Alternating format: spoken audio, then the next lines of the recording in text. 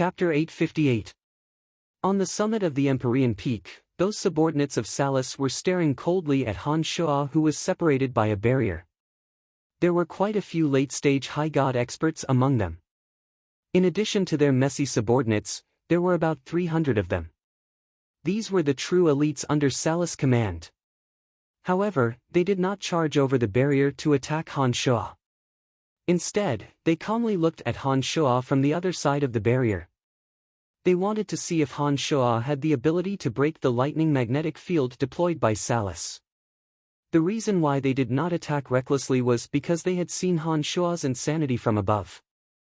A mid-stage high god expert was killed in a single blow by Han Shuo. Dozens of attacks made of all kinds of divine energies landed on Han Shuo but failed to cause any damage to Han Shuo. This scene had greatly shocked the observers on the summit. It was obvious that Han Shuo's strength had exceeded the limits of an ordinary high god. None of them, not even the magnates of the fringe, dared to joke around with their lives when faced with an expert with unfathomable strength. Fortunately, Salus had deployed a powerful lightning barrier on the summit of the Empyrean Peak. These people were silently watching Han Shuo. They wanted to see if Han Shuo had the strength to destroy the barrier deployed by Salus. Han Shuo remained motionless as he attentively sensed the blazing energy contained in the lightning barrier. He unfolded his consciousness and could even sense the element of lightning and thunder leaping on the surface of the dazzling electric barrier. The element of lightning and thunder were very active. They gathered in pairs and wandered on the surface of the barrier. The densely packed element of lightning was moving in a trajectory that Han Shuo could not understand. The element of lightning that was hard to see with the naked eye seemed to have a life of its own. It was dancing cheerfully, leaving not the slightest gap on the surface of the lightning barrier. Master, this lightning barrier is extremely harmful to demon generals. I can't use my demon generals to destroy it. Cauldron Spirit transmitted, indicating that it was powerless. Demon generals were immune to physical damage and were almost immune to earth, death, and other divine energies. However, fire and thunder were very destructive to demon generals. This lightning barrier was the natural enemy of demon generals. Therefore, Cauldron Spirit could not use its demon generals to destroy the barrier. Han Shuo pondered for a moment. With one thought, he recalled the cauldron of myriad demon into his body. His avatars of death and destruction suddenly unfolded their domains of divinity. When the three souls released their connection, the domains of divinity of the two high gods gradually fused together. With Han Shuo at the center, the energy of destruction began to spread. An enormous amount of the element of death within 100 miles suddenly frantically converged towards Han Shuo. In just an instant, the area where Han Shuo was located had undergone earth-shattering changes. The shattered energy towers on the Empyrean Peak were uprooted. Crushed rocks shot in all directions. An enormous amount of the element of death circulated in the form of the Edict of Destruction. The divine energy of destruction in Han Shuo's body condensed into orbs of destruction. Those orbs of destruction formed purely from the divine energy of destruction in Han Shuo's body appeared in Han Shuo's newly formed domain of divinity. They absorbed the element of death that gathered in the vicinity like a whale sucking in water. Logically speaking, it was impossible for the energy of destruction and the energy of death to fuse. It was also impossible for the orbs of destruction to fuse with the element of death. However, in Han Shuo's domain of divinity formed by fusing the two domains of divinity, the orbs of destruction that were rotating at high speed in accordance with the Edict of Destruction were forcibly absorbing all the element of death. After the orbs of destruction were filled with the element of death, they expanded to the size of a human head. Every single one of them was as green as natural jade. There was a grayish liquid flowing within them. Han Shuo was the only one who knew that the grayish liquid inside the orbs of destruction was the element of death that had been condensed by 1,000 times. The orbs of destruction were rotating around him at an increasing speed. Gradually, Han Shuo lost himself and immersed himself in the orbs of destruction, controlling everything with the consciousness of his main body. Suddenly, a wondrous feeling surged into Han Shuo's heart. In an instant, Han Shuo felt as if he had transformed into a myriad of orbs of destruction and was situated in the middle of those orbs of destruction. It was as if he was the orb and the orbs were his own body. This feeling only lasted for a split second. After that, Han Shuo came back to his senses. All of a sudden, Han Shuo felt as if the orbs of destruction that were revolving around him had become an extension of his soul, a part of his body. It was as if every single orb of destruction carried a strand of his soul energy, as if they contained a drop of blood essence. What was even more astonishing was that he felt as if those orbs of destruction had a consciousness of their own. With a single thought from him, those orbs of destruction would perfectly carry out his orders according to his will. This feeling was very peculiar, and it gave Han Shuo the illusion that everything was unreal. The orbs of destruction continued to rotate in his domain of divinity. When Han Shuo focused his attention on the lightning barrier in front of him and started to think of a way to destroy it, those orbs of destruction that had become extremely strange seemed to know what Han Shuo was thinking. They let out cheers that only Han Shuo could hear and charged into the lightning barrier that Salus had personally set up. Ah, the electricity is so strong. Damn Rayleigh. Let's bite them to death together. Kill, kill. In an instant, all kinds of strange thoughts surged into Han Shuo's consciousness. Those thoughts came from the souls on the orbs of destruction, and they described the battle between them and the lightning consciousness on Salus's lightning barrier. Dead, they're all dead. We've won. In 1 second, the souls on those orbs of destruction had transmitted hundreds of millions of messages to Han Shuo. The result of the battle between those strange consciousnesses had also been decided in 1 second. When Han Shuo finally received a message like "We've won," an earth-shattering boom resounded in his ears. Han Shuo was startled awake. Those messy consciousnesses that had surged into his mind instantly disappeared without a trace. It was as if everything that had just happened was just his imagination.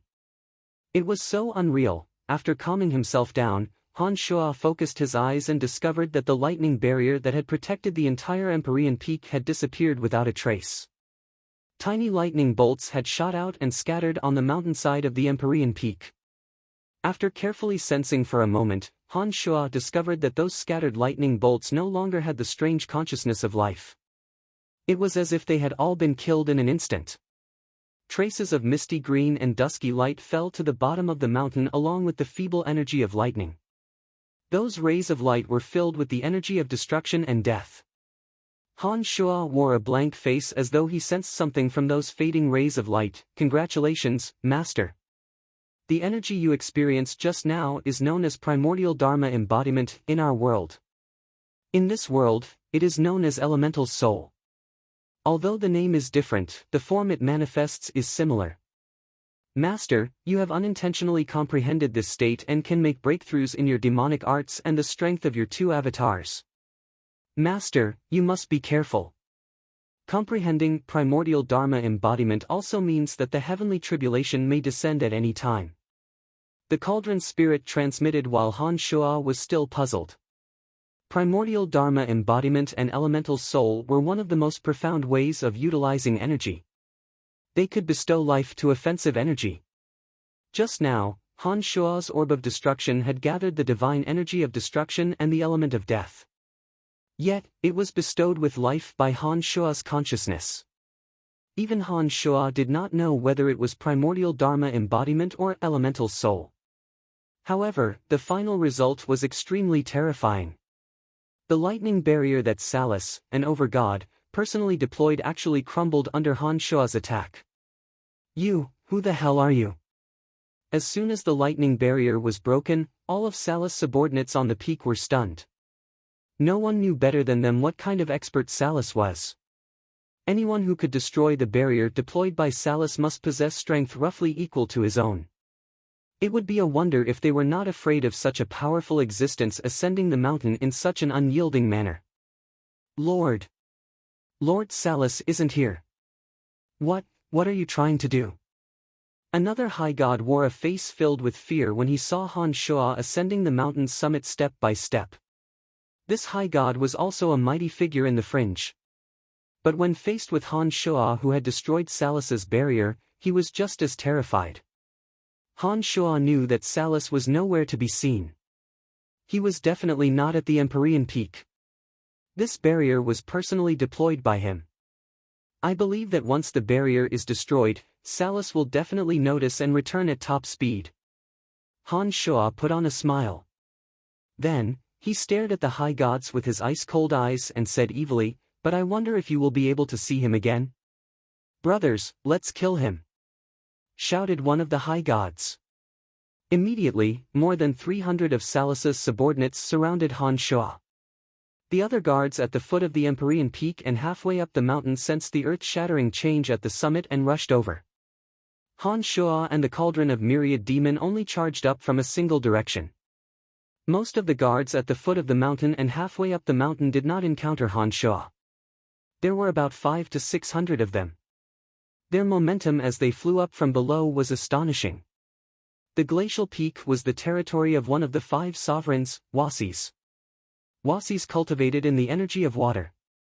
The glacial peak was shrouded in a thick layer of ice and snow all year round. Salus was chatting with Wasis on an enormous icicle at the summit. Although the 5 sovereigns were constantly at war with each other, they would often meet in private to discuss the overall situation of the fringe. Salus came to visit Wasis this time to discuss the ownership of a new mine. Before the discussion was over, Salus's divine soul shuddered and he flew into a rage. Without saying a word to Wasis, he took out a shuttle-shaped space divine tool and flew away, ignoring Wasis's questions.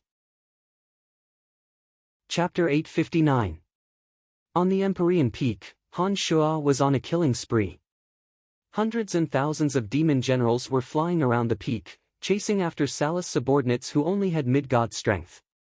Han Shuo had deployed the Pearls of Annihilation, Cyan Demonic Shuttle, Toxic Dragon Cloud Net, Green Phosphorus Gravel, and Banner of Hallucination. For a moment, the peak of the Empyrean Peak was filled with gloomy winds, ghostly wails, and wolf howls. Han Shuo unsheathed his 17 flying swords and ruthlessly slaughtered those true experts. Inside the new domain of divinity, the orbs of destruction absorbed the element of death and were bestowed with life by Han Shuo. The orbs of destruction exploded in areas with a lot of people, killing Salus subordinates one after another. It was only when Han Shuo went all out and utilized all the demonic weapons in his possession that he discovered just how much destructive power he could cause. The Pearls of Annihilation, Cyan Demonic Shuttle, Toxic Dragon Cloud Net, Green Phosphorus Gravel, and Banner of Hallucination were all vicious demonic weapons refined by Han Shuo. Each and every one of them had the power to kill a group of people. The power of the Souls of Element, which he had just mastered not too long ago, became even more terrifying when the orbs of annihilation exploded. Incessant rumbles sounded from all directions with Han Shuo at the center. Corpses were torn apart and sent flying. Severed limbs and heads were scattered all over the place. In just a short while, the Empyrean Peak had turned into a river of blood. More than 200 gods had perished. The killing intent, resentment, and boundless hatred of those who perished were absorbed by the 17 flying swords. The killing intent of the 17 flying swords grew denser and denser. Every time one of the flying swords slashed at the target's mind would be seized by the overwhelming killing intent condensed on the flying swords. The flying swords would pierce through the target's abdomen and kill them on the spot. Cauldron Spirit was cheering inside the cauldron of myriad demon. It was pulling the divine souls that had yet to dissipate into the cauldron of myriad demon. Cauldron Spirit appeared to be very excited after devouring more than 200 divine souls in just a short while. It was doing its utmost to control the demon generals. Even though Salus's subordinates had found a way to deal with the demon generals, they couldn't withstand the ferocious attack of hundreds of demon generals. Even the gods who cultivated the power of fire and lightning were devoured by the demon generals in an instant. The Empyrean Peak had become hell on earth. Shrill and ear-piercing shrieks filled the air. Salus's 17 direct subordinates, each of them possessing late-stage high god strength, were powerless against Han Shuo's all-encompassing attacks. They couldn't even join hands and could only watch helplessly as Han Shuo drifted from place to place like a specter. They couldn't find any trace of Han Shuo. Han Shuo laughed maniacally. His eyes gradually turned dark red, and his heart gradually turned crazy. Later on, layers of dense killing intent began to hover around Han Shuo like a light mist. The negative energy formed by the instant death of the dead was attracted by the evil aura emitted by Han Shuo and didn't dissipate. In Han Shuo's mind, there was only the thought of endless slaughter. He would kill any living being that appeared in front of him. He had joined the demonic path. Ever since Han Shuo broke through to the Omen realm, he had long been able to control his state of mind. But this time, he joined the demonic path. Han Shuo suddenly discovered that he had lost control of his consciousness. Everything happened so naturally and without the slightest disharmony. It was as though he was supposed to annihilate every living being in the world. At this moment, Han Shuo had lost control of himself. However, he could freely use any demonic technique that he knew. At this moment, Han Shuo had completely turned into a ferocious god. In his heart, there was only the thought of destroying everything. The further he went, the crazier Han Shuo became. His dark red eyes shone with a ferocious light that could destroy the world. He no longer cared about the attacks that landed on his body. The Omen invincible body automatically blocked all kinds of attacks, so that his demonic body didn't suffer any damage. At this moment, Han Shuo was undoubtedly very terrifying. With his ferocious appearance, it was as though he wanted to destroy all living beings. There was no pity in his heart, no hesitation, no thought of stopping. There was only an indomitable frenzy of slaughter. One after another, gods were torn apart by his hands. Their divine souls were annihilated by the dim light in his hands. Although Han Shuo's demonic body was impervious to all kinds of attacks, his clothes were shredded to shreds by the attacks. At this moment, Han Shuo was almost completely naked. His majestic body was covered in chunks of rock-hard muscles. His veins were clearly visible. Like a demonic god that could destroy the world, every attack of Han Shuo's was earth-shattering. Not a single person dared to take a single blow from him. 3 of Salus' subordinates cultivated in the energy of earth that was said to possess the strongest defense. They all possessed late-stage high god strength. Although they joined forces to resist a casual punch from Han Shuo, they were blasted deep into the earth by Han Shuo's terrifying energy. At this moment, Han Shuo was invincible on the Empyrean Peak. Why isn't Lord Salus here yet? This madman! Who can stop him? One of Salus' subordinates retreated with a look of horror on his face, but he still shouted loudly. Let's retreat from the Empyrean Peak. If we stay here, I'm afraid that we won't be able to see Lord Salus again, suggested another to Han Shuo with a bitter face. Who the hell is this guy? Since when did such a crazy and terrifying guy come to the fringe? All kinds of voices came from the mouths of Salus' subordinates. It was obvious that they were truly afraid. Suddenly, a series of rumbling thunder sounded from the void. A dazzling lightning bolt several times brighter than the sun struck Han Shuo's body. Han Shuo, who had always been invincible when it came to killing anyone in his way, suddenly shook his majestic body. His fluttering long hair stood on end, complementing his dark red pupils. His malevolent appearance appeared even more terrifying and ferocious. Han Shuo's eyes were still dark red. However, he had recovered his lost consciousness. He raised his head and looked at the 3-meter-tall giant Salus. Han Shuo's eyes were still dark red. Although his consciousness had returned to normal, Han Shuo's demonized state did not vanish. When he regained his consciousness, he immediately realized that he had been demonized in an inexplicable state. Due to the lack of self-awareness, the demonized state was extremely dangerous. If there were any allies around him, he would kill them as well. However, there was another kind of demonized state in which one could freely control one's consciousness. Although not as calm as usual, one could at least restrain himself from killing his own allies. This kind of demonized state was the last hurdle of the 9 changes realm, demonic morph. Han Shuo quickly adjusted himself, maintaining the explosive desire to kill in his heart. He glared at Salus, who had finally caught up, and bellowed, "Salus?" The muscles on Salus' face twitched. His monstrous rage was obvious. The corpses and shattered energy towers on the Empyrean Peak were enough to prove what Han Shuo had just done. As one of the 5 sovereigns of the fringe, No one had ever dared to act so presumptuously on his empyrean peak. Even Tyre, the strongest of the 5 sovereigns, did not personally attack the ordinary gods on the empyrean peak.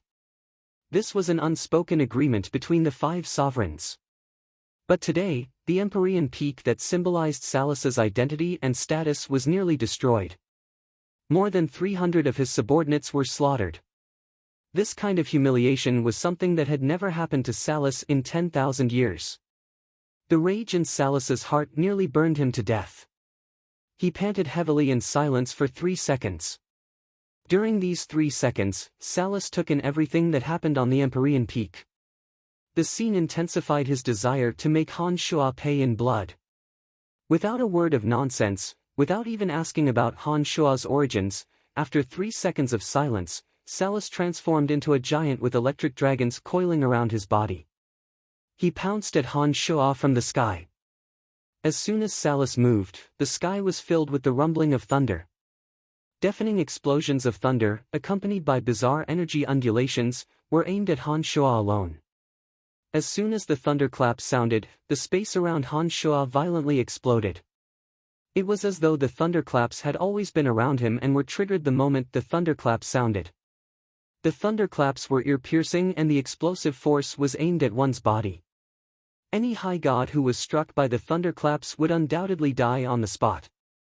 Even without the thunderclaps, the waves of thunderclaps alone were enough to disperse the divine soul of an ordinary high god. However, Han Shuo's invincible omen body was far superior to that of an ordinary high god. The deafening thunderclaps that were projected into Han Shuo's ears and consciousness only made Han Shuo dizzy for a moment. Then, the violent explosions enveloped Han Shuo's entire body. At that moment, Han Shuo's invincible omen body automatically defended against the thunderclaps. The thunderclaps were over. Han Shuo's naked body was charred black. He was still standing on the same spot. Although the invincible omen body had blocked the explosive force, it was not that easy for an overgod to attack.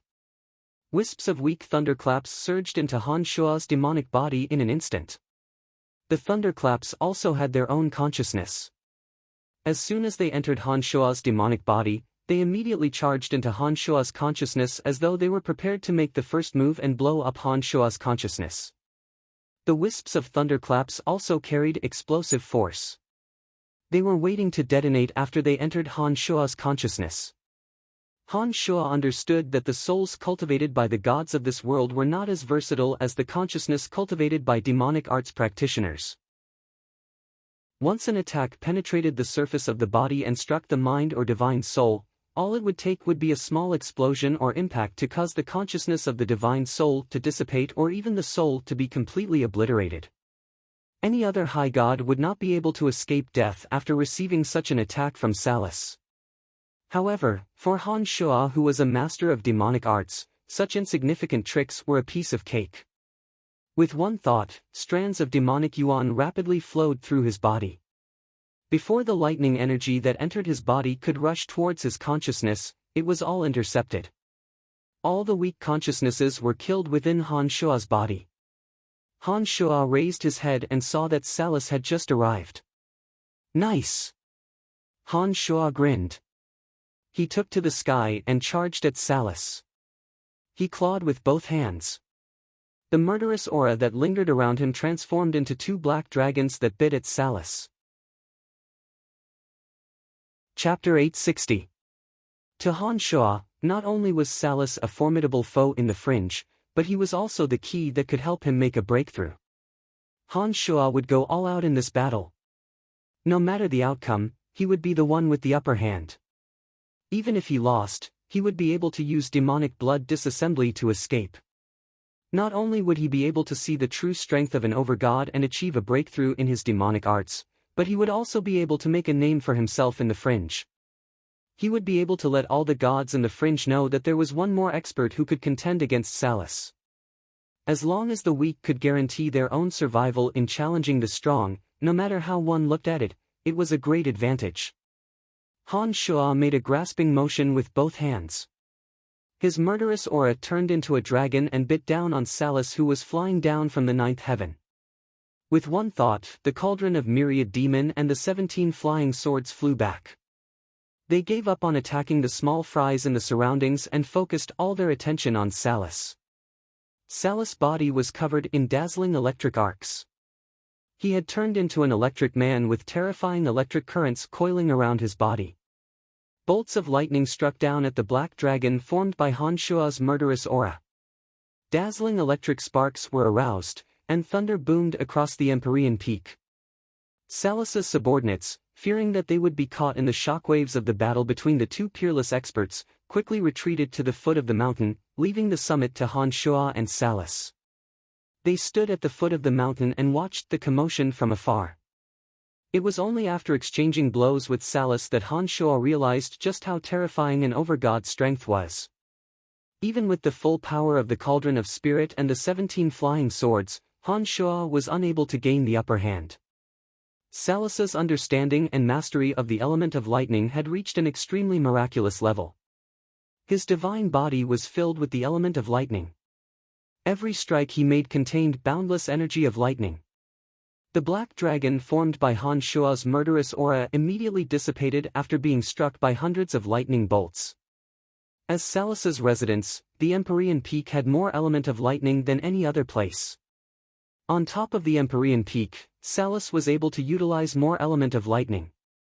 In addition to the divine energy of lightning contained in his body, his strength was much greater than anywhere else. If it weren't for Han Shua's incomparably tough demonic body and if it weren't for Han Shua's cauldron of spirits energy, Han Shua wouldn't have been able to hold on for so long under the bombardment of lightning. The 17 flying swords formed a sword net in an attempt to trap Salus within it. However, the lightning energy Salus directed accurately struck the 17 flying swords, disrupting their trajectories and preventing Han Shua from setting up the grand formation. Han Shua's eyes were dark red. The muscles on his majestic body contorted as wisps of dark demonic energy were released from his body. He looked like a ferocious god from the depths of hell. Han Shua's avatar of destruction had transformed into the demon's lair edge. He clenched the demon's lair edge tightly in his right hand as he clashed with Salus. Salus unfolded his domain of divinity. Electric arcs rained down from the sky above the Empyrean Peak. The entire Empyrean Peak was covered in a densely packed electric net. Wherever the electric net was connected, there would definitely be lightning energy present. In this space filled with electric nets and rumbling thunder, Han Shua would touch the electric net even if he didn't move an inch and the lightning energy would enter his body. Fortunately, the new domain formed from the fusion of the two domains of divinity was equally domineering. With Han Shua at the center, it forcibly tore open a space and rapidly gathered the element of death in the vicinity. He was using the element of death and edict of destruction to contend against Salus's domain of divinity. During the confrontation with Salus, Han Shua could feel that even if he exerted all his strength, it would still be very difficult. Moreover, Han Shua faintly felt that Salus hadn't used his full strength yet. This made Han Shua feel as if he was facing a formidable enemy. He was ready to receive even fiercer attacks from Salus at any moment. The battle continued. Gradually, Salus became somewhat impatient. Suddenly, Salus let out a furious roar. No one knew what method he used, but the electric arcs falling down from his domain of divinity suddenly became several times thicker. Earth-shaking thunderclaps resounded in his domain of divinity. In just an instant, not only Salus's domain of divinity, but even Salus himself seemed to have become several times stronger. Han Shua was already having a hard time holding on even before Salus used his full strength. Now that Salus' strength had suddenly skyrocketed, Han Shua's situation suddenly became extremely difficult. There were a few mid-level material planes a great distance away from Elysium. All the living beings on these mid-level material planes worshipped Salus as their one and only god. Salus would obtain strands of faith energy from these worshippers at all times. On these mid-level material planes, statues of Salus were worshipped and shrines were built to worship Salus. Some of those devout worshippers even possessed demigod or base god strength. They traveled between major material planes and, under the will of Salus, spread Salus's divine might to every corner of the world so that Salus could receive even more worshippers. But at this moment, all the worshippers on those plains that worshipped Salus as their one and only god started vomiting blood. Sanguinar's soul dissipated. The faith energy contained in those souls transcended space and was transferred to Salus on Elysium. There were hundreds of millions of living beings on those material planes. Every single one of them worshipped Salus as their overgod. But in an instant, all of their souls dissipated. Those material planes became desolate planets without the slightest aura of life. On Elysium, Salus' strength had skyrocketed. His domain of divinity pressed down on Han Shua, rendering him powerless to resist.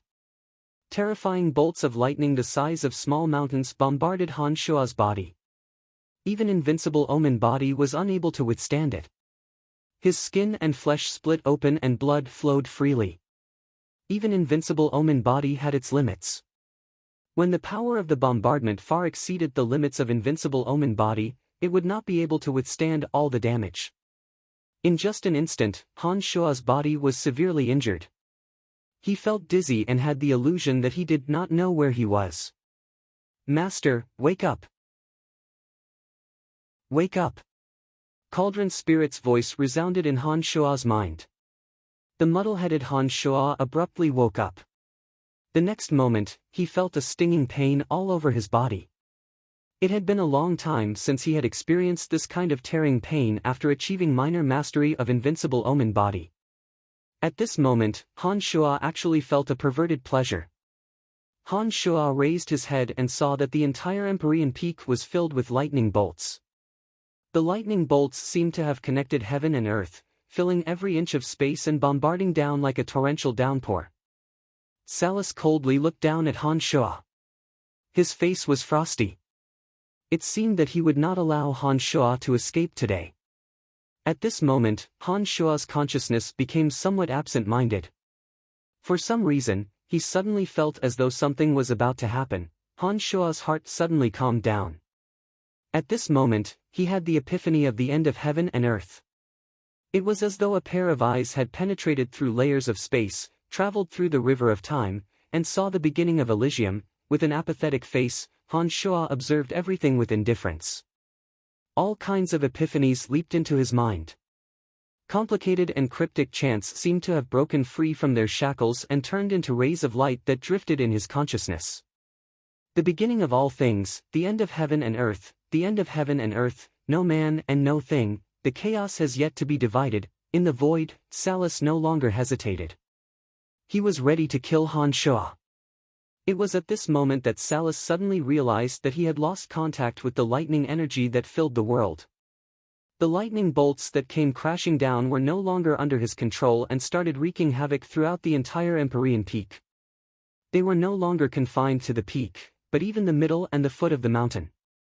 Many of his subordinates who were hiding at the foot of the mountain and watching the changes on the peak were caught off guard and struck by the lightning bolts.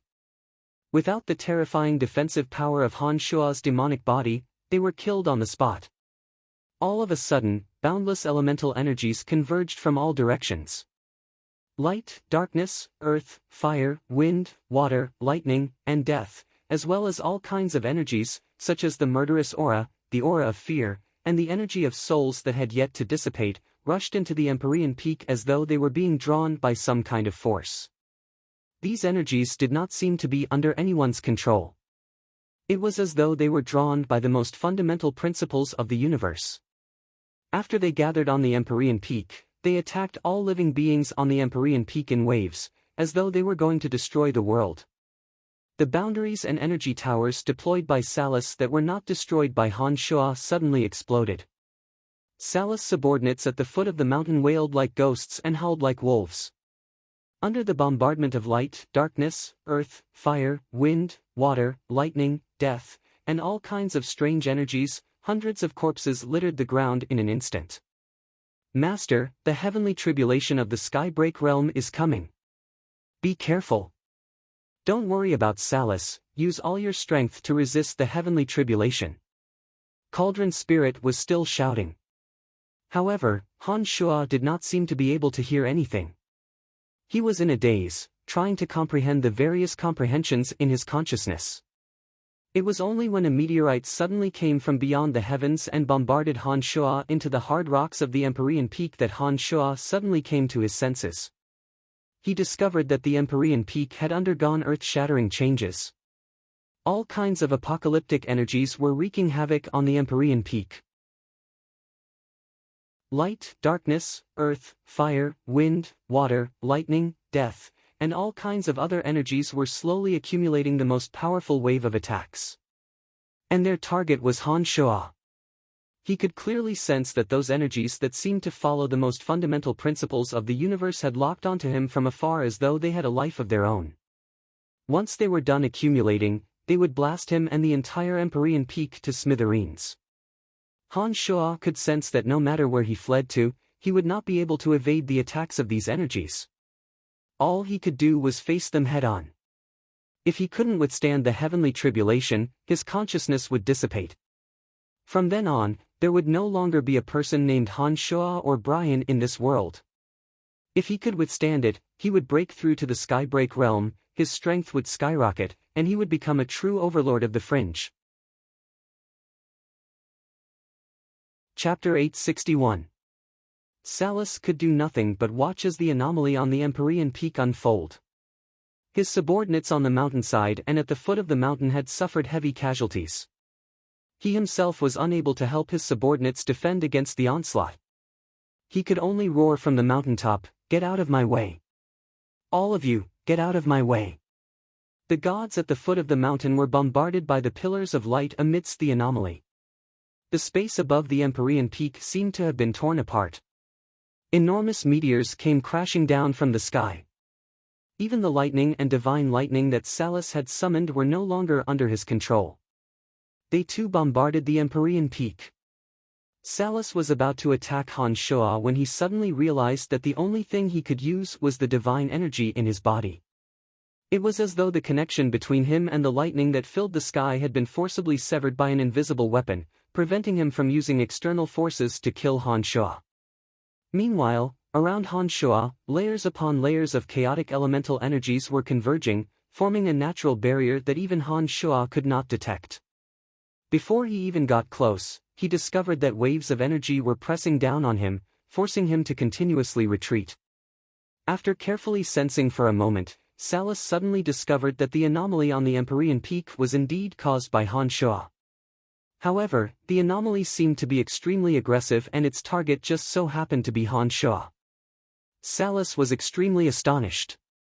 He did not know how Han Shuo was able to gather so many different types of elemental energies together. When he discovered that the main target of those energies was Han Shuo, he abruptly let go of them. He no longer attempted to break through the layers of obstacles to attack Han Shuo. Instead, he chose to observe from the sidelines. Surrounded by the various types of elemental energies, Han Shuo's majestic body glowed with black radiance. Demonic yuan filled every corner of his body. Under Cauldron Spirit's reminder, he calmly faced the oncoming demonic calamity. After accumulating the power for a long time, it gradually formed an earth-shattering attack in the void above Han Shuo's head. The first to arrive was the power of thunder and lightning gathered by Salus. Amidst the rumbling of the heavenly thunder, a bolt of lightning as thick as a dragon blasted directly towards his head. Its power was no weaker than that of Salus's earlier attack. Facing the bombardment of the lightning, Han Shuo's 17 flying swords formed a barrier to resist. In the earth-shattering boom, Han Shuo's scalp went numb, his hands and feet stiffened, and faint smoke rose from his body. His body, which had just been injured by Salus, was once again injured. The demon physique's injuries were even worse. There were still a few more waves of energy condensing in the void. A red meteorite the size of a small mountain gradually appeared in the torn void. Just by looking at its astonishing aura, Han Shuo could tell how much energy was contained in it. "Master, I don't know why, but the power of the demon ring seems to have increased in this universe." It was at this moment that Cauldron Spirit once again transmitted, "Judging from the current power of the demon ring, it will be very difficult for Master to defend against all of them. You must think of an appropriate solution." The meteorite was still accumulating power. Small meteorites scattered around it were as though attracted by a magnet and attached themselves to the enormous meteorite. The enormous meteorite hovered above Han Shua's head. Han Shua could sense that the meteorite had locked onto him from afar. It was as though he was another magnet that could attract the meteorite. What solution? Han Shua was dumbfounded. At this moment, he simply couldn't think of a solution to defend against the demonic tribulation. Master, if you ignite the soul energy of demon generals, I can help you mitigate a few waves of attacks. That way, you might be able to defend against the demonic tribulation. Cauldron Spirit proposed after hesitating for a moment. There were hundreds and thousands of demon generals in the cauldron of myriad demon. As one of the most precious treasures of demonic arts, the cauldron of myriad demon had infinite uses. Using the energy of demon generals to defend against the demonic tribulation could be considered as a solution. Right, the demonic tribulation targets my soul. I have 3 souls. Do you think that the demonic tribulation will split into 3 parts? Han Shua suddenly thought of this idea. He hastily asked Cauldron Spirit for confirmation. It's useless. The demonic tribulation only targets the soul of the main body that carries the consciousness imprint of demonic arts. The other 2 souls do not cultivate demonic arts. The demonic tribulation will not split the slightest bit of energy for them. Han Shua stared blankly for a moment. At this moment, the crimson meteorite that had finished accumulating power suddenly shot down towards Han Shua like a blazing meteor. All the element of fire in the vicinity immediately surged into the crimson meteorite. It was as though the energy of Fire Elite Zombie and Metal Elite Zombie had been combined, filling the meteorite with blazing flames. The Demon's Lair Edge was the first weapon Han Shua had crafted. After Han Shua had infused it with his demonic yuan, Han Shua forgot himself at this moment. He manipulated the Demon's Lair Edge to meet the incoming crimson meteorite. At the same time, the 17 flying swords soared into the sky and transformed into sword radiances that filled the sky in the style of Avicii. Just like the Demon's Lair Edge, they bombarded the crimson meteorite. An earth-shattering boom suddenly sounded from the Empyrean Peak. Han Shua's consciousness trembled. He, who was connected to the Demon's Lair Edge and the 17 flying swords, felt as though he was struck by a gigantic meteorite weighing millions of kilograms. His eardrums buzzed and his entire body went numb.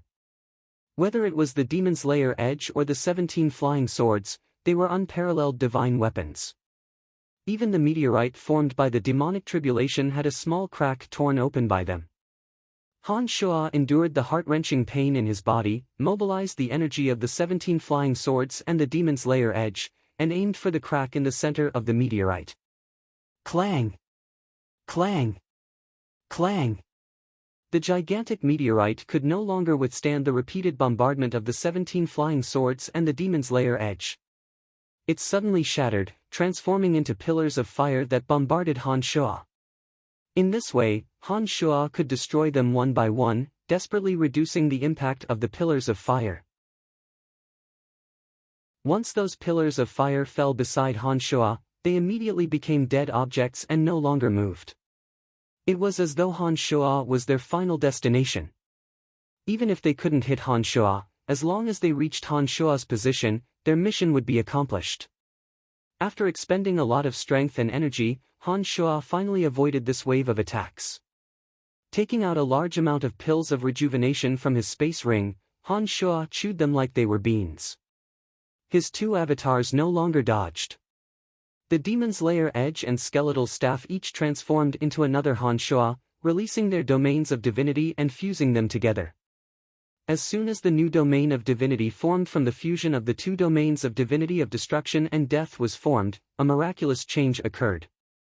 The moment Han Shua's new domain of divinity was formed, the surrounding elemental energies no longer continued to surge into the top of his head, nor did they gather in the new energy that was being produced.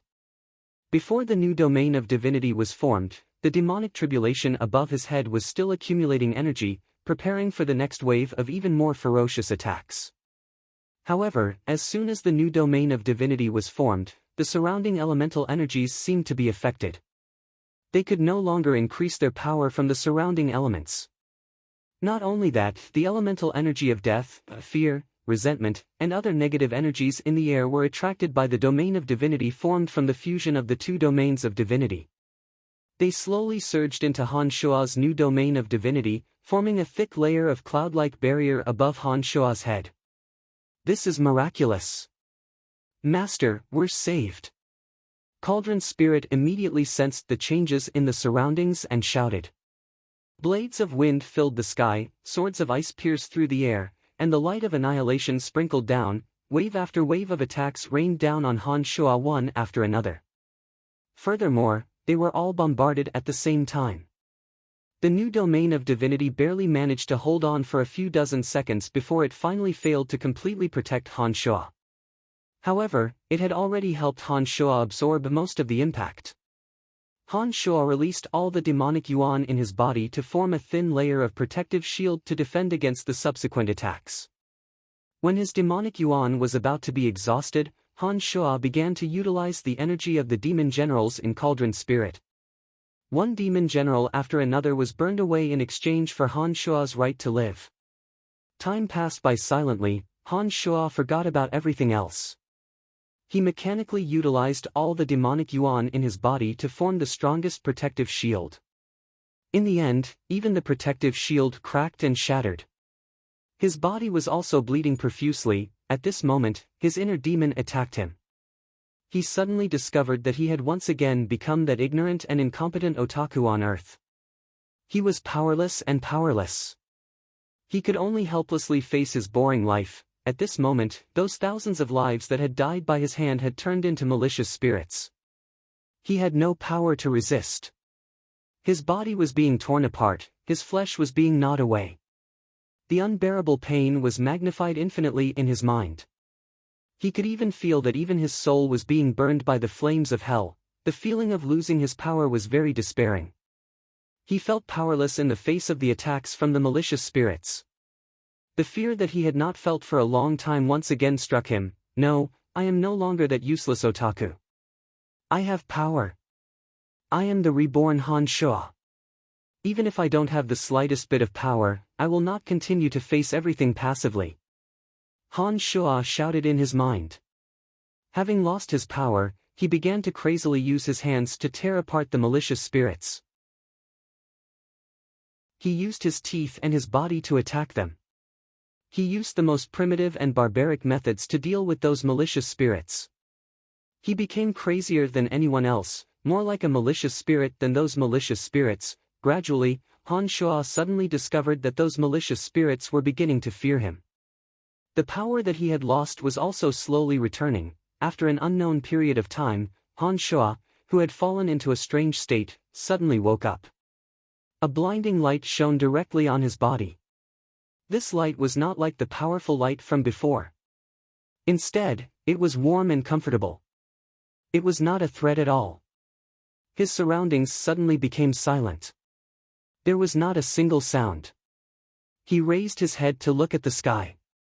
The sky was clear and boundless.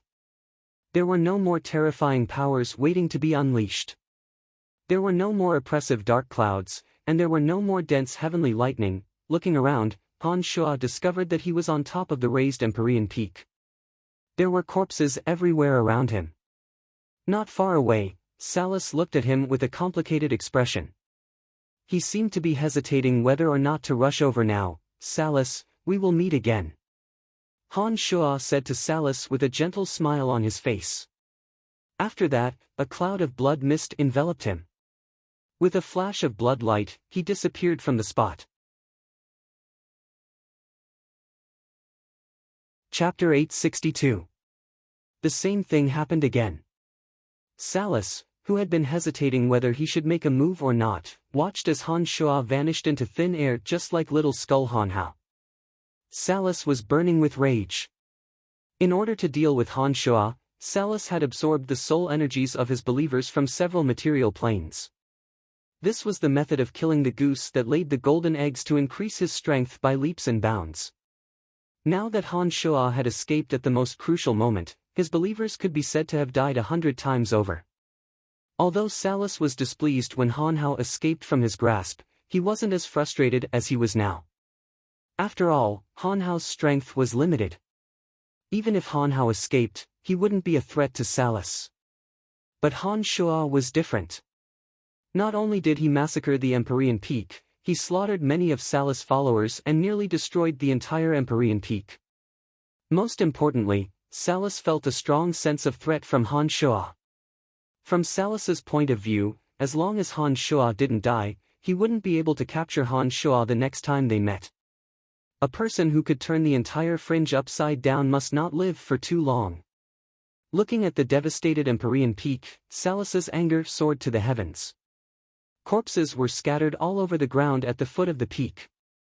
Those were his most trusted followers. Yet, they were caught up in a wave of unprecedented attacks and suffered heavy casualties.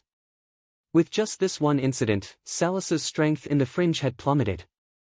He was no longer as powerful as the other four sovereigns. His eyes glinted fiercely. Salus's face darkened as he thought for a moment. Then, he gathered his followers who were lucky enough to escape and ordered, "Search for this person's whereabouts at all costs. Everything related to him, I want to know everything about him. No matter where he is hiding, find him and report to me. This person must die." Salus understood that if Han Shuo didn't die, he would become a great threat to him.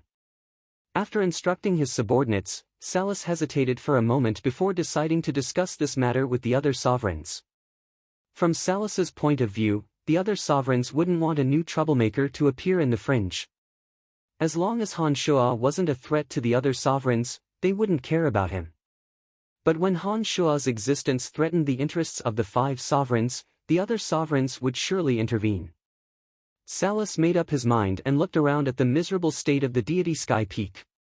Then, he transformed into a bolt of lightning and disappeared into the distance. In a quagmire thousands of miles away from the god of heaven Peak, Han Shuo was completely powerless.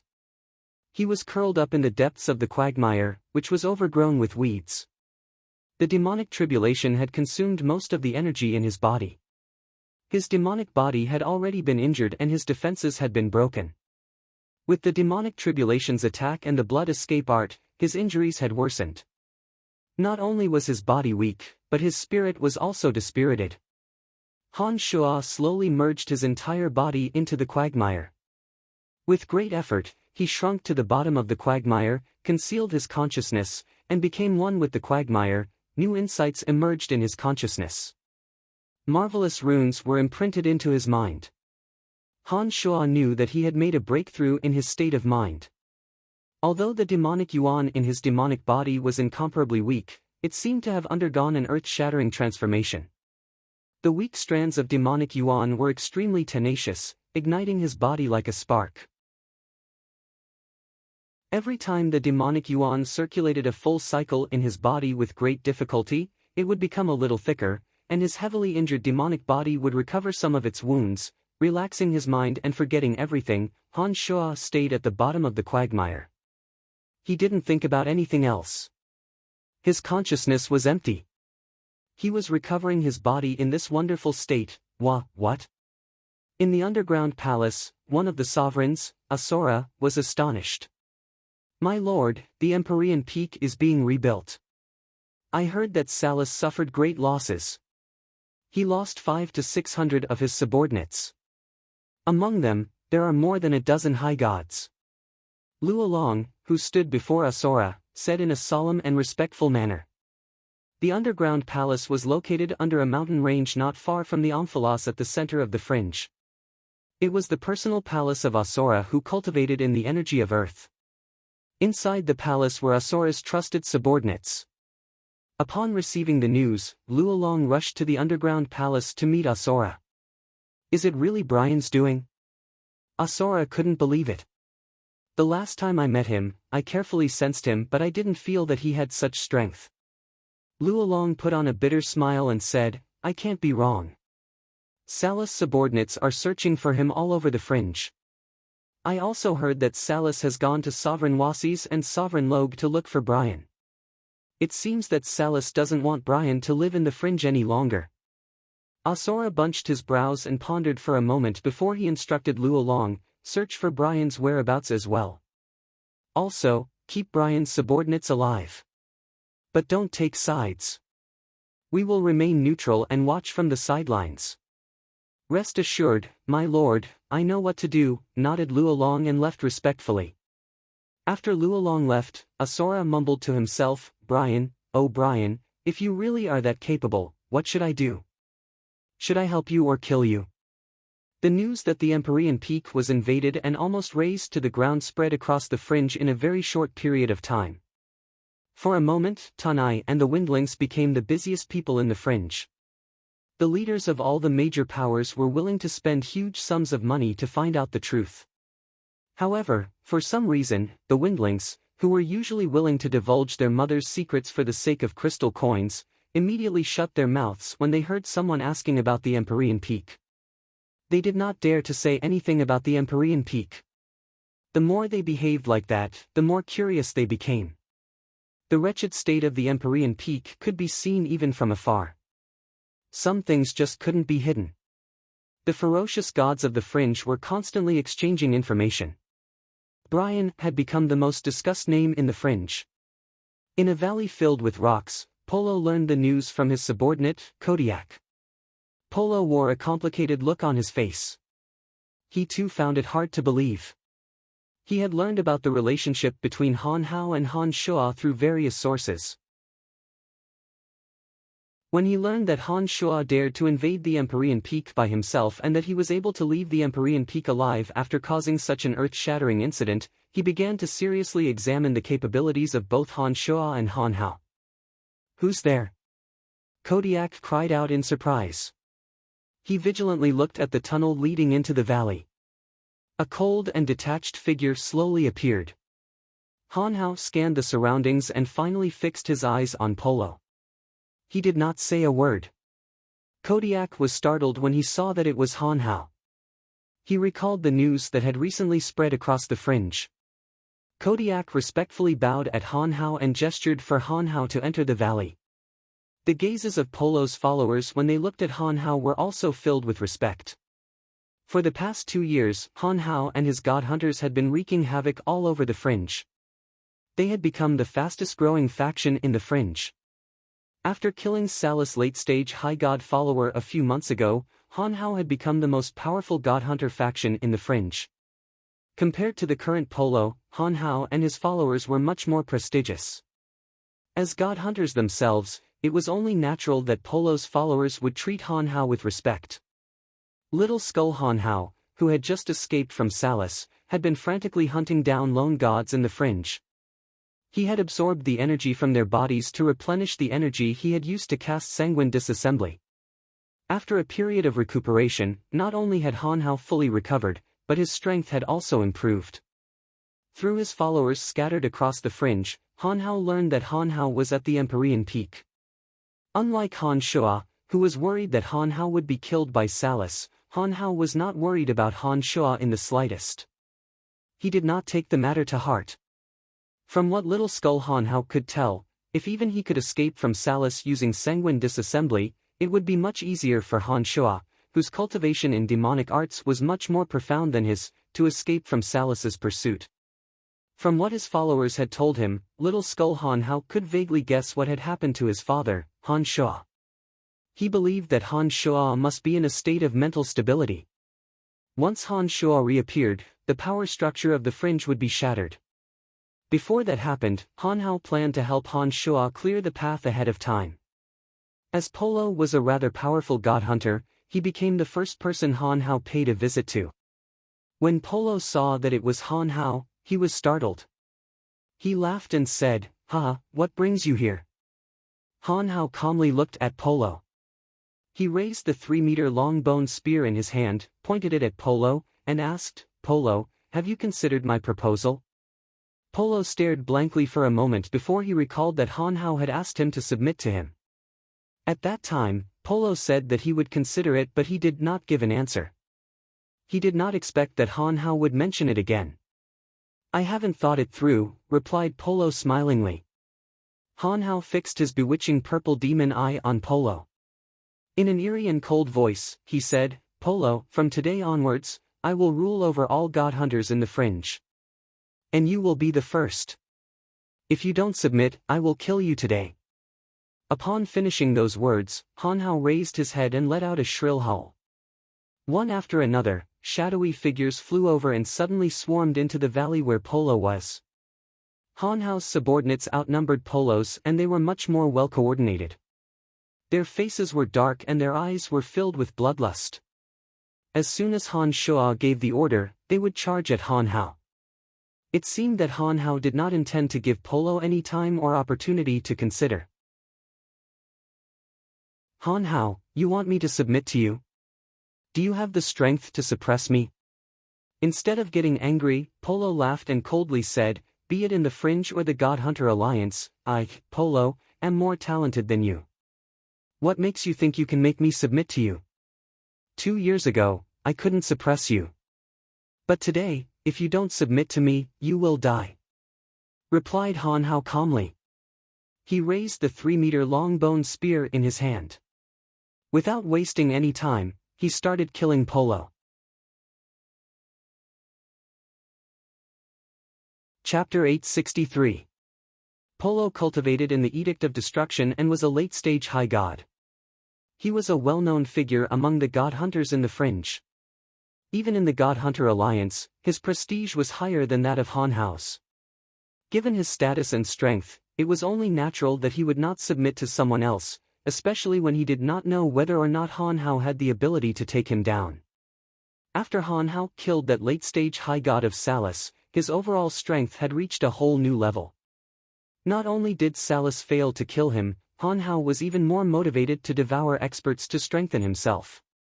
After recuperating for a period of time, Han Hao was confident that he could defeat Polo. Han Hao had never been a long-winded person and he knew very well the rules of god hunters. He knew that if he wished to convince Polo, he must utterly crush him in terms of strength. He must let Polo know that his days of tyrannizing the god hunters in the Fringe were over. Han Shuo unfolded his bone spear. The aura of death and killing intent that soared to the sky fused together. An invisible ripple rapidly spread out from Han Shuo. Polo's face jolted and his face turned gloomy. It had been 2 years since they last met. Polo could sense that the current Han Hao was different from before. Both his aura and his eyes had become fiercer and sharper. His entire being resembled a sword of ice that glittered with cold light. He carried an overbearing and arrogant air. Not a single one of Polo's followers dared to act rashly without receiving orders from Han Hao. Around them, Han Hao's followers were looking at them with cold eyes. They were also waiting for Han Hao's order to attack. As soon as the aura of death and killing intent condensed, circles of ripples emerged from the tip of the bone spear. Each ripple was a boundary of death that rapidly took shape around Polo. Before Polo could react, Han Hao had gathered all the divine energy in his body into a single point and with a flick of his jade-white arm, the bone spear was thrust at Polo. With a single thought, the other 7 bone spurs on his back whizzed out of his body.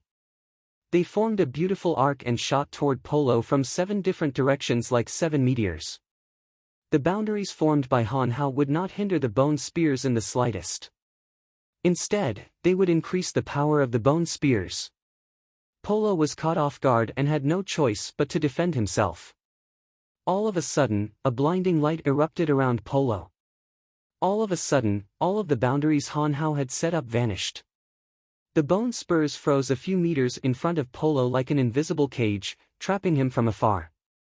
The god hunters in the vicinity knew that Han Hao and Polo had exchanged blows with each other in the intense light. But they did not know the outcome of the battle.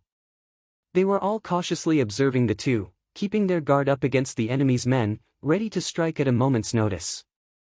Polo's followers were nervous because the number of god hunters Han Hao had brought with him was much greater than theirs. Moreover, they had heard of the ferocious nature of these god hunters. They knew that if Polo and Han Hao had a falling out, they would suffer the same fate as those who had been devoured by them. The divine energy in their bodies would be used to further enhance the god hunters. Han Hao wore a calm countenance. His eyes stared at Polo and he said, "Polo, the power structure in the Fringe will be broken. Even if I don't kill you today, someone else will." Polo wore a complicated expression. He looked deeply at Han Hao and hesitated for a moment before he asked, "That Brian who destroyed Empyrean Peak and escaped from Salus alive, who is he to you?" Han Hao stared blankly for a moment. He hesitated for a moment before he waved his hand and created another barrier between the two. Then, he answered, "He is my father." Polo was greatly astonished. He finally made up his mind. He forced a smile and nodded, "All right, I agree to your proposal." Han Hao nodded and removed the barrier. In front of everyone, he declared, "From today onwards, you and your men are under my control. Put away your weapons." Polo looked like he was about to cry as he ordered Kodiak's men. Polo did not have to say much to convince them that he had compromised. From today onwards, Han Hao and his god hunters would become a force that no one in the fringe would dare to belittle. Pandemonium. The 5 elite zombies, Romont, Rose, Zovik, and the others had gathered. The news that Han Shoa had wreaked havoc on Empyrean Peak and killed many of Salus' followers had spread across the fringe. Luolong and Little Skull Han Hao had sent messengers to inform them of the news, warning them to be careful. During this period of time, Romont, Zovik, Gorin, and the others had swept through a dozen or so forces of various sizes with the Pandemonium as the epicenter. Most of those forces were either killed or surrendered.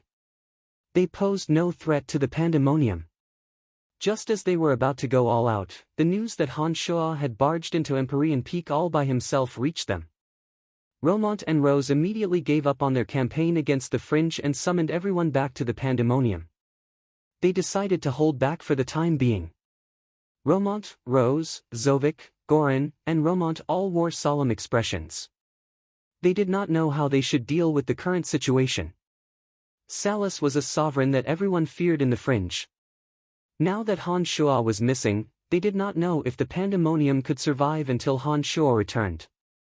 Salus followers have been searching for Master's whereabouts. Many of Salus spies have appeared in the vicinity of our Pandemonium. We have just swept through all the forces in the fringe. I don't think the existence of the Pandemonium can be kept a secret for long, said Zovik in annoyance. Of course not. Given Salus' influence in the fringe, it won't be long before he brings his men here.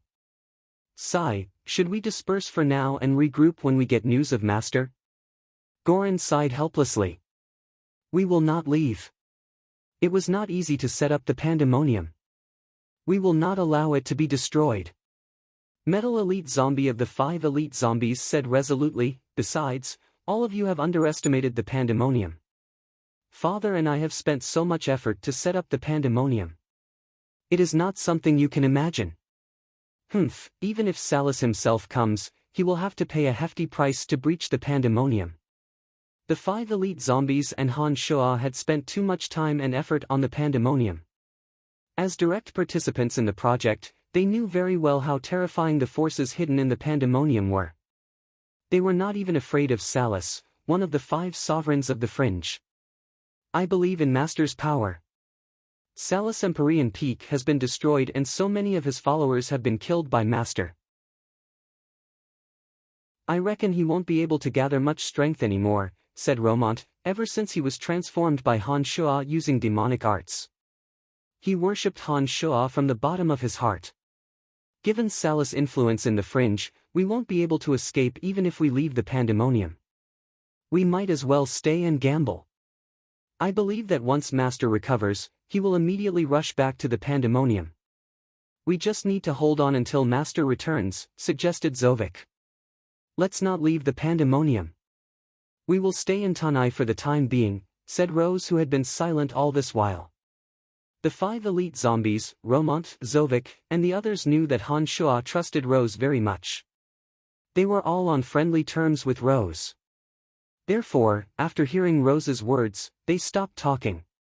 It seemed that they had decided to follow Rose's suggestion. In the underground palace, Luolong once again reported to Asora, "My lord, we have received news that Salus has learned of the existence and location of the Pandemonium.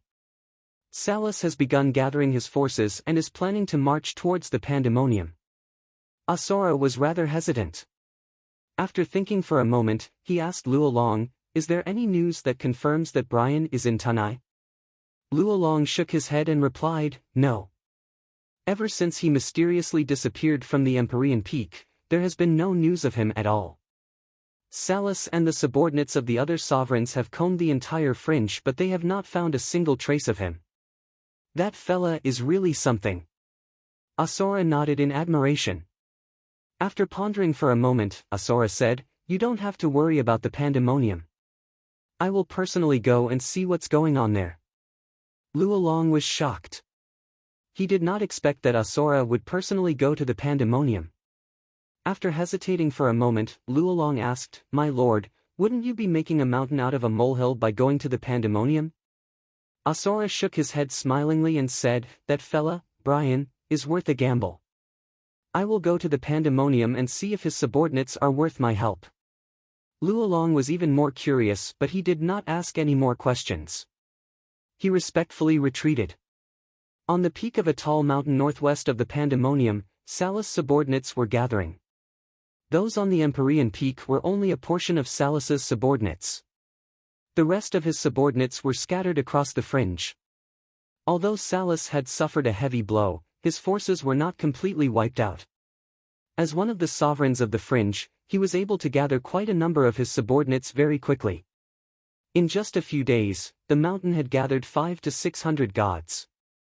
These fierce gods who came from every corner of the fringe had heard about the tragedy that happened on the Empyrean Peak. As Salus's subordinates, they had grown accustomed to riding roughshod over the fringe.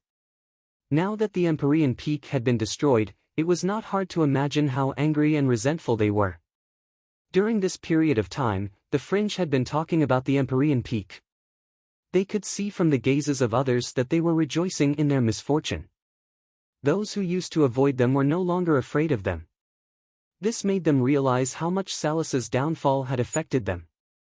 Even if it wasn't for Salus's sake, they would destroy the pandemonium and kill Han Shua. They knew that this was the only way they could preserve their privileges in the fringe. The fringe was such a realistic place. One side's prosperity meant the other side's decline. Although Salus did not lose, the destruction of the Empyrean Peak and the survival of Han Shua made the fringe feel that Salus was not as powerful as they had imagined. Half a month later, a bolt of lightning streaked across the sky. Salus finally appeared on the mountain peak. Chapter 864. My lord, you are finally here. The group of sovereigns knelt at Salus's feet respectfully.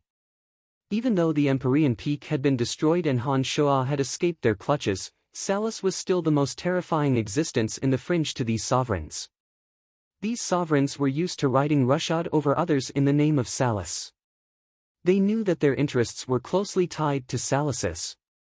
As long as Salus remained standing, they would still be able to do as they pleased in the fringe. But once they lost Salus's protection, not only would they no longer be able to do as they pleased in the fringe, but they would also be hunted down by their former enemies and torn to shreds. "What do you think?" asked Salus with a gloomy face. Recently, things had not been going well for him. The two sovereigns, Wasis and Log, were delighted to hear that his Empyrean Peak had been destroyed. Although they had reached an agreement verbally, it was hard to say whether or not the two sovereigns would keep their word. As one of the sovereigns of the fringe, he could not even protect his own base. He had become a laughingstock in an instant. Salus understood that only by uprooting Han Shua and his forces and killing all of Han Shua's men would he be able to wash away the humiliation of the Empyrean Peak. "My lord, the pandemonium is shrouded in colorful miasma. We have been observing it for a long time, but we have not seen a single person emerge from it," replied one of Salus's subordinates respectfully. "It seems that they are all in Tanai." "Very good, we can take them all down in one fell swoop," snorted Salus coldly. His eyes flashed with lightning as he scanned the surroundings. He took in the expressions of nearly 1,000 of his subordinates and said, "The Empyrean Peak's dignity has been challenged. Today, we will let everyone know the consequences of going against the Empyrean Peak." Salus waved his hand and commanded, "Charge into the pandemonium. No matter who they are, kill them all." As soon as he finished speaking, Salus' subordinates immediately issued a command. One after another, they took to the skies and flew towards the pandemonium. As one of the sovereigns of the fringe, Salus naturally wouldn't be the first to act. In his opinion, other than Han Shuo, his subordinates should be able to handle the rest. Therefore, Salus remained silent with a gloomy face. It was only when all of his subordinates were charging towards the pandemonium that he turned into a bolt of lightning and followed them. Pandemonium, Tanai, the 5 elite zombies, Rose, Romont, Zovik, Goran, and the others wore grave expressions as they observed the situation outside the valley through an enormous magical mirror. Over the years, McKinley of Ethereal City had been sending many exquisite spatial artifacts to Han Shuo. This gigantic spatial refracting mirror was one of them. Through the spatial magic matrices set up on the mountains around the pandemonium, it could reflect the scenery of the surroundings into the mirror. Through the spatial refracting mirror, Tanai and the others could clearly see most of the scenery outside the pandemonium. Through the spatial refracting mirror, they could see a large number of figures flying towards the pandemonium. Each and every one of them had ferocious gazes. They were led by a few famous generals under Salus. Most of them possessed late-stage high god strength. In the void, an enormous figure surrounded by lightning bolts was coldly looking down at the pandemonium. It was none other than Salus of the 5 sovereigns. Apart from the other 4 sovereigns, there was no other power in the fringe that could contend against him. Even if the pandemonium's marvelous array was ignored, Salus's experts alone would be able to take down the pandemonium. Other than the 5 elite zombies, who knew how powerful the pandemonium was, the others, including Rose and Romont, wore grave faces. They had no idea how long the pandemonium would last. "Don't worry, not even Salus will be able to break into the pandemonium," said the simple-minded Han Hua with a mischievous smile. He wasn't nervous in the slightest. He asked Han Mu smilingly, "Little Wood, how many demonic formations do you think the first batch will be able to break through?" Han Mu was wearing a lecherous look on his face. Through the spatial mirror, he was staring at those beautiful female subordinates of Salus. The corners of his mouth curled into a lewd smile. No one knew what kind of dirty thoughts were going through his mind. But when Han Hua asked, he replied impatiently, "Who cares? Without Salus, they won't be able to break in." Zovik, Rose, and the others were stunned. They could not understand why the 5 elite zombies were so confident. From their point of view, no matter how miraculous the pandemonium was, it shouldn't be able to withstand the ferocious attacks of more than 1,000 gods. If they managed to break through, Tanai's army would be doomed. "Don't worry. If they really manage to break into the pandemonium, I will lead you out of the pandemonium. Salus cultivates the power of lightning and can't go several hundred meters underground to hunt you down. I really don't know what you're afraid of." Han Tu glanced at the nervous people and gave them a reassuring grumpily. These experts more or less knew some of the miraculous techniques of the 5 elite zombies. They felt much better after hearing Han Tu's assurance and kept quiet. The 5 elite zombies looked relaxed. They didn't seem nervous at all. Instead, they were constantly teasing each other as though they didn't care about their enemies at all. Under the influence of the 5 elite zombies, Rose, Zovik, and the others gradually calmed down. Perhaps it was because they heard Han Tu's assurance, they felt a lot more at ease. However, their gazes were still fixed on the spatial refracting mirror in front of them, paying close attention to the incoming enemies. The first wave of enemies soon arrived. Salus subordinates had lived in the fringe for many years. Not all of them were mediocre. They knew how to probe the pandemonium situation first. The first to make a move weren't the most powerful subordinates under Salus, but the small characters who were usually nameless. In uncertain situations, they were often used as cannon fodder to charge at the forefront. Back in Tanai, the reason why those foppish youths were willing to pay 500,000 black crystal coins each to follow Little Skull Han Hao and not Salus, one of the 5 sovereigns, was because they knew that if they followed Salus, they would be used as cannon fodder at crucial moments. There was a price to pay for everything. Those cannon fodder who hadn't been with Salus for very long and weren't particularly outstanding in strength knew their mission. Following their leader's orders, a dozen or so of them descended into Pandemonium Tanai without much hesitation. Thick, colorful miasma hovered above the pandemonium. Almost all of the miasma contained deadly poison. The cannon fodder had the awareness of being cannon fodder. They had brought along antidotes and divine energy to protect themselves from the miasma because they knew that the miasma wasn't as beautiful as it appeared to be. But how could an ordinary person withstand the miasma deployed by Han Shua and the 5 elite zombies?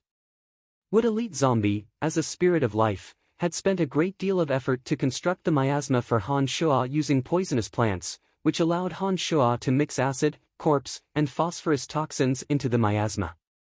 Not only did the miasma prevent outsiders from peeking at it, it also became the first line of defense. Although those cannon fodder who knew their mission had done everything they could to prevent the miasma from invading, it was to no avail. As soon as they entered the miasma, they discovered that the multicolored miasma contained toxins that were beyond their comprehension. It was on a completely different level from the toxins they usually found deep in the mountains. The defensive antidotes and protective armors they had smeared on their bodies didn't seem to have any effect at all. Their bodies started to rot. Some started to bleed from their orifices while others started to feel numb and dizzy. They had lost all their strength in an instant. The first batch of cannon fodder sent into the pandemonium vanished without a trace. It was as though the first batch of cannon fodder had sunk into the ocean. Not simple indeed. A burly man shouted with a sullen face. There wasn't the slightest trace of grief or anger on his face after the death of his subordinates. It was as though he didn't care about the lives of his subordinates at all. An old man with messy shoulder-length hair said with a frown, "Wind elemental gods, let's work together and disperse the poisonous miasma." As soon as he said this, the gods who cultivated in the element of wind began to use the divine power in their bodies to gather the element of wind. Strong winds howled as tornadoes took shape and began to wreak havoc in the colorful miasma. Salus had a few dozen of his wind energy followers, including 5 or 6 high gods. With them working together, the entire pandemonium was shrouded in raging winds. Hurricanes and tornadoes appeared one after another, swirling around the pandemonium. However, using some unknown method, the thick miasma that enveloped the pandemonium seemed to be attracted by a magnet. Although the miasma kept drifting in the air, it remained above the pandemonium. The hurricanes and tornadoes blew the miasma away. But as soon as the hurricanes disappeared, the miasma seemed to be attracted by something in the pandemonium and would gather above Tanai. It was as though water from a high place would naturally flow to a low place. My father spent 2 months meticulously collecting the miasma from different regions and used the universal restoration technique to gather the demonic miasma. It is not something that can be blown away by a mere breeze. Han was sneered proudly. "We should teach them a lesson, don't you think so, Littlewood?" said Han Tu to Hanmu smilingly. "Of course. It's time." Hanmu burst into laughter. No one knew what he had done, but the branches and leaves of the towering trees in the pandemonium suddenly shook violently. The toxic miasma that had gathered above the pandemonium was no longer concentrated in the sky above the pandemonium. Instead, it started to spread out uncontrollably. With the pandemonium as the center, the miasma spread in all directions. The hurricanes and tornadoes created by the gods of wind under Salus were unable to control the direction of the miasma. Instead, they sped up the miasma. "Not good. Retreat!" shouted the old man with disheveled hair. He hastily ordered his followers to retreat. However, the miasma spread rapidly under the influence of the wind energy. As soon as he finished speaking, many of Salus' followers were engulfed by the miasma.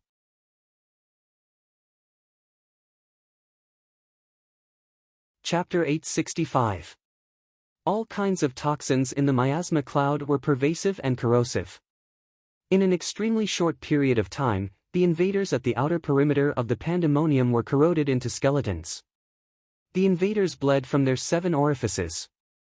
The colorful miasma contained within the miasma cloud was made from all sorts of deadly poisons. As a cultivator of demonic arts, Han Shua was very familiar with such insidious methods. With the assistance of Wood Elite Zombie and Cauldron Spirit in the Cauldron of Myriad Demon, Han Shua managed to refine a miasma cloud that no one in this world had ever seen. Except for those high god experts who had extremely tough divine bodies and who had anticipated this situation in advance, those mid-gods who were engulfed by the miasmic miasma and poisonous gas, almost all of them would die. Only those high god experts who had extremely tough divine bodies and had divine energy spread throughout their bodies were able to withstand the miasmic miasma. In the blink of an eye, the miasma cloud had killed 50 to 60 of Salus's mid-gods. The invaders who were close to the pandemonium retreated far away in fear. The few high gods who managed to escape from the miasma cloud had exhausted a significant amount of divine energy. Their faces were filled with fear. Tanai and the 5 elite zombies couldn't help but chuckle sinisterly. "Well done, little Wood. You are indeed a cunning fella. You even made use of those idiots' wind energy." Hee, without the help of wind energy, the miasma cloud wouldn't have been able to spread so quickly. Han Hua laughed heartily. He seemed extremely excited. Father had long anticipated that the enemies would use the energy of wind to disperse the poisonous miasma. Therefore, he specially asked me to add an extra layer to the miasma so that we can use the energy of wind to help us deal with them, said Han Mu. He did not claim credit for the plan. Instead, he pointed out that it was Han Shua's idea to come up with this vicious plan. The 5 elite zombies discussed the uses of the miasma cloud in a lively manner. They all looked relaxed and confident after winning the first battle. Rose, Zovik, and the others, who were originally anxious, were shocked to see so many of the invaders die before they could even break through the first layer of the miasma. It was only at this moment that they began to see the power of the pandemonium's messy formations seriously. They suddenly felt that with the pandemonium around, the invaders would definitely suffer unimaginable losses. Rose suddenly felt relieved. She was even more impressed by Han Shua. He wasn't in the pandemonium, but he was able to keep so many fringe dwellers out of the fringe with just a few years of preparation.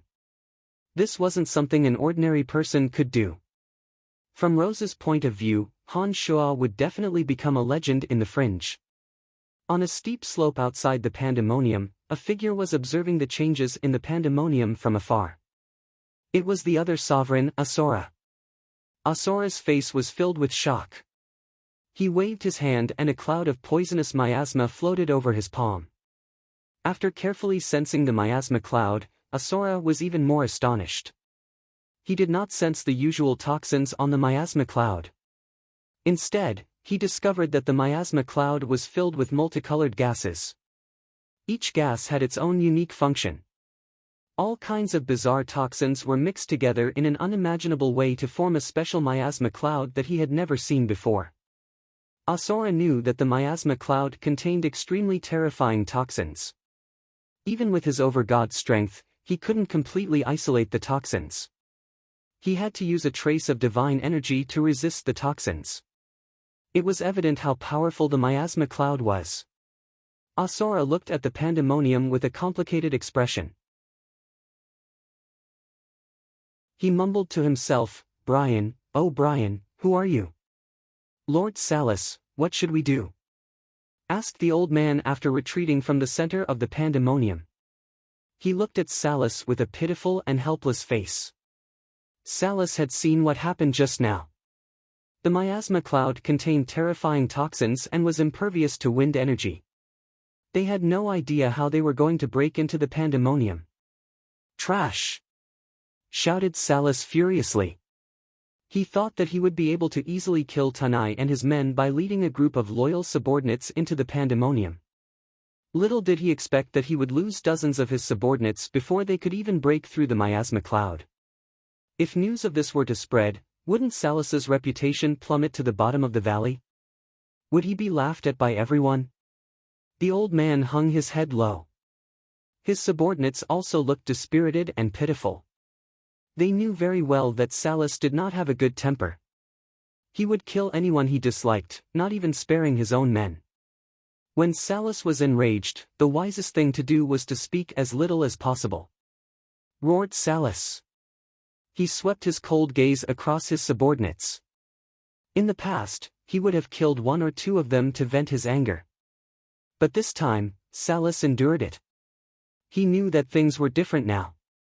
His reputation in the fringe had plummeted. No outsider would be willing to join him for the time being. To establish a foothold in the fringe, one must have sufficient strength. Now that every one of his subordinates was dead, he could no longer kill them whenever he wanted. "Back off, all of you. I'll break this poison cloud barrier." Sokka snorted coldly in exasperation at their failure to meet his expectations. He unfolded his domain of divinity. The element of lightning from all directions frantically converged towards Salus. In a short time, Salus was surrounded by flashes of lightning and thunderclaps. It seems that Salus' strength hasn't regressed. That Brian does have some tricks up his sleeve to be able to escape from him. Asura put on a grave face as he carefully sensed the element of lightning in the air. He could roughly guess Salus' strength from the element of lightning in the air. He could tell that Salus' strength didn't regress due to a setback in his cultivation like the rumors said. Salus' strength didn't regress because of a setback in his cultivation. With that thought in mind, Asura valued Han Shua even more. If Han Shua could easily escape from Salus, then even if Asura himself or another sovereign came to deal with Han Shua in the future, they might not be able to kill Han Shua. This meant that they would not be able to eliminate the root of the problem. No matter what, Han Shua would be a huge threat to them. After weighing the pros and cons, Asura carefully recalled the information he received about Han Shua from the City of Shadows. He made a wise decision: he would never make an enemy out of Han Shua. While Asura made a decision that would make him extremely happy in the future, Salus gathered the energy of lightning in the sky and started bombarding the pandemonium with devastating lightning. Salus' method was very simple. He ignored the chaotic formations and boundaries in the pandemonium and directed the energy of lightning in the air to bombard the pandemonium with the most ferocious lightning. Although simple, it was the most direct and most effective way to deal with the pandemonium. Bolts of lightning tore through the void and thunder rumbled incessantly towards the pandemonium. For a moment, earth-shattering explosions could be heard from every corner of the pandemonium. If it wasn't for the poisonous miasma that shrouded the pandemonium, Salus wouldn't have acted so quickly. If he had allowed his subordinates to attack the pandemonium, Tanith demonic formations would have unleashed even more terrifying power. However, the presence of the poisonous miasma had instilled fear in his subordinates. They were powerless and did not dare to take another step forward. Therefore, they placed all their hopes on Salus. As such, Salus had no choice but to take action himself. As the sovereign of the fringe, he was already feeling very aggrieved that he had to take action when the pandemonium had just begun. Damn it, this Salus is way too fast. I haven't even had the chance to have some fun yet. I have already prepared so many demonic formations for his subordinates. Why is he so excited? Cursed Hanhua. He felt that Salus was being too unreasonable. Zovik put on a bitter smile and said, "It's because the poisonous miasma is too powerful. They can't blast it away and they don't want to die. They won't dare to attack us anymore. Why didn't you say so earlier?" Cursed Hanmu. No matter what, we still have to kill as many of his subordinates as we can. I got it. We can pretend that a part of the pandemonium has been destroyed and lure them in. Haha, Hanmu, you are truly cunning. That's for the best. Laughed Hanhua. While chuckling mischievously, Hanmu once again made his move. He used his soul to communicate with the towering ancient trees that served as the special formation cores of the demonic formations. As though they were highly intelligent life forms, they wriggled their branches and shook their dense foliage. Salus's bolts of heavenly lightning struck the pandemonium, causing earth-shattering explosions. However, the poisonous miasma that shrouded the pandemonium never dissipated. This made Salus even more furious. He spared no effort in gathering the energy of lightning in the vicinity. Suddenly, for some unknown reason, the poisonous miasma that filled the sky above the pandemonium seemed to be sucked in by an enormous suction force. It was sucked into the densely packed holes in the nearby mountains of Tanai.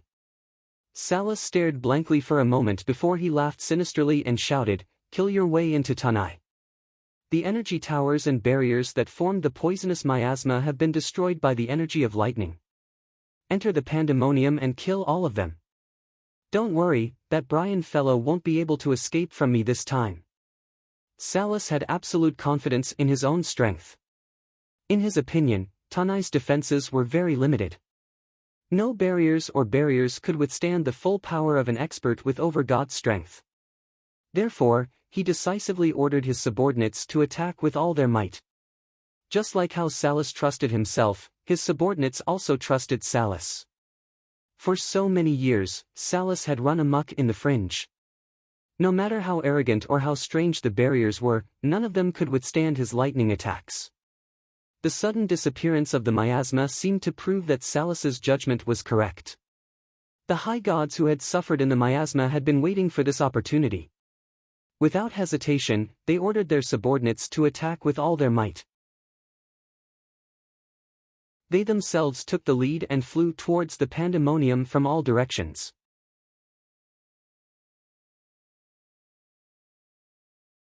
Chapter 866. Apart from the poisonous miasma that lingered in the air all year round, Tanai was also filled with all kinds of deadly demonic formations. Even if Salas were to venture deep into the pandemonium, he would not be able to come out in a short time. His subordinates would definitely die if they entered the pandemonium. Good. Good. You've come at the right time. Hanmu let out a strange laugh. Salas is too confident in his own strength. Does he really think that there's no defense that can't be destroyed by him? Han too sneered as he stared at Salas, who had stopped attacking the spatial mirror. Salas, who had been gathering lightning energy to bombard the pandemonium, immediately stopped when he noticed that the miasma cloud that had enveloped the valley had disappeared. He looked down coldly at the buildings in the valley and ordered his subordinates to raise the pandemonium to the ground. With the disappearance of the miasma, the pandemonium seemed to be exposed before their eyes. Many tall black stone buildings stood tall in the deep valley. Towering trees grew all around the valley. The valley was decorated with lush greenery. It was a tranquil, and otherworldly place. From Salas's point of view, without the protection of the poisonous miasma cloud, the valley below was clearly exposed under the clear sky. There were also no complicated boundaries or energy towers everywhere. Therefore, even if the valley still had any defensive power, it should not be able to stop them. All signs pointed to the fact that the pandemonium had lost the protection of the miasma cloud. It was like a naked beauty that was at the mercy of anyone who wanted to take advantage of it. Another reason why Salas did not attack immediately was that he was wary of Han Shua. The scene of Han Shua undergoing his demonic tribulation on the Empyrean Peak had left a deep impression on him. Salas needed to conserve his energy to deal with Han Shua, who might be hiding in Tanai. Salas's subordinates descended into the pandemonium one after another. However, before they could reach the bottom of the valley, they suddenly realized that the scenery had changed. The valley had suddenly turned hazy. The clear view of the bottom of the valley was like a mirage. You could see it from afar, but when you tried to get close, you would realize that it was just an illusion.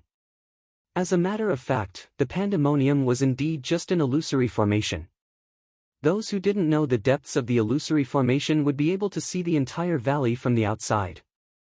But if they were to enter the valley, they would discover that what they saw was completely different. One by one, Salas's men fell to the bottom of the valley and suddenly realized that they had lost their way. There was a chilly wind blowing around them and a soul-stirring howling sound lingered in their ears.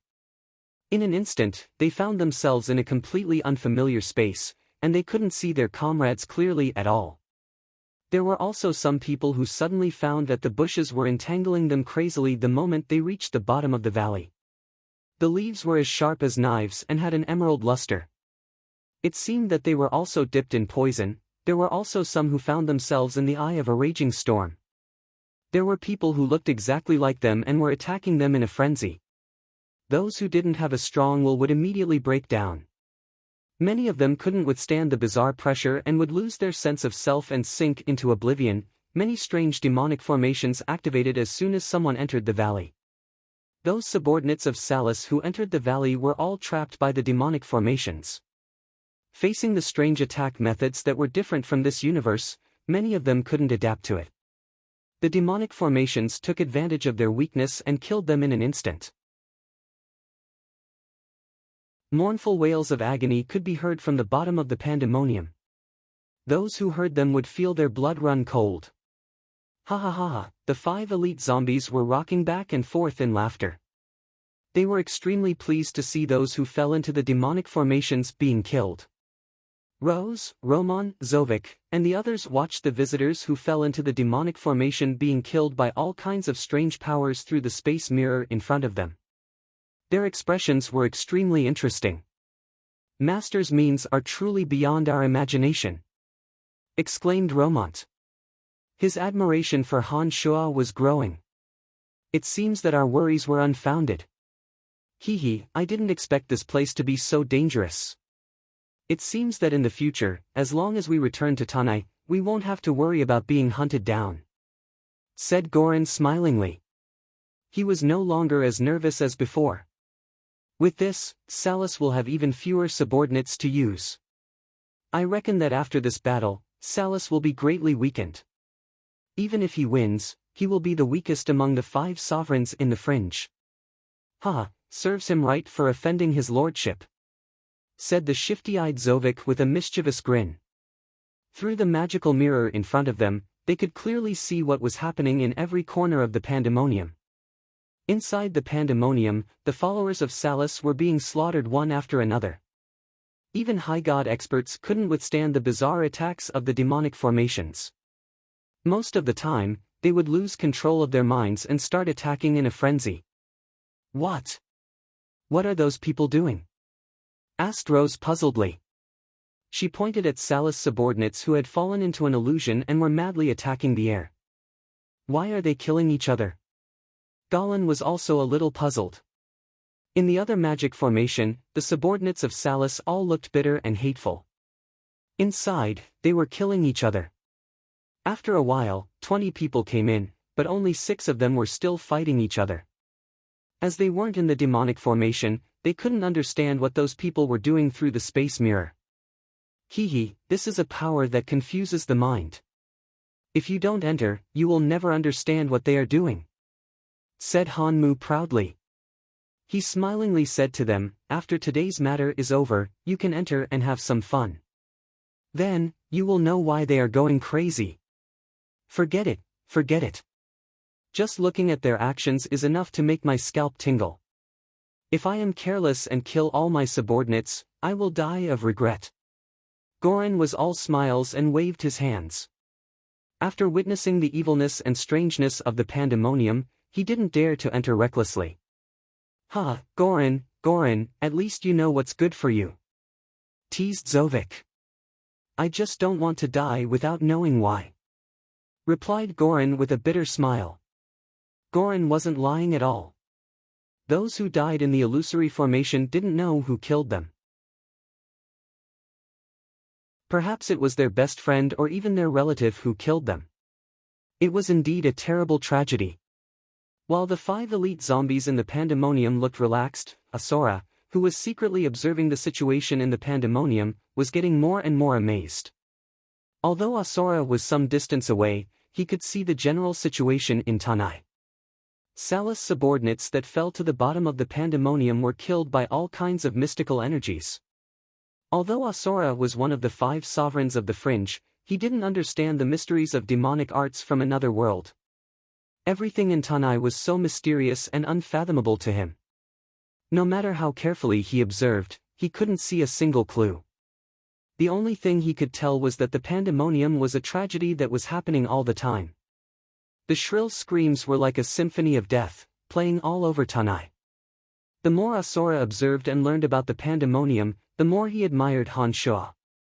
He knew that even the underground palace he had spent 1,000 years building did not have such a bizarre and unfathomable defensive power. Han Shua, on the other hand, had only been in the fringe for a few years. Yet, in such a short time, Han Shuo had established a foothold in the pandemonium and turned it into a place of great danger. This proved that Han Shuo had an extremely mysterious barrier protecting him. Asura made up his mind that he must not make an enemy out of Han Shuo. At this critical moment, he had to find a way to express goodwill to Han Shuo. If Asura could see the changes at the bottom of the pandemonium, naturally, the other sovereign, Salus, could also see that something was amiss. Salus, who had just relaxed for a moment, didn't pay much attention to the first screams of his subordinates. He thought that it was normal to have casualties at the bottom of the pandemonium. Gradually, the screams grew louder and louder. It was as though someone was dying at every corner of the pandemonium. In this way, Salus had no choice but to look at the situation at the bottom of the valley again. Then, he discovered that the bottom of the valley was filled with many unknown forces at some point in time. Those unknown forces were arranged in a special way, forming many wonderful attacks that were quickly killing his subordinates who had fallen into the valley. Before he could relax, Salus turned pale with fright. By then, many of his subordinates had already entered the pandemonium. He couldn't bombard the pandemonium with his lightning energy. Salus was furious. He roared in the sky above the pandemonium, "Everyone, get out of here." However, it was easy to enter the pandemonium, but difficult to leave. Those subordinates of Salus who had easily entered the pandemonium were trapped by all sorts of demonic formations. They couldn't break free from the demonic formations. Some of them had lost their minds and were fighting with themselves. They couldn't even hear Salus' shouts. Therefore, although Salus was shouting in the sky, none of his subordinates could break free from the demonic formations. They were still wailing like ghosts and howling like wolves. The death toll was increasing at a rate of 1 every few minutes. The bottom of the pandemonium was now littered with corpses. Salus had no choice but to personally enter the pandemonium and destroy the demonic formations one after another. After all, he was a powerhouse with the power of an overgod. When Salus charged into the center of the demonic formation while covered in lightning, the demonic formation's power was unable to break through the defenses of the lightning power in his body. They were unable to cause any substantial damage to Salus. However, those demonic formations that could confuse one's mind were equally effective against Salus. They instantly pulled Salus into an illusion. However, as an overgod, Salus had cultivated his mind to a higher level than his subordinates. His divine soul was also different from that of an average high god. He broke free from the demonic formations in a very short time and destroyed everything in sight. In just a short while, the 3 demonic formations had stopped functioning. "It seems that it's my turn now." Asura, who had been observing from the dark, smiled when he saw that Salus had finally gone all out. He flew towards the pandemonium.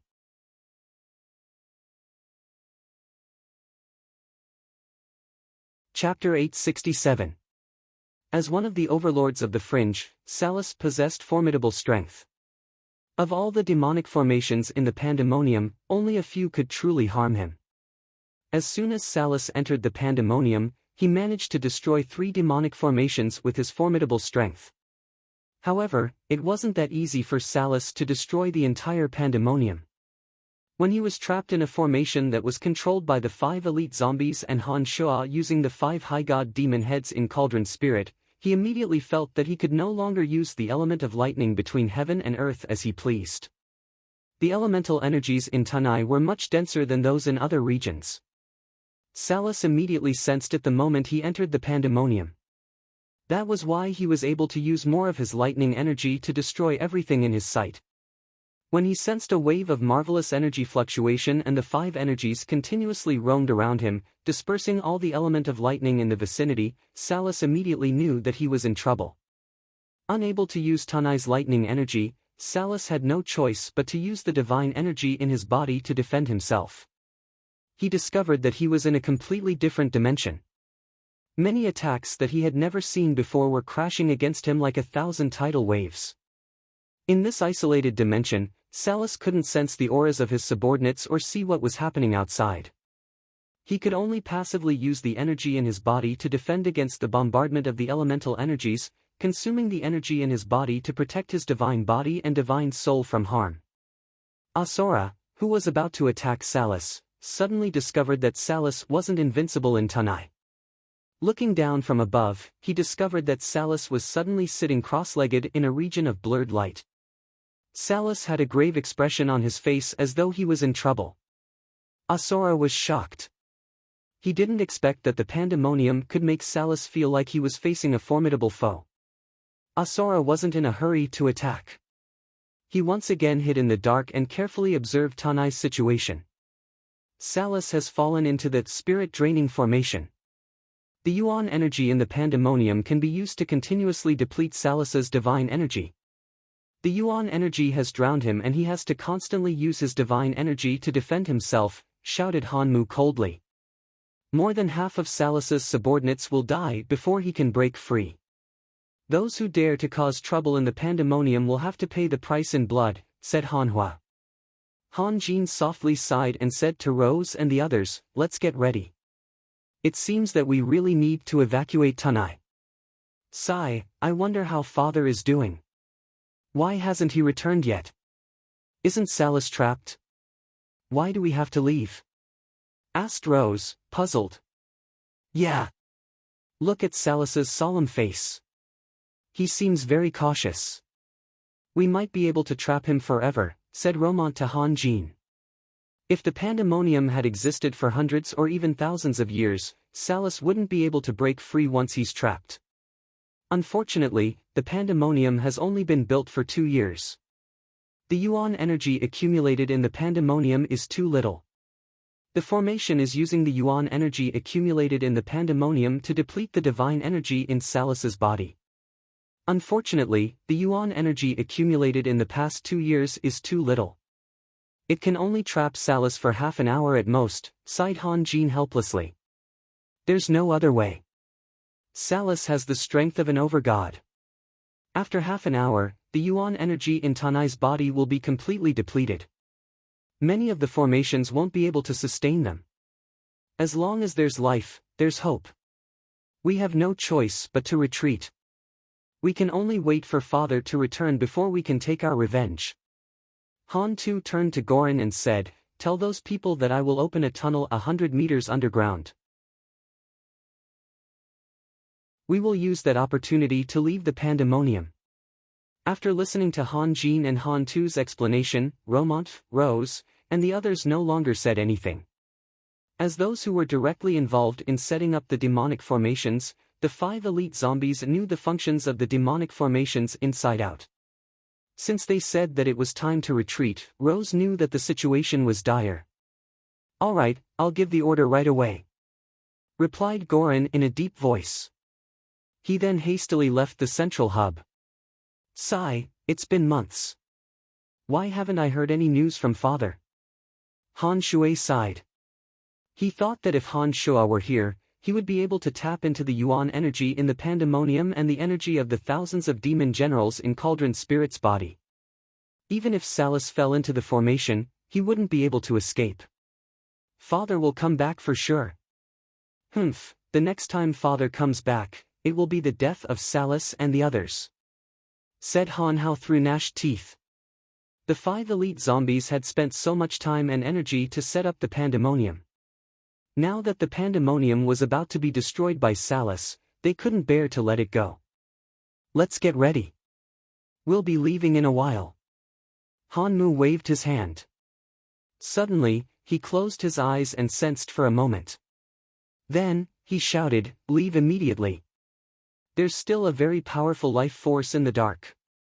That guy is no weaker than Salus. Upon hearing those words, not only Rose, Romont, and the others, but even the 5 elite zombies turned pale. Salus alone was terrifying enough. If another sovereign were to join the fray, they would be in an even more dire situation. Rumors about Salus had been circulating non-stop. It was said that Salus had personally gone to Sovereign Wasis and Sovereign Log and reached an agreement with them. From what Rose and the others could tell, it wasn't entirely impossible. Therefore, when they recalled what Hanmu had said, it was only natural that the person hiding in the dark was one of the 2 sovereigns. Retreat immediately. Otherwise, we will suffer great losses. Han Tu decisively shouted. A deep passageway had already opened up beneath his feet. It seemed like he was preparing to leave with his men. Wait! Shouted Han Mu. Han Mu bunched his brows and waved his hand to stop the crowd. He closed his eyes again and sensed for a moment. After a while, Han Mu opened his eyes and said, "It's Asura." He had projected his soul energy into the valley to see if my father is there. I got in touch with him. Asura said that he will assist us in dealing with Salus. Do you think this person is trustworthy? As a cultivator of the Edict of Life, Hanmu had a miraculous connection with all life forms of Pandemonium Tanai. His soul of life was not the same as that of an average person. Therefore, he was able to sense Asura's soul and communicate with him through soul messages. While the 5 elite zombies, Rose, and the others were hesitating, Asura was just as shocked. When he received the soul message, Asura thought that Han Shua was really at the Pandemonium because the fluctuation of his soul energy into the Pandemonium was very subtle. Only experts of his level would be able to detect it. But when Han Mu asked, "Who are you?" Asura immediately realized that it wasn't Han Shua who detected his divine soul energy.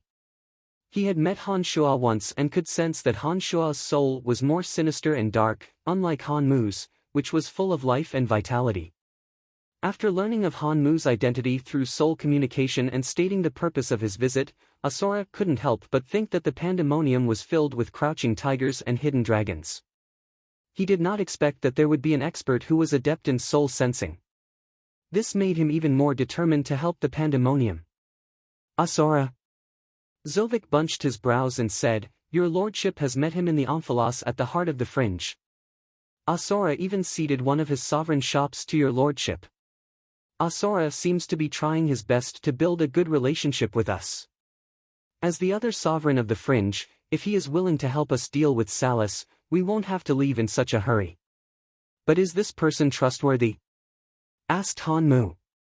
"What's Asura's reputation in the fringe?" This person is rather low-key. Compared to the other 4 sovereigns, Asura is one of the more approachable ones. Perhaps, Asura is really sincere," said Zovik. After all, he wasn't the leader of the party and he didn't dare to make decisions for them. "We can't take this risk. Let's leave," said Han Jin after a moment of hesitation. After a short pause, Han Jin said, "Little Wood, tell Asura that we will temporarily retreat. If he is willing to help us, tell him to stop Salus from destroying the Pandemonium." "I understand." Han Mu closed his eyes and communicated with Asura again. 10 seconds later, Han Mu opened his eyes and said, "Asura has agreed. Let's go." The party was puzzled. They didn't understand why Asura would help them so much at a time like this. But knowing that time was of the essence, they didn't talk about it. They all entered the tunnel that Han Tu had opened and headed deeper into the earth. In a mountain range thousands of miles away from the Empyrean Peak, there was a patch of dried mud. For the past few months, the mud here had been emitting a foul stench. Humans and beasts would fall into the mud if they weren't careful. But now, this patch of mud seemed to have been dried up by fire. In the cold night, a strange creaking sound suddenly came from the ground. After a while, a hand penetrated through the cracked mud and emerged from the ground. "Kacha!" With a loud sound, the entire silt field seemed to have been lifted up by someone, and dust filled the sky. A majestic figure emerged from the dust. His eyes were cold and sinister, but the corners of his mouth were curved into a gentle smile.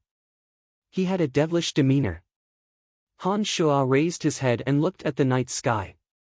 He mumbled to himself, "Although my realm isn't stable and I haven't fully grasped the new energy, it should be enough to deal with Salus." As soon as he finished those words, Han Shua soared into the sky and flew towards the Empyrean Peak at a speed that surpassed the limits of his physical body. He covered the distance of 1,000 miles in an instant. But when he stood on the Empyrean Peak, he discovered that it was empty. There was not a single trace of life. After pondering for a moment, Han Shua's expression changed. He suddenly thought of another possibility. He hastily rushed towards the pandemonium.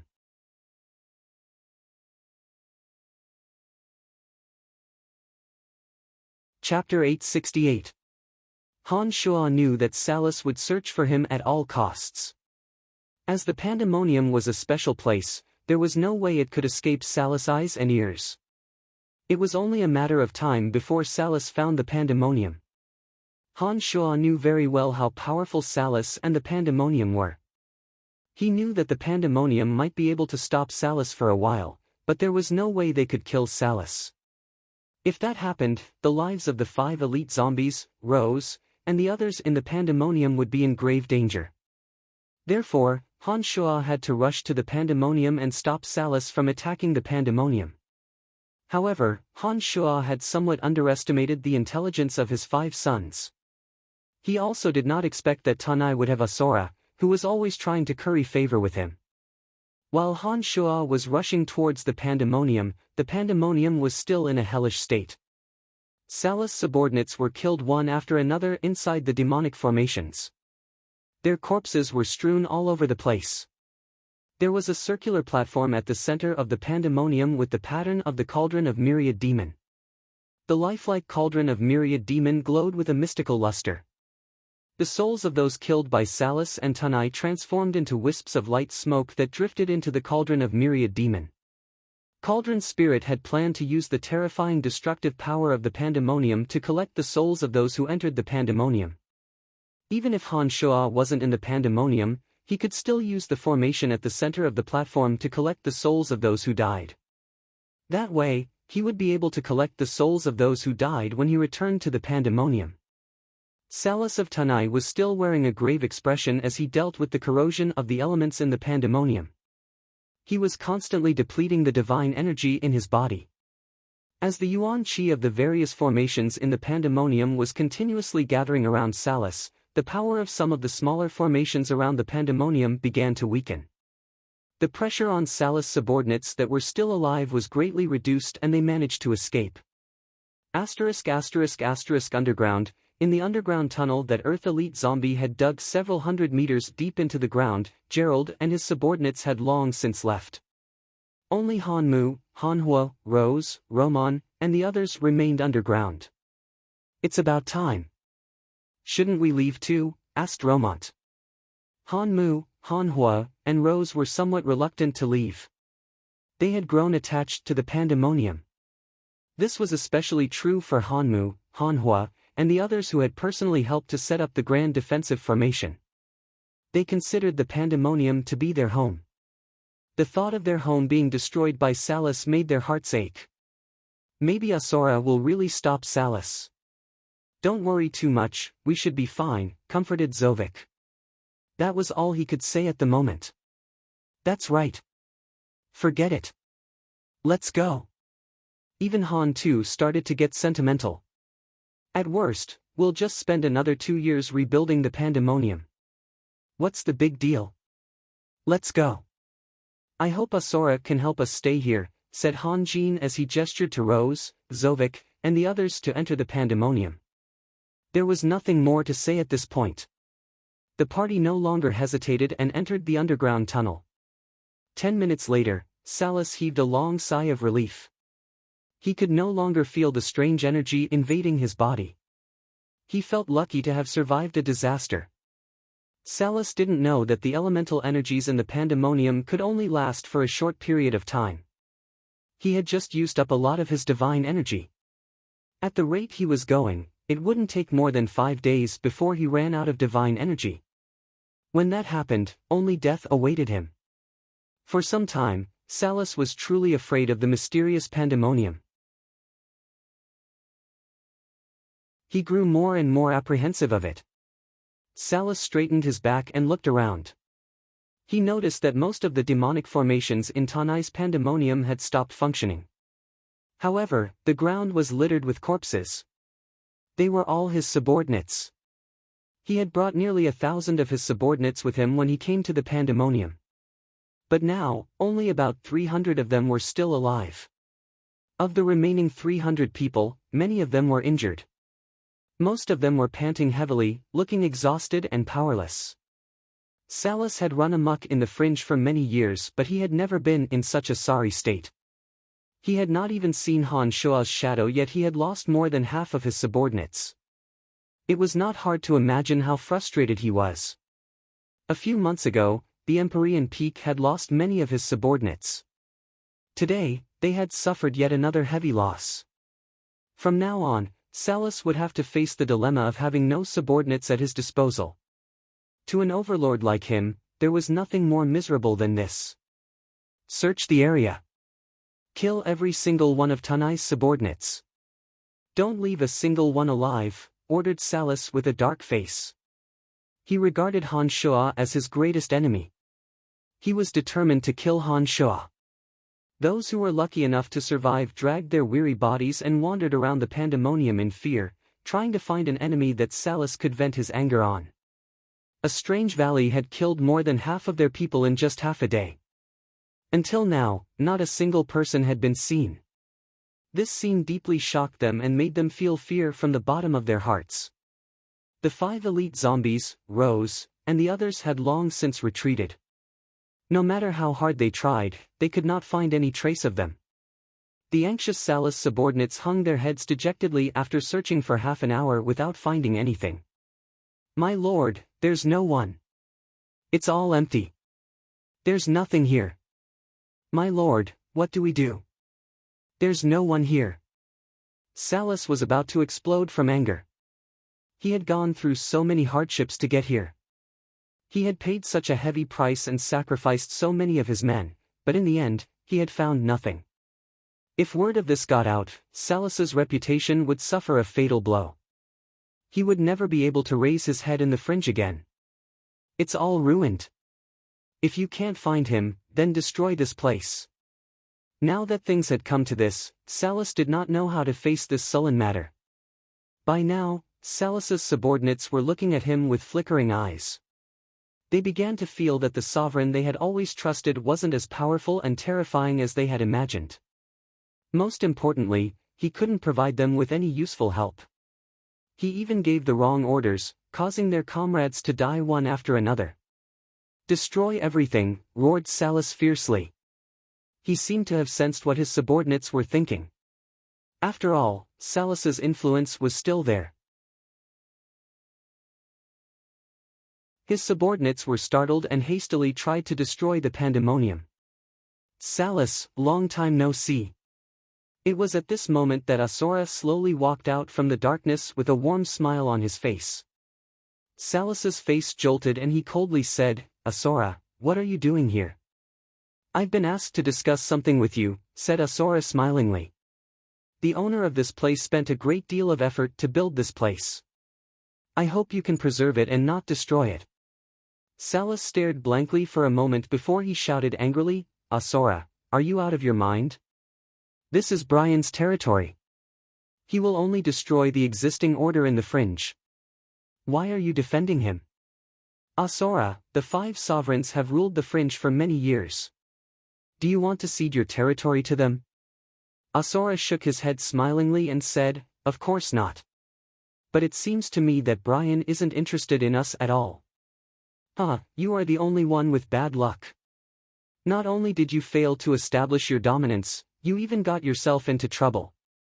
Salus was in a bad mood. He immediately shouted at Asura, "Asura, what do you mean by that? Are you going to defend that outsider?" "Not really. If you can kill Brian first, I don't mind if you destroy this place. But before Brian dies, I have promised someone to look after this place for him." "I hope you can do me a favor," said Asura. His smile was devoid of anger but his words were sharp. "Short-sighted," shouted Salus angrily.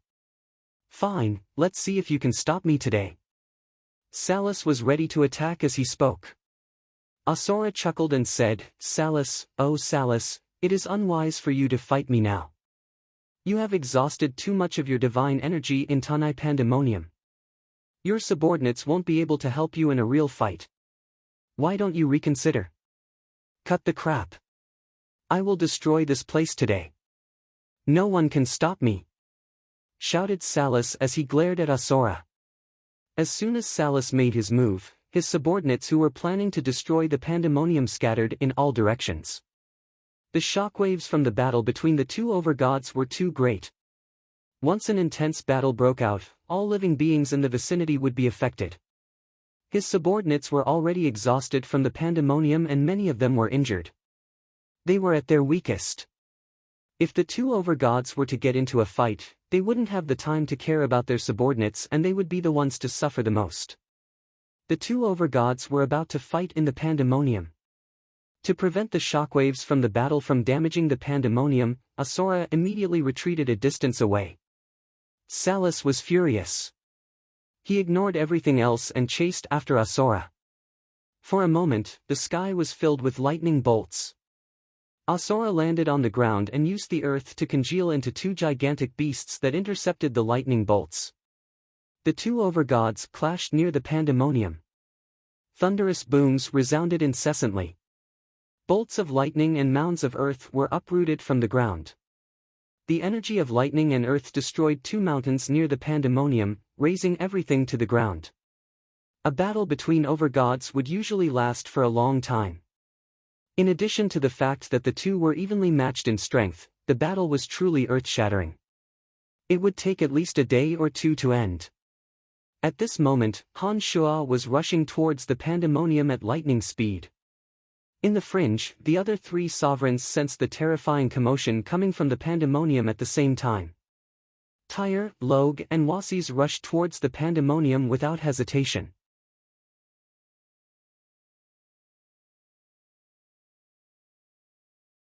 Chapter 869. In the pandemonium, Salus' subordinates were fleeing like rats, trying their best to get as far away from the place as possible. The two sovereigns, Asura and Salus, caused an earth-shattering commotion in the surrounding mountains. The two were evenly matched in strength. As overgods, the battle was truly intense. It was not something that would end in a short amount of time. The terrifying elemental undulations were sensed by many experts in the vicinity. Some of the fringe dwellers who were clueless about what was going on started flocking towards the pandemonium. They wanted to know what was going on in the pandemonium. The tremors of the earth penetrated deep into the ground. Han too, who was using his innate ability to tear the earth apart and bring Galan and his subordinates away, frowned and immediately understood what was happening. Han too and his subordinates left as soon as the battle between Asura and Salus began. By now, they were in a plain 100 miles away from the pandemonium. I think we don't have to be in such a hurry to escape. Han too said to Gerald, tell your subordinates to stay here. I will go back and take a look. Don't worry, I don't think Salus has the time to deal with us. What's going on? Asked Gerald, puzzled. Although he was stronger than Han too, he did not have the ability to sense the earth like Han Tuesday. Therefore, he could not understand what the tremors meant. Salus and Asura are fighting. With Asura's help, Salus won't be able to wreak havoc in the pandemonium tonight, said Han too smilingly before he returned to the pandemonium. After a short while, Han too ran into Han Mu, Han Hua, and Rose. He immediately told them what he sensed and believed that Salus and Asura were engaged in an earth-shattering battle. As they were deep underground, Han Mu could not sense Asura's soul undulations and had no idea what was going on in the pandemonium. Upon hearing Han too's words, Han Mu and the others were overjoyed. They asked simultaneously, really? Han too nodded affirmatively and smilingly said, I can sense that only an expert of Asura's level can cause such a powerful earthquake. It seems that Asura is really helping us. Then why are we in such a hurry to leave? Let's go back and see what's going on. Who knows when Father will arrive? Han Hua laughed heartily before he turned around and flew towards the pandemonium. The commotion caused by the pandemonium was so great that all the experts in the surrounding regions who had reached a certain level of strength could more or less sense it. Other than those who could sense it, only a few experts who were further away from the fringe could sense it. The peerless experts who sensed the battle between the overgods and the pandemonium through the elemental energies immediately put down everything they were doing and rushed to the pandemonium. At the mouth of a volcano, the calm little skull Han Hao was lying in ambush, preparing to attack a force. Ever since he subdued Polo, the power Han Hao wielded had increased tremendously. Unknowingly, the power little skull Han Hao wielded had far exceeded that of an average force. Although the fringe was vast, there were only a handful of people who were more powerful than Han Hao. What do we do? Polo, who was crouching beside Han Hao, asked in a low voice. In front of them were experts under Sovereign Logue's command. Their leader was a late-stage high god expert who cultivated in the energy of light. This group of experts seemed to have gotten used to not being provoked by anyone in the fringe. They wore relaxed expressions and did not put on much of a vigilance. Logue was infamous for his viciousness and treachery in the land of chaos. He was even more troublesome than the violent Salus. Generally speaking, his subordinates could do as they pleased in the land of chaos. No one would dare to lay their hands on them. Polo had been a god hunter in the fringe for many years, but he had never once thought of attacking Logue's subordinates. But now, Han Hao had just taken over Logue's subordinates and he was about to make a big move. "Kill!" shouted Han Hao without hesitation. Polo made up his mind, raised his head, and waved his hand. The god hunters who received the order flew down from the mouth of the volcano and surrounded Logue's subordinates. Without uttering a word, they started killing them. "Let's join hands and get rid of that man. Once he's dead, things will be much easier," said Han Hao as he pointed at the arrogant high god of light. "Understood." Polo nodded. Polo was now following Han Hao's lead. He knew that it was better to cut the crap. Polo and Han Hao finally charged out. They paid no heed to that high god of light's threat and did not give him any chance to speak. They attacked with all their might and killed the high god of light in half an hour. His subordinates were also surrounded and devoured by the god hunters. While the god hunters were happily killing and plundering, Han Hao raised his head and looked at the sky. Suddenly, he sensed that something was amiss. He bunched his brows and muttered to himself for a moment. His eyes glowed with evil radiance and he coldly shouted, "I will give you 10 minutes. After 10 minutes, all of you will come with me. 10 minutes isn't enough for my subordinates to devour all of their energy." Polo stared blankly. "I'll give you 10 minutes. Han Hao shouted. He seemed rather impatient. Polo had known Han Hao for a long time, but he had never seen Han Hao so impatient. He knew that something must have happened. Without saying another word, he ordered his subordinates to hurry up. 10 minutes later, Han Hao flew towards the pandemonium without saying a word. Polo and his subordinates followed closely behind him. The battle between Pandemonium and Tanai was still going on. The battle between Asura and Salus had affected too many factors. Even they did not know how many sovereigns would be rushing towards the Pandemonium. They were all fighting with all their might, hoping to suppress their opponent. At this point, Asura's goal was no longer just to protect the Pandemonium for Han Shua. Although the 5 sovereigns of the fringe possessed almost equal strength, some would speculate about who was stronger. In many people's minds, Tyre was the strongest of the 5 sovereigns. The other 4 sovereigns were almost equal in strength. It was precisely because of this understanding that the super experts from the 12 dominions who came to the fringes would usually choose to submit to Tyre first. This caused Tyre's power to grow stronger and stronger. Whether it was Asura, Logue, Salus, or Wasis, they were all secretly fighting for fame. If Asura could prove that he could defeat Salus, it would mean that he was stronger than Salus, Logue and Wasis. Asura's strength would then be considered to be on par with Tyre. This kind of reputation would bring him many benefits. In the future, many experts from the 12 dominions would choose to be his subordinates. Now was the perfect opportunity. Salus had used up a lot of soul energy in his battle with Han Shua a few months ago.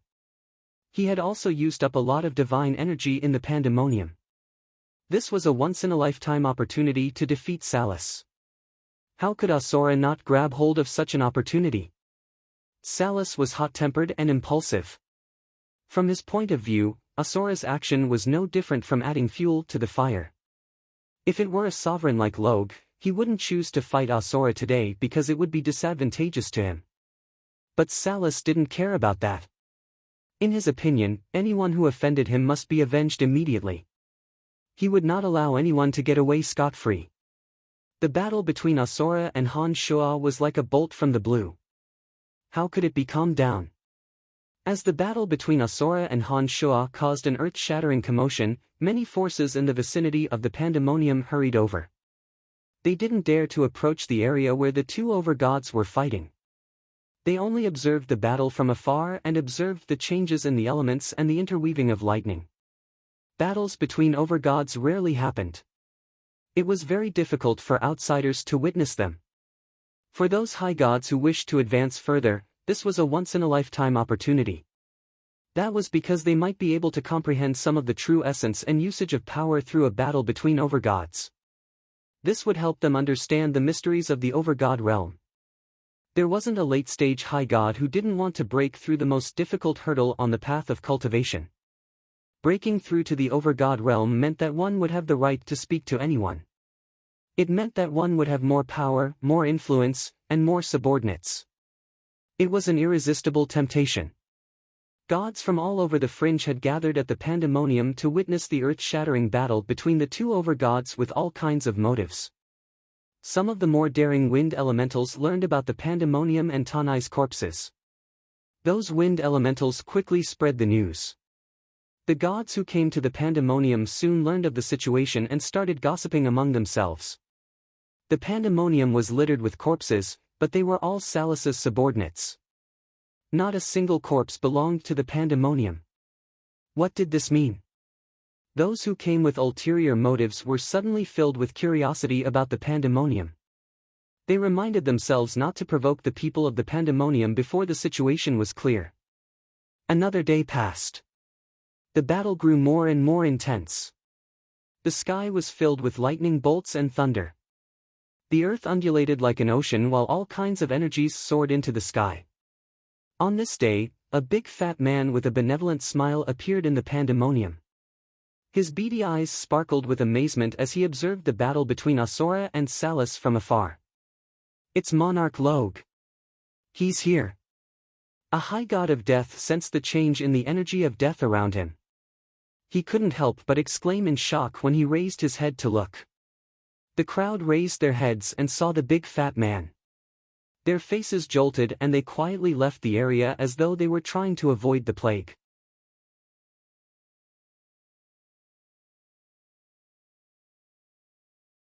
Chapter 870. Rog's arrival caused many people to be alarmed. One by one, they distanced themselves from him, afraid that their careless actions would anger Rog, who changed his attitude faster than flipping a page. As an overgod, as soon as Log arrived, the two overgods who were fighting immediately sensed his presence. Salus and Asura were startled. They moved cautiously, fearing that they would be ambushed by the cunning Log. Wazer arrived within half a day after Log. His arrival caused a chilly wind to blow across the Pandemonium and the surrounding temperature to plummet. The appearance of the two sovereigns, Log and Wasis, caused the smaller forces in the vicinity to move far away, fearing that they would be caught in the crossfire. They hid in the valleys and the crevices of the cliffs to observe the situation. They carefully sensed the intense elemental undulations coming from afar. I didn't expect that Salus and Asura would fight over an insignificant character. It seems that the fringe has been peaceful for too long. Everyone is looking for something to do, said Log smilingly as he looked at the battle between Salus and Asura. Varus wore a cold face. His piercing eyes stared at Log and said indifferently, Asura doesn't see the bigger picture. He actually helped a troublemaker who popped out of nowhere. Log looked at Wasis smilingly and said, in my opinion, helping that youngster is just an excuse. Asura's real motive is to use Salus to establish his dominance. Wasis let out a cold groan and said disdainfully, Asura has a good plan. But if he really defeats Salus, won't you seize the opportunity to fight him? Log was stunned. He shook his head and replied, I don't have the time to do that. If you are interested, you can come at me. If you don't have the time, why did you come all the way here? Wasis smirked and said, I am going to make a move and you are going to watch from the sidelines. You are going to attack me when I am injured from my battle with Asura? Hee, Logue, that's a good plan. Ah, Wazer, oh Wazer, you are too paranoid. Logue shook his head and sighed. He looked as if he had been wronged. Wazer snorted and did not say anything else. The 5 sovereigns of the fringe were familiar with each other. They had a general understanding of each other's strength and style of doing things. Logue was one of those treacherous and vicious people who put on a friendly face but would strike at the most opportune moment without hesitation. If Logue did not come today, Wasis might have attacked the winner between Salus and Asura. But now that Logue was here, Wasis dared not act rashly.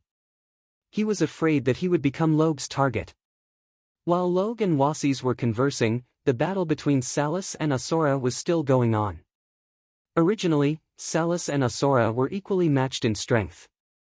However, Salus had exhausted the energy of his believers from several material planes in his battle against Han Shua.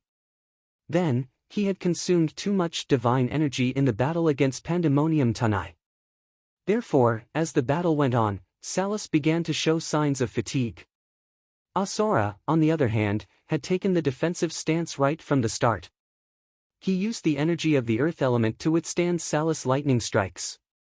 As the battle dragged on, Salus began to show signs of exhaustion. Asura finally began to go on the offensive. One side was unstoppable while the other was exhausted. Salus finally realized that he was in a disadvantageous position. As Asura's attacks grew fiercer and fiercer, Salus found it hard to keep up. Gradually, he fell into a disadvantageous position. The battle between the 2 overgods was so intense that most of the spectators couldn't see it clearly. But from the density of the elements in the air, they could roughly tell which side had the upper hand. When the battle began, the energy of thunder and lightning filled the entire space. Asura's earth element seemed to be weakening. But as time went by, the spectators noticed that the energy of thunder and lightning above their heads had gradually weakened. On the contrary, the energy of earth element had become denser and denser. The spectators knew that Salus had fallen into a disadvantageous position.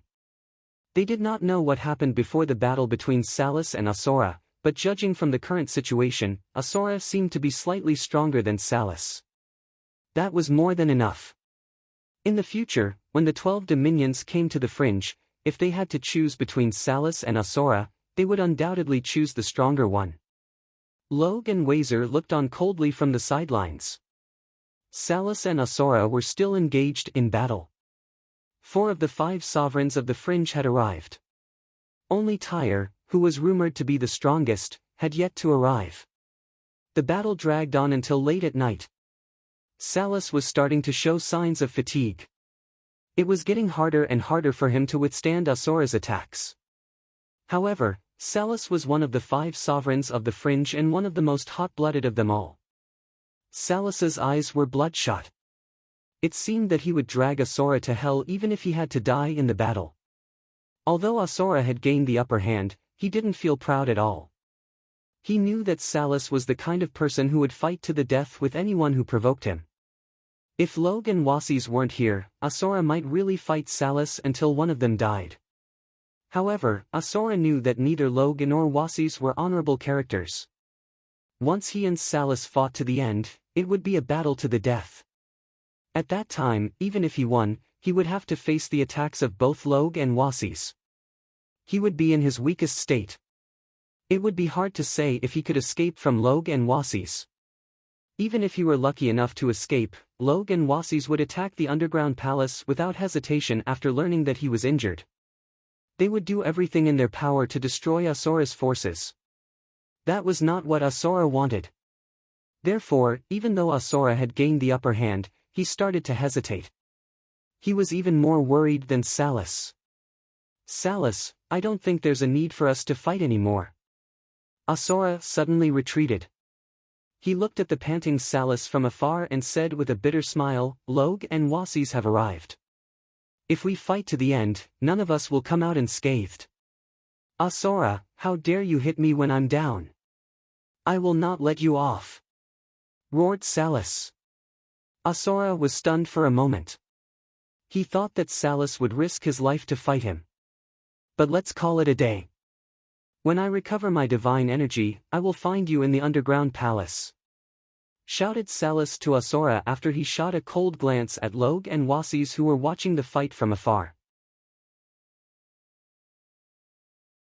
Although Salus was hot-tempered and impulsive, he knew that the situation was extremely unfavorable for him, especially when Log and Wasis were still in peak condition. If he continued to fight Asura, he would be the one to suffer in the end, followed by Asura. Hey, why aren't you two fighting? Log made a fuss and shouted, the fight isn't over. Salus, this isn't like you at all. Log, what did you promise me? Salus was enraged. He glared at Log and said, didn't we reach an agreement? Didn't you say that you would help me? Log chuckled and nodded, that's right, I did say that I would help you. But what I promised was to help you deal with that outsider named Brian, not Asura. Haha, I've been friends with Asura for many years. My relationship with him is no less than yours. How could I do something so unbefitting of a friend? Asura put on a fake smile as he listened to Log's nonsense. After Log finished, Asura smilingly said, yeah, I think it's about time for it to end. By now, Salus had lost all his dignity and was no longer in the mood to stay and destroy the pandemonium. All he wanted to do was to leave this place as soon as possible. Asura, just you wait. I will definitely find you in the underground palace.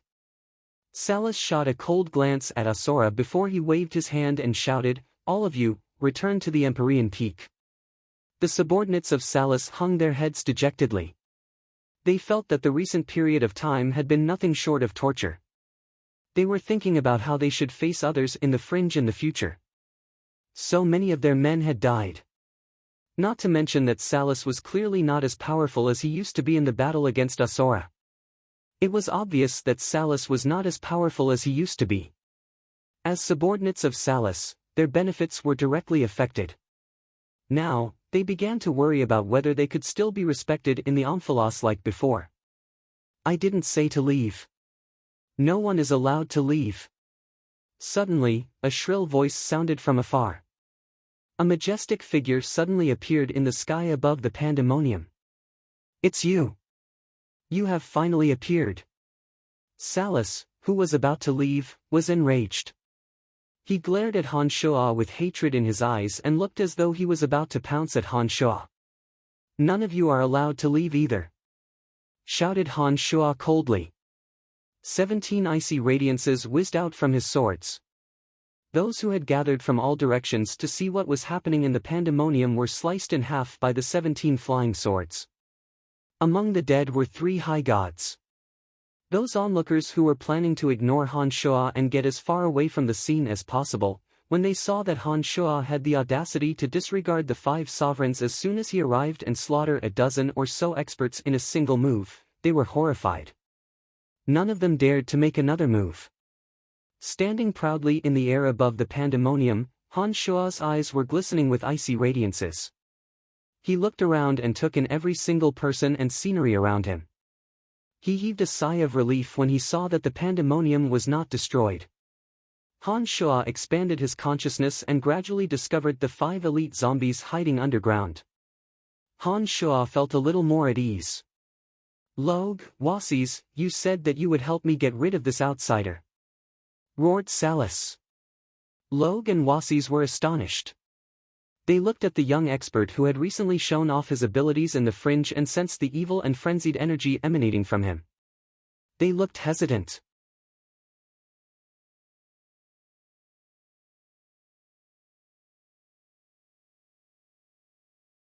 Chapter 871. As soon as Han Shuo appeared, he started killing people in front of everyone. He did not show any mercy. Not only that, those he killed were not Salus's subordinates but the bystanders who were trying to escape from this dangerous place. The 17 flying swords whizzed through the air and took away more than a dozen lives. It all happened in the blink of an eye. Before anyone could react, the dozen or so people had turned into puddles of blood. This was the first time that Log and Wasis had seen Han Shuo in person. When they discovered that Han Shuo possessed unfathomable strength, their faces turned gloomy. Instead of joining forces with Salus to deal with Han Shuo, they remained unusually silent. "Hey, Brian, it's been a long time." "Hee, I've been fighting with Salus for the sake of protecting the pandemonium for you," said Asura with a smile on his face. To him, the stronger Han Shuo was, the better. That way, Salus and the others would have more headaches. Han Shuo, who had been wearing a cold face all this while, finally ascertained that the pandemonium had not suffered too much damage. His consciousness had also sensed the life auras of the 5 elite zombies. Han Shuo finally put on a smile and said to Asura, "Thank you very much. I will remember this favor." You're welcome, you're welcome." Asura waved his hand repeatedly. Deep down, he was very happy. He thought that with his help today, no matter what kind of trouble Han Shuo was causing in the fringe, he would be able to reap the benefits. After Han Shuo's killing spree, no one dared to move recklessly. They were all looking at the troublemaker who had caused a huge commotion in the fringe. Logue and Wasis couldn't gauge Han Shuo's true strength. They couldn't decide if they should help Salus in the battle against Han Shuo. "Logue, Wasis, what is the meaning of this?" Seeing that Logue and Wazer were not saying anything, Sokka's cursed, "Motherfucker. I don't need you two to deal with him. All I need you two to do is to block his path and make sure he doesn't slip away. Can't you two be a little more decisive?" From Salus's point of view, as long as Roger and Wasis could stop Han Shuo from escaping again, he was confident that he could kill Han Shuo in front of everyone. Now that Han Shuo was dead, Asura would no longer have a reason to go against him. As long as he was given some time to recover his strength, he would be able to prove that he was still one of the sovereigns in the fringe. He would be able to summon the ferocious gods from the 12 dominions and wreak havoc in the fringe. "Sokka's, cut the crap, you bastard. I won't be leaving today. Hee, let's see if you can hold out until the end." Han Shuo suddenly threw his head back and laughed loudly. As soon as his laughter sounded, he turned into a rainbow and shot towards Salus. In an instant, Han Shuo seemed to have transformed into a demon god from hell. A terrifying, evil energy crazily spread in all directions with him as the center. This evil energy was filled with ruthlessness, bloodlust, cruelty, and coldness. It was as though it wanted to annihilate the entire heaven and earth. The faces of Logue, Wasis, and Asura changed at the same time. They looked at Han Shuo in astonishment as though they couldn't believe that this was the same Han Shuo who had stirred up a storm in the fringe recently. All the gods in the vicinity were affected by this sinister energy. Some of the weaker mid-gods felt their hearts tremble and they almost prostrated themselves before Han Shuo. They couldn't even muster up the urge to oppose Han Shuo. It was a feeling of invincibility. It was as though Han Shuo was the overlord of the world at this very moment and could easily vaporize any life form that dared to defy his orders. At this very moment, the leaders of the various forces who had come to spectate all had the same thought: perhaps Sokka's will be defeated? Logue and Wasis were astonished. They looked at Salus in bewilderment. They couldn't understand how Salus managed to force Han Shuo to flee back at the Empyrean Peak. Judging from the terrifying aura that Han Shuo had just displayed, it was highly unlikely that Salus would emerge victorious even if he and Salus fought. What the hell is going on? Logue and Wasis shouted in their minds, but they couldn't get an answer. The one who was the happiest of them all was Asura. He suddenly realized that he had made the right bet this time. Although he didn't know why Han Shuo had suddenly become so terrifying, he knew that he and Han Shuo were friends, not enemies. In the future, as long as he and Han Shuo could work together in the fringe, they would not have to fear even the most powerful sovereign, Tyre. Of course, Salus found it the hardest to accept. When he sensed the terrifying evil energy emanating from Han Shuo, he realized that the current Han Shuo was completely different from the one he knew back at the Empyrean Peak. Back at the Empyrean Peak, although Salus didn't know anything about Han Shuo, he didn't sense any terrifying energy from Han Shuo that could threaten him. But this time, Salus knew that he might very well die. "Salus, who do you think will die here today?" asked Han Shuo as he laughed maniacally at the sky. He felt extremely carefree as he sensed the destructive energy in his body. He had just entered the Skybreak realm and there were still many demonic arts and profound mysteries that he had yet to comprehend. Yet, with just his current strength, he was able to suppress Salus in terms of aura, striking fear into the hearts of everyone present. Facing Han Shuo's provocation, Salus's face was filled with uncertainty. He was no longer as reckless as before. He had become much more cautious. He's bluffing.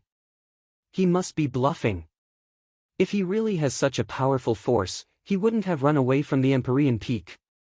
This can't be real, said Salus as he glared at Han Shuo hatefully. However, he didn't dare to attack Han Shuo. He kept telling himself in his mind to encourage himself. Hee, Salus, are you afraid? Said Han Shuo as he laughed maniacally. It doesn't matter. Since you don't dare to attack, I'll help you. As soon as he finished speaking, the 17 flying swords shot towards Salus. Each flying sword was like a spirit snake as they followed a dazzling and beautiful curve, surrounding Salus from 17 directions. The 17 flying swords transformed into 17 rays of light as they shot towards Salus. The rays of light strangely overlapped and gathered all the power into one. The Avicii god-slaying sword formation's deity-slaying slash was easily released. A huge ray of light carrying a world-destroying murderous aura firmly locked onto Salus and destroyed all the barriers that Salus had hastily formed. The power of thunder and lightning was scattered by the ray of light and couldn't be gathered together. Salus felt that his soul was firmly locked onto. No matter where he hid, it seemed that he couldn't escape from the huge ray of light. He knew that he couldn't retreat. If he did, it would only strengthen the momentum of the ray of light. In the end, he would suffer a crushing defeat and even be killed. After gathering all the power, the souls of the believers in Salus's hands once again offered up all the power in the remaining realms. One by one, the believers who worshipped Salus as the only god bled from their 7 orifices and died one after another. At this moment, those realms were plunged into an abyss of misery and suffering. They became planets of death without a trace of life. The power of the souls of those believers crossed the realms and all gathered on Salus's body, forming the most powerful power of thunder and lightning above his head. At the most critical moment, it blocked the bombardment of Han Shuo's world-destroying ray of light. As if the end of the world, an incomparably loud rumble resounded. Amidst the dazzling ray of light, the earth was torn apart. 2 hills were razed to the ground. Rubble flew into the air and turned into dust. Apart from Log, Wasis, and Asura who possessed the strength of an overlord, no one knew what happened between Han Shuo and Salus. Amidst the dazzling light and deafening sound, they lost all sight and hearing. They could only sense their surroundings through their souls. After a long time, the dazzling light dissipated and the flying sand and stones gradually calmed down. Salus panted heavily. He glared at Han Shuo who had an indifferent expression and said, "That's it for today. I won't let you go. If it wasn't for the fact that I had fought with Asura earlier, I would have killed you." Before Han Shuo could say anything, Salus transformed into a rainbow and disappeared without a trace, leaving behind even his followers. Han Shuo did not pursue him because he knew that it would be very difficult to pursue an over-god expert, especially when Log and Wasis were present. Furthermore, the 5 elite zombies, Rose, and the others had just emerged from the Pandemonium. He did not know what would happen to Pandemonium if he left now. After the spectators adjusted to their surroundings, they still did not understand what had happened. But after seeing Salus's sudden departure, they came to the conclusion that Salus was afraid of Han Shuo. I'm just here to watch the show.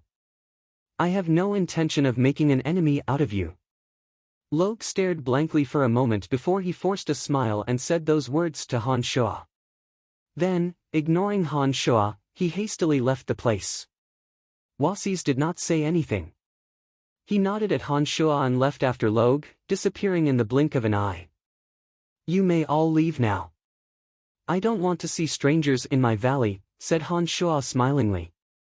He waved his hand at the people nearby, hinting them to leave. Can we leave too?" one of Sokka's subordinates asked in disbelief, his face full of anticipation.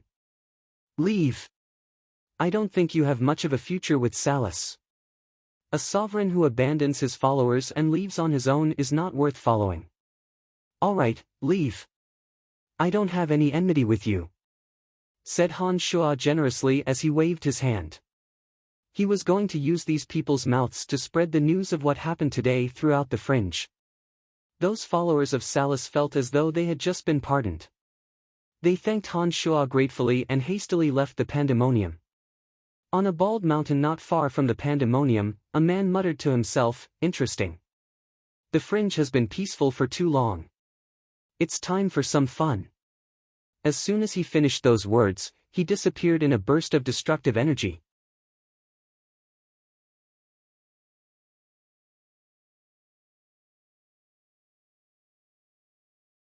Chapter 872. Those who had gathered in the pandemonium from all directions vanished in an instant. They had witnessed the battle between Salus and Asura. They had even witnessed Han Shuo's terrifying evil energy forcing Salus to retreat. Soon, there was no one else in the vicinity except for Asura. Han Shuo put on a faint smile and thanked Asura again. "Thank you very much.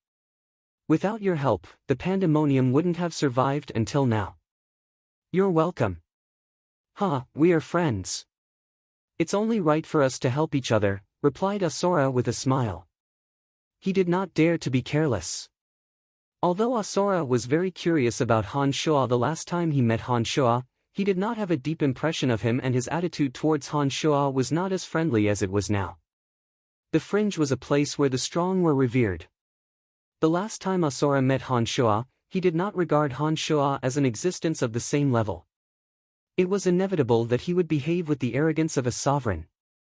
But today was different.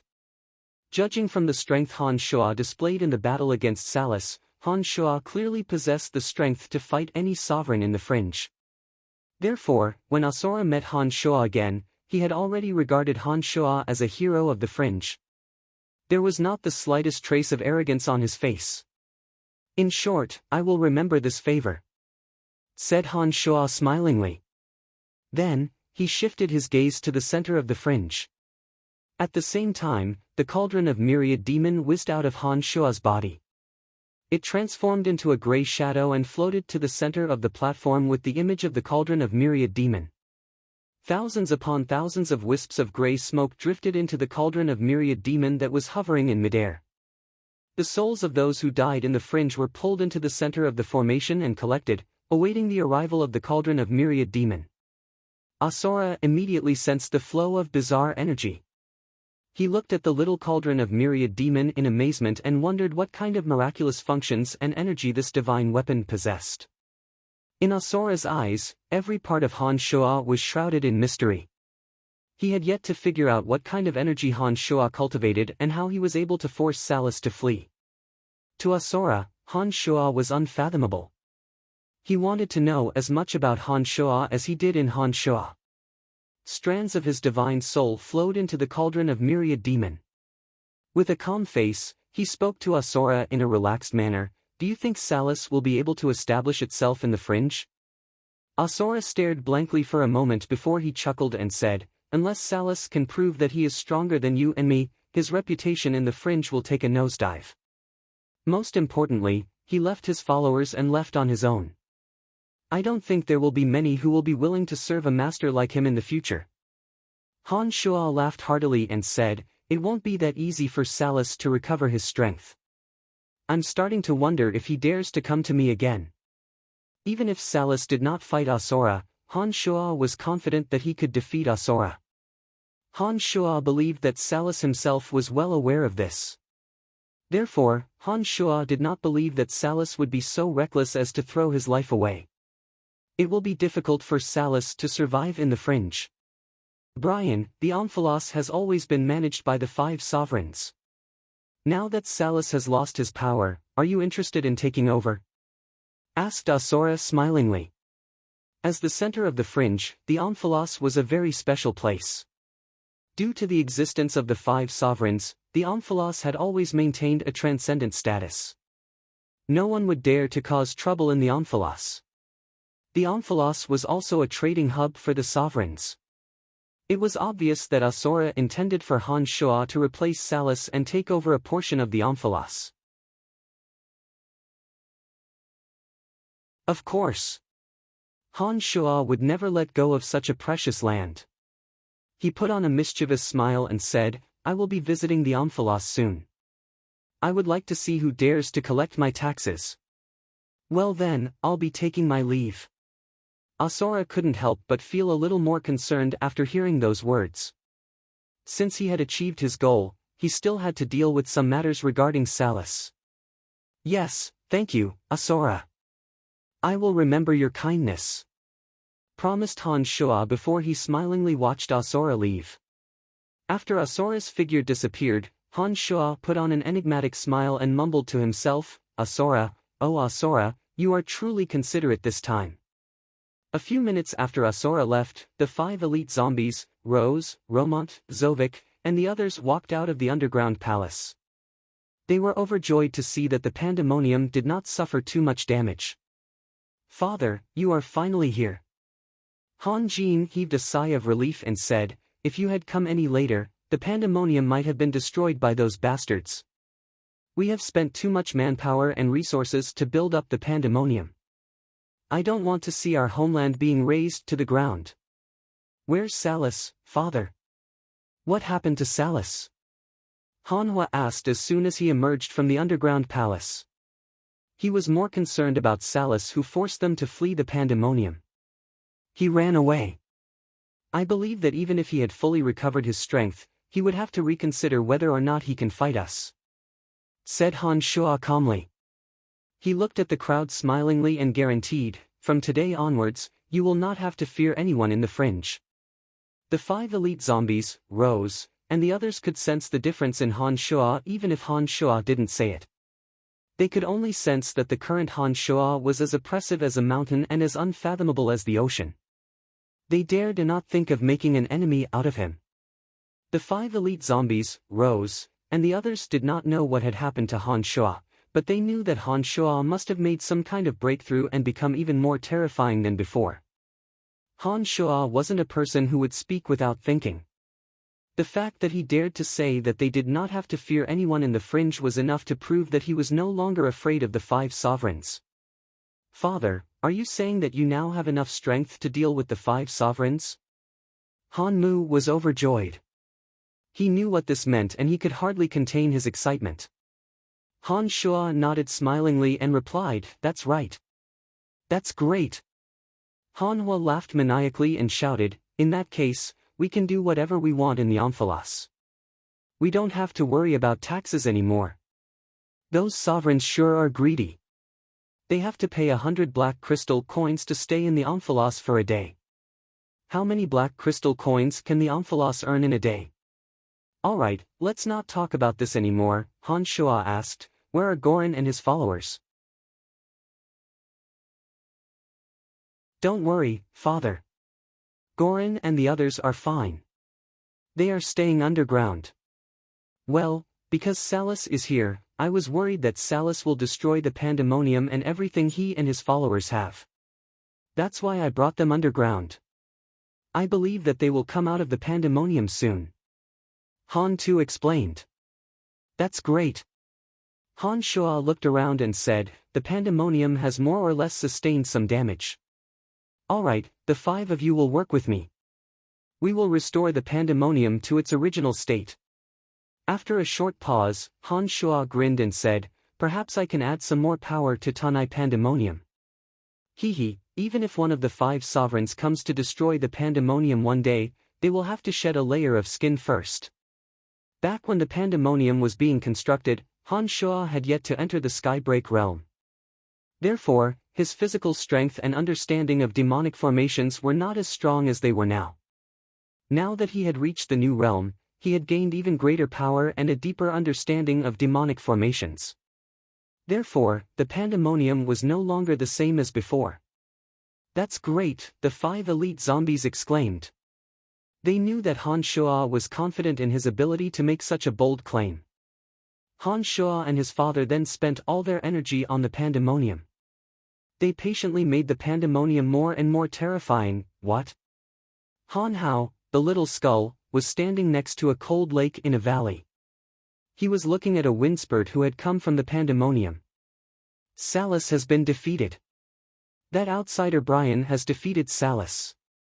Everyone has left the pandemonium. The unlucky windspurt had a terrified look on his face as he looked at the group of ferocious fiends rushing towards the pandemonium. When Han Hao sensed the anomaly in the pandemonium, he put down everything he was doing and rushed to the pandemonium. He had only made it a third of the way to the pandemonium when he ran into this windspurt who was spreading news about the pandemonium. I won't kill you if you tell me everything. Han Hao was overjoyed to hear that Han Shuo had defeated Salus. He knew that his father had finally made a breakthrough and he was more excited than ever. Salus came to the pandemonium looking for trouble. First, he suffered great losses. Then, he encountered Asura. After fighting for a few days, the windspurt knew what kind of people he was facing. He hastily recounted everything he knew.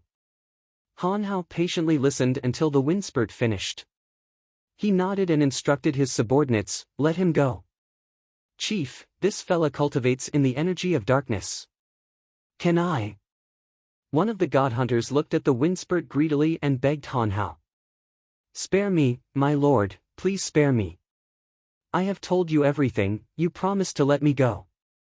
The wind spirit knelt in front of Han Hao in fear and cried with snot and tears running down his face. Han Hao waved his hand and said, you may leave. Han Hao glanced at his subordinate who cultivated in the energy of darkness and said, you must abide by the rules. Understood.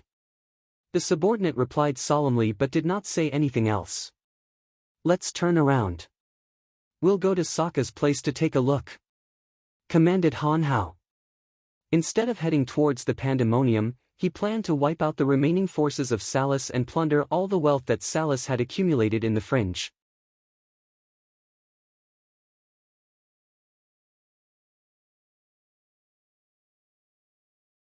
Chapter 873. A year passed by in the blink of an eye. During this time, Han Shuo had been staying in Tunai Pandemonium. He had been working with the 5 elite zombies to set up the pandemonium and meditating on the differences in his new realm. After entering the Skybreak realm, Han Shuo could clearly feel the changes in his body. Every strand of demonic yuan in his body was much stronger than before.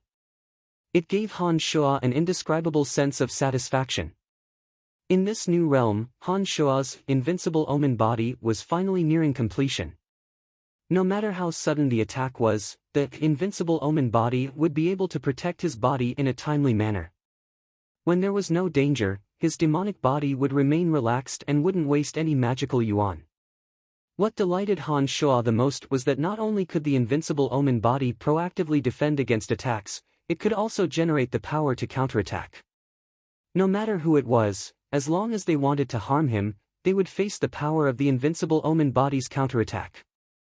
Han Shuo experimented on Romont, who had a relatively stronger body. Han Shuo sat cross-legged with his eyes closed, meditating and not thinking about anything else. He calmed his mind and gave Romont the opportunity to attack. Romont approached and suddenly attacked Han Shuo. When his ferocious attack landed on Han Shuo's body, an overwhelming force erupted from Han Shuo's body. Romont was sent flying by the rebounding force. His eardrums were ringing and he saw stars. As Han Shuo couldn't estimate the force of the counterattack, he didn't dare to go too deep and let Romont attack with all his might. But judging from the fact that Romont didn't dare to attack again after using the invincible omen body, Han Shuo reckoned that the force of the counterattack was not small. From this point of view, after reaching the Skybreak realm, not only did Han Shuo's state of mind and strength improve tremendously, he had also reached the mastery level of the invincible omen body. In the future, even if Han Shuo didn't have to be vigilant, he wouldn't have to worry about any sneak attacks. Anyone who dared to harm him, as long as they were weak, would fall into a trap of their own making and might even lose their lives in vain. During the year, Han Shuo spent his time laying out the pandemonium. The 5 elite zombies added many deadly demonic formations to the pandemonium. Perhaps it was due to Han Shuo's influence, or perhaps the 5 elite zombies had gained some enlightenment while laying out demonic formations, but all of them made breakthroughs and were on the verge of becoming high gods. The 5 elite zombies were different from others. Due to the unique energy within their bodies and the fact that they could form the pentaelemental undead formation, the pentaelemental undead formation would become even more terrifying as long as their strength increased. Every time the 5 made a breakthrough, it meant that the power of the pentaelemental undead formation would increase several-fold.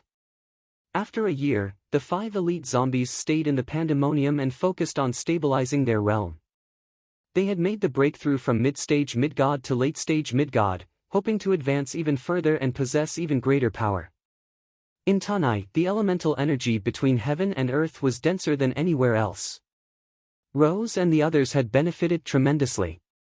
Many of the gods cultivating in the pandemonium had gained new insights into the mysteries of energy and made breakthroughs in their realms.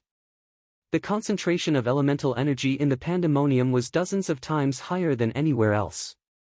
Not only did the elemental energy in the pandemonium increase the rate of elemental energy gathering, but they could also sense the changes in themselves. Even Rose seemed to be on the verge of a breakthrough. She stayed in the gymnasium for months at a time. Other than the 5 elite zombies, Rose had spent the longest time with Han Shuo. She had experienced many battles and battles. Every time she faced death, Rose would have a clearer understanding of herself.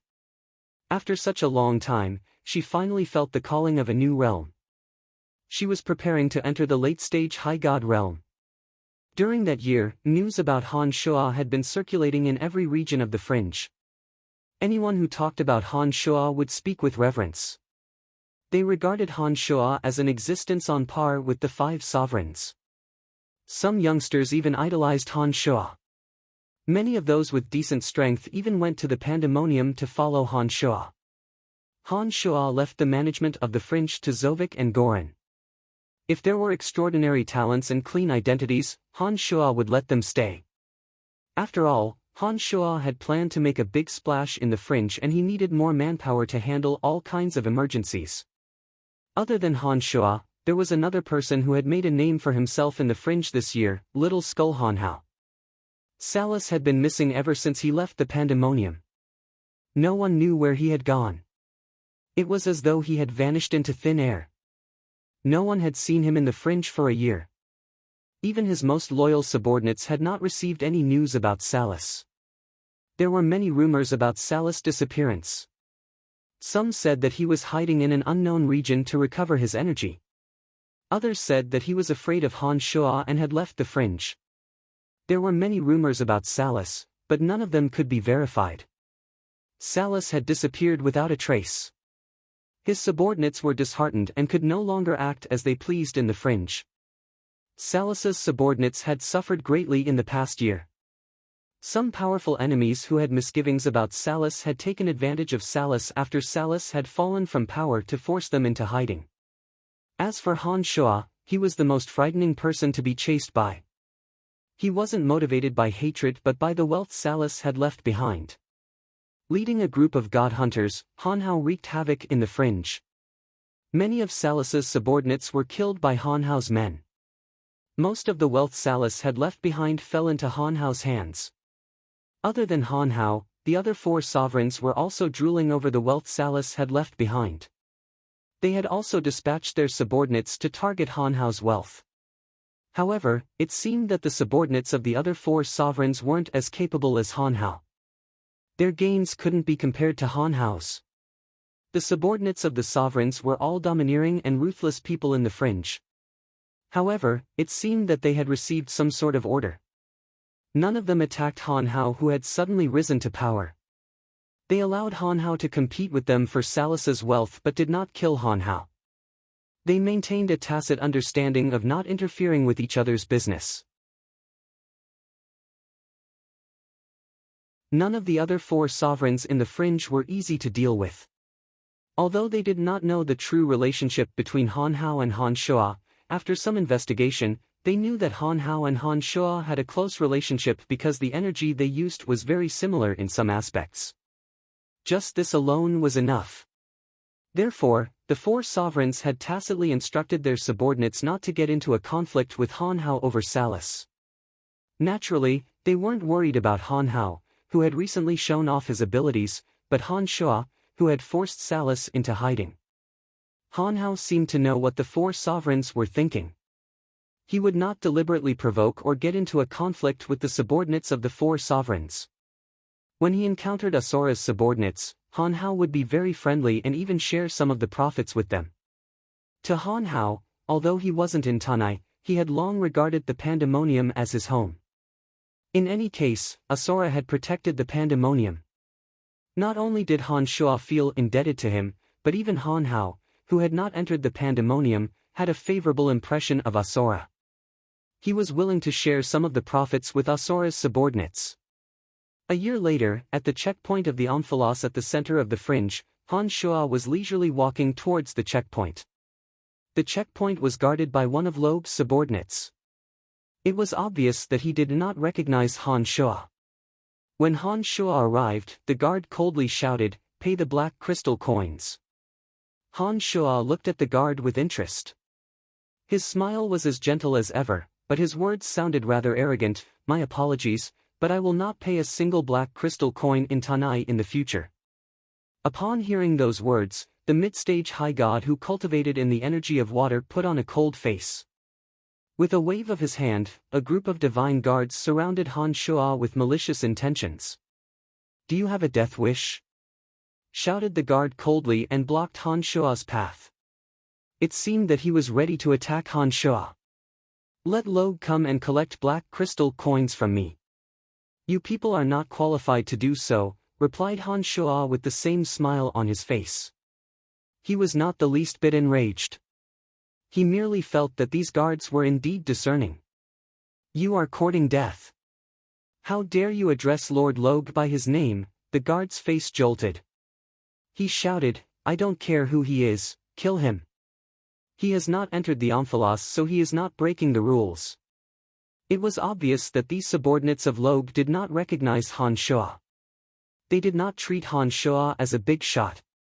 In their minds, anyone who entered the Omphalos would have to pay black crystal coins, except for the five sovereigns. These people knew the five sovereigns very well and they did not think much of it. All they wanted was to protect the dignity of Sovereign Logue. "You people are really courting death. You should know that the fringe is no longer the same as before. Other than the five sovereigns, there is another person that you absolutely cannot afford to offend." Even if Logue were to come personally, I think he would still let Brian enter the Omphalos courteously. At this moment, a chuckle came from the Omphalos as Haralai slowly walked out. Logue's subordinates did not know who Han Shuo was, but they knew that Haralai was a well-known leader in the fringe. The leader was rather surprised to hear Han Shuo's words. Then, he suddenly recalled someone and his face turned pale. He looked at Han Shuo in awe and asked, "Are you Mr. Brian?" Han Shuo smiled and did not answer his question. Instead, he asked, "I would like to know if you still dare to accept my black crystal coins." "Of course not." The guard's face was filled with fear. He hastily explained, "Our Lord has instructed that you are free to do whatever you want in the fringe. Our Lord will not interfere." Han Shuo chuckled and nodded. He said, "That's good then." After that, he leisurely walked into the Omphalos without even looking at the guard. Logue's subordinates stepped aside to make way for him. Their movements were respectful and their faces were filled with awe.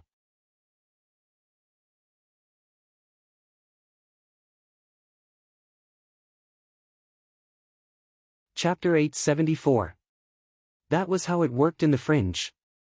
Whoever's fist was harder would have the final say. If it wasn't Han Shuo, but someone else who dared to be so arrogant as to refuse to pay the entrance fee, Logue's guards would have mercilessly slaughtered that person. They wouldn't even give Han Shuo a chance to enter the Omphalos. But when he recognized Han Shuo's identity, his attitude immediately changed. He knew that a person who could defeat Salas was not someone they could afford to offend. Even their master, Log, would not want to offend Han Shuo at this point in time. Therefore, they immediately put down their arrogance and respectfully made way for Han Shuo. Han Shuo knew that the rules in the pandemonium were determined by strength. He was not worried that Log's subordinates would have any ill intentions against him. He walked into the omphalos as though there was no one else around. Haralai followed closely behind Han Shuo. He seemed hesitant as though he had something to say but did not know how to start. When Haralai's subordinates looked at Han Shuo again, their faces were filled with reverence. They were even more respectful to Han Shuo than they were to Haralai. They secretly observed Haralai, hoping that their leader would be able to point them in the right direction. Hurry up and say it. We have already missed our chance last time. We can't afford to miss it again this time. Haralai's subordinates were secretly anxious. They signaled Haralai with their eyes, urging him to speak as soon as possible. Haralai was in a dilemma. He did not know if this was the right time to speak. After hesitating for a moment, Haralai finally made up his mind. He suddenly raised his voice and said, "Mr. Brian." Han Shuo was stunned. He looked at Haralai with a puzzled expression and asked with a smile, "What is it?" A year ago in the omphalos, you asked me to follow you.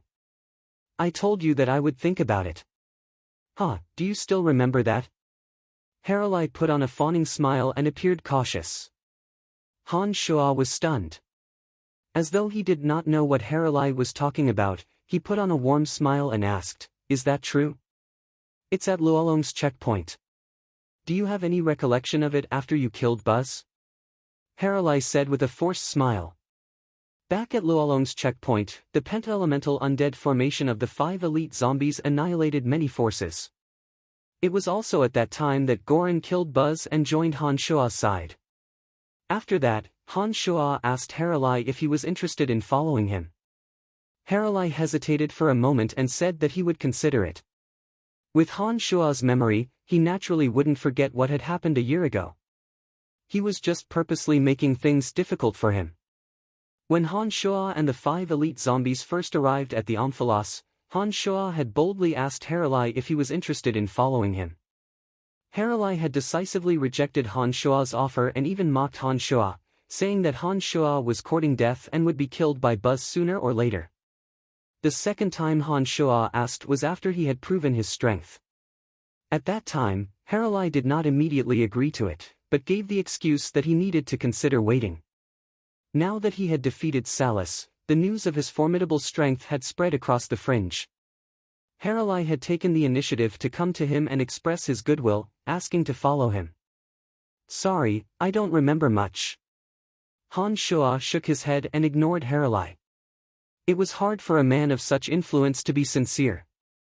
With Han Shuo's current status in the fringe, he wouldn't have to worry about recruiting subordinates. Haralai was no longer a threat to him. Watching Han Shuo leave, Haralai looked dejected. Of course, he knew that Han Shuo would never forget what happened a year ago. Han Shuo's explanation clearly showed that he looked down on him and resented his snobbish ways, which was why he refused to follow him. "My lord, what should we do?" "Sigh, if I had known this would happen, I would have agreed to it. There are too many people who want to follow him now. Our faction isn't the strongest in the fringe and we won't stand a chance in the future." Haralai's subordinates sighed in regret. What's so great about that?" Haralai's face was filled with anger after being rejected. He's not the only powerful expert in the fringe. He just took advantage of the fact that Salus had exhausted too much of his divine energy after the battle with Asura. Given my status in the fringe, I can survive even without following him. Haralai was obviously trying to make himself look good. Having been rejected by Han Shuo in front of so many of his subordinates, Haralai harbored a grudge against Han Shuo. Therefore, he was trying to regain his dignity by saying such harsh words. If he wasn't that powerful, why would you choose to follow him? Haralai's subordinates' eyes flickered. They secretly despised Haralai's words, but none of them dared to voice it out. In their eyes, Haralai obviously lacked foresight. If Haralai could understand the situation and decisively agreed to follow Han Shua a year ago, they wouldn't be in this situation today. Haralai was short-sighted and did not dare to admit it. Instead, he harbored hatred and even thought of revenge. In the eyes of Haralai's subordinates, Haralai was digging his own grave. Han Shua did not take Haralai seriously at all. He walked past the omphalos and stopped thinking about it. After entering the omphalos, Han Shua stopped a random person and asked smilingly, "Excuse me, where are the 10 sovereign shops owned by Sovereign Salus?" Salus, ever since he disappeared without a trace, his 10 sovereign king shops have been temporarily taken over by the other 4 sovereigns. Sovereign Tyre has 4 sovereign shops and the other 3 sovereigns have 2 sovereign shops each. Now, even the direct subordinates of Sovereign Tanai and Salus have to pay black crystal coins to enter the sovereign shops. The situation has changed. Han Shua was stunned. He thought that Tyre, Asura, and the others were really quick to act. They had already taken over all the sovereign shops owned by Salus. It seemed that if Han Shua wanted to get his hands on those sovereign shops, he would have to rob them. Han Shua hesitated. He wondered if he should seize the sovereign shops from the other sovereigns. After thinking for a moment, Han Shua gave up on the idea. Han Shua, who had just entered the Skybreak realm, was confident that he could defeat any one of the other sovereigns. However, if the other sovereigns were to gang up on him, Han Shua did not think that he could handle them all. This was especially true for Tyre, who was said to possess unfathomable strength. Before Han Shua had seen Tyre in person, he did not want to take the risk of making everyone his enemy. After thinking for a moment, Han Shua decided to take the long view and take them down one by one. Han Shua did not waste any more time talking to the sovereign shop that Asura had ceded to him. Ever since Asura handed the sovereign shop to Han Shua had turned it into a shop for his Celestial Pearl Pharmacy. The pharmacists from Ethereal City had provided the Celestial Pearl Pharmacy with enough medicines to sell. However, as Han Shua had been busy with the pandemonium, he did not have time to personally refine the medicines for sale. Therefore, the Celestial Pearl Pharmacy's business wasn't particularly flourishing. The reason why the Celestial Pearl Pharmacy was so popular in other cities was that Han Shua's medicines were unimaginable. However, some of the medicines sold in the Celestial Pearl Pharmacy could be bought in other shops. There was nothing special about them. Naturally, those who came to the omphalos would not sell their medicines. In Tanai, there were all kinds of poisons and pharmacists everywhere. After coming to the fringe, these crazed pharmacists, who were not accepted by the 12 divine dominions, focused their research on extremely vicious and exaggerated pharmaceutics. Each and every one of them was a genius in this field. The medicines they refined were far more bizarre and had a wider range of uses than the Celestial Pearl Pharmacy. Since the fringe did not forbid such research, it naturally did not forbid others from using their medicines. Without the medicines refined by Han Shua, the medicines refined by ordinary pharmacists could not be compared to the medicines refined by the sovereign shops. If it wasn't for the fact that the sovereign shops did not have to pay exorbitant taxes, they might not even have survived. When Han Shua arrived at the sovereign shop, he discovered that although the sovereign shop was large and had a dazzling array of medicines on sale, there were only a few customers. It was obvious that the goods here were not as attractive as those in other shops.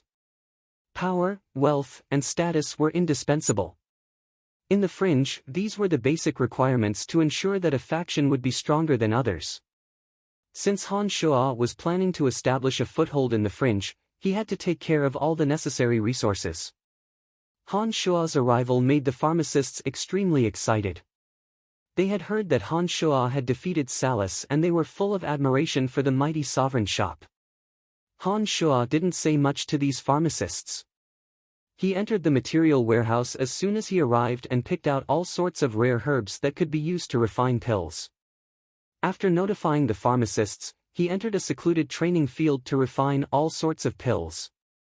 Stock after stock of medicinal herbs were placed into the 9 tessellation cauldron. Strands of demonic yuan flowed through the veined patterns of the 9 tessellation cauldron. Balls of scorching flames gently lifted the 9 tessellation cauldron.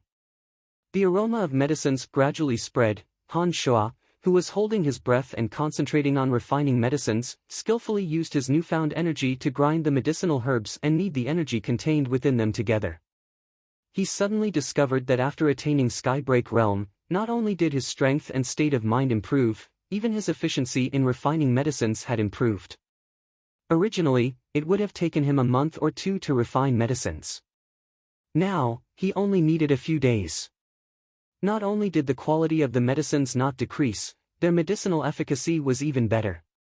In addition, Han Shuo, who had put all his attention on refining medicines, discovered that his demonic yuan was flowing smoothly and steadily. He could even feel the gradual increase in demonic yuan. This made Han Shuo realize that as long as he could truly calm his heart and cultivate, his demonic yuan would grow at a much faster rate than before. 10 days later, a total of more than 2,000 medicines were successfully refined. The medicines refined by Han Shuo were as smooth as pearls. They shone with a beautiful luster and emitted a rich fragrance that refreshed the mind. Master, there are many people outside who want to buy medicines. They have all smelled the fragrance of the medicines. Also, many pharmacists from the fringe have rushed over, requesting to see you. A pharmacist hurried in and reported to Han Shuo, who had just completed his task. Just in time. Han Shuo laughed heartily and walked out of the pill refining room.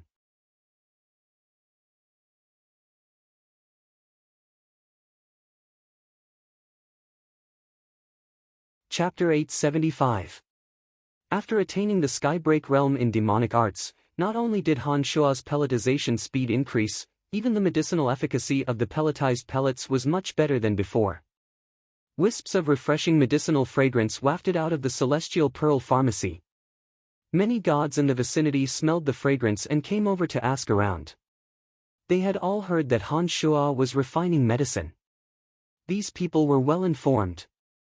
Many of them had learned about the miraculous medicines refined by Han Shuo from the other dominions. As soon as they heard that the one refining the medicines in the Celestial Pearl Pharmacy was Han Shuo, they swarmed over, wanting to be the first to buy the medicines in Han Shuo's hands.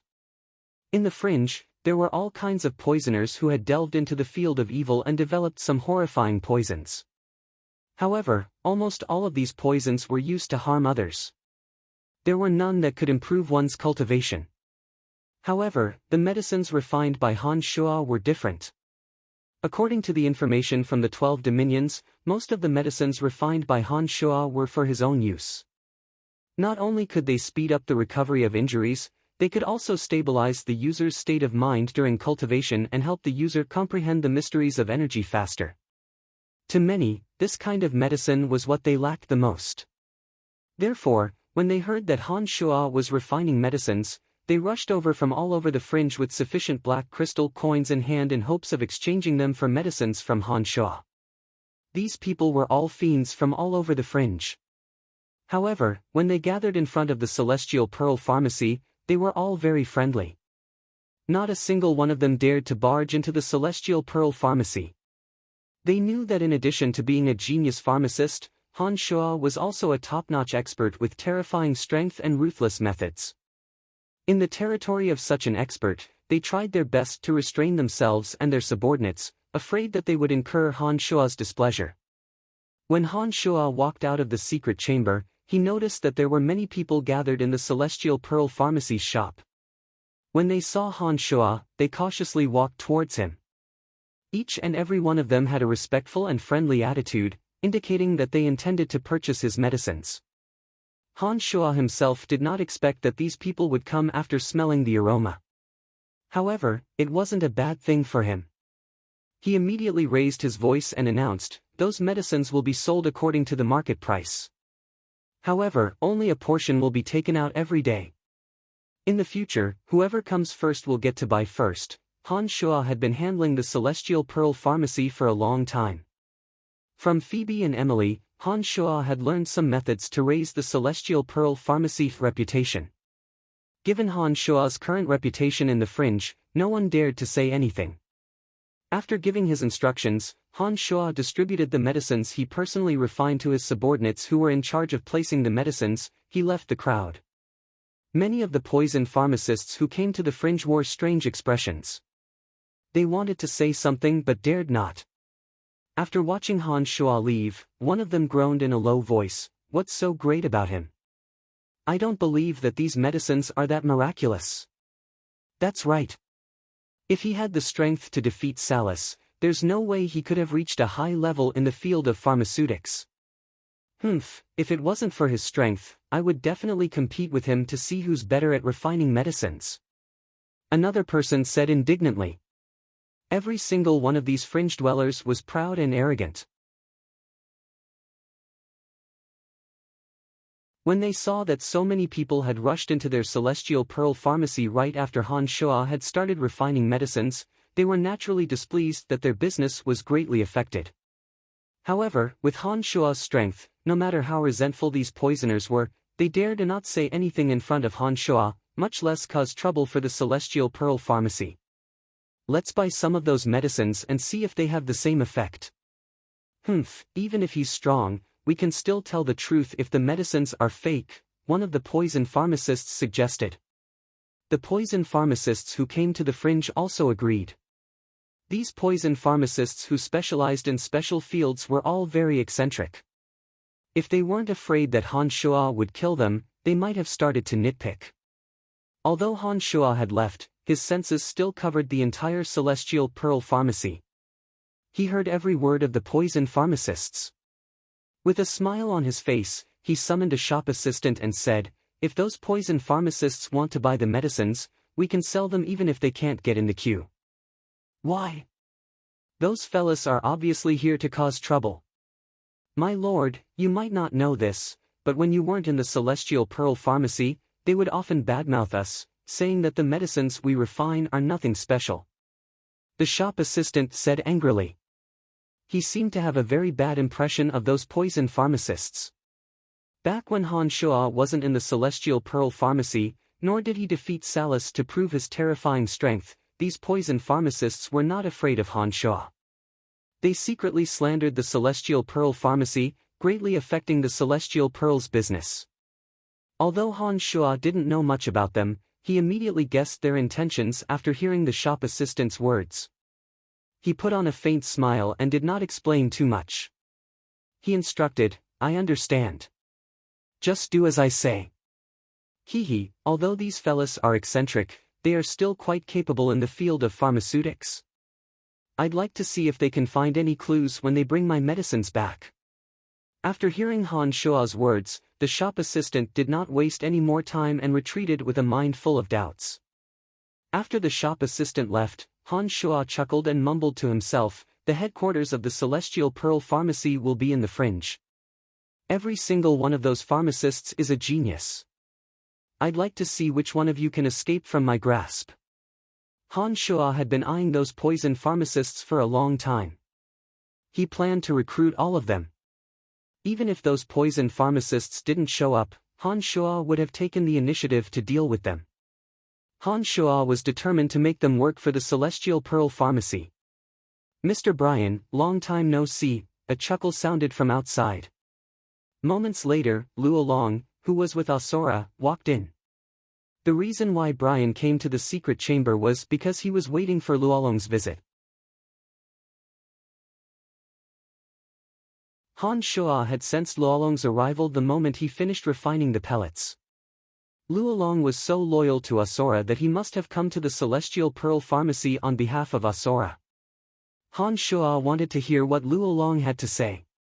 "Oh, it's you, Luolong. What brings you here?" Han Shuo said to Luolong warmly after letting out a long laugh.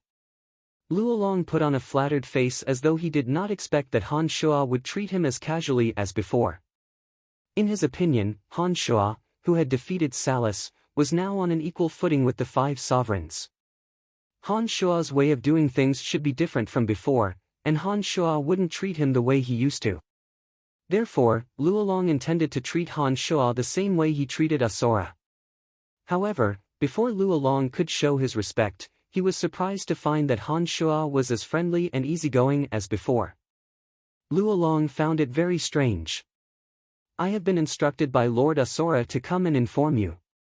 Luolong smiled and explained in a respectful tone, "Salus has disappeared without a trace. The 10 sovereign shops under his control have all been divided up. You weren't in the Omphalos at that time, so you didn't get any benefits. Lord Asura believes that you are now strong enough to take control of the Omphalos. Recently, he has been negotiating with the other sovereigns, hoping that the other 3 sovereigns will cede some of their profits to you so that you can replace Salus in the Omphalos. However, it's not an easy matter and there hasn't been any progress." Han Shuo looked at Luolong smilingly and nodded. "Luolong, please thank Lord Asura for me." I really don't know what else I can do for him to help me so much. I came here to tell you that Lord Asura is going to give you the 2 sovereign shops we acquired. Well, they belong to Salus anyway. Lord Asura believes that you are strong enough to replace Salus in the Omphalos. If you want to establish a foothold in the Omphalos, you have to have something in your hands, said Luolong smilingly. Han Shuo was stunned. He did not expect that Asura would be willing to pay so much just to build a good relationship with him. In Han Shuo's eyes, Salus's belongings should belong to him after he left. It was not Han Shuo's style not to take advantage of an opportunity. Han Shuo was overjoyed. He hastily said, "Thank you so much, Asura." I really don't know how to thank him. What is this Asura trying to do? Is he going to continue using me as a tool? Han Shuo put on a smiling face, but he was cursing in his mind. There are hundreds of thousands of shops in the Omphalos. If you want to establish a foothold in the Omphalos, you will need the approval of the sovereigns and at least half of the shop owners. Only when these 2 conditions are met can you become the new owner of the Omphalos. Lord Asura sent me here to tell you this, reminded Luolong. Han Shuo nodded smilingly and said, "Thank you. I know what to do." I don't think the shop owners will have any objections. As long as I can convince the other 3 sovereigns, there shouldn't be any problems. Those shop owners who were loyal to Tanai did not possess any formidable strength. It would be a miracle if they dared to resist a fiendish Han Shuo. But after hearing Luolong's words, Han Shuo realized that there must be something fishy going on. The other 3 sovereigns might have instructed the shop owners to oppose him. That way, the other 3 sovereigns could avoid offending Han Shuo immediately and also prevent Han Shuo from entering the Omphalos for the time being. The shop owners of the Omphalos were all in the Omphalos. If Han Shuo decided to attack the shop owners, he would be making an enemy of the 4 sovereigns of the Omphalos. That way, Tyre, Log and Wasis could at least find an excuse to deal with Han Shuo. Han Shuo had a rough idea of what the other sovereigns were thinking. He sneered in his mind and tried to think of a way to deal with them.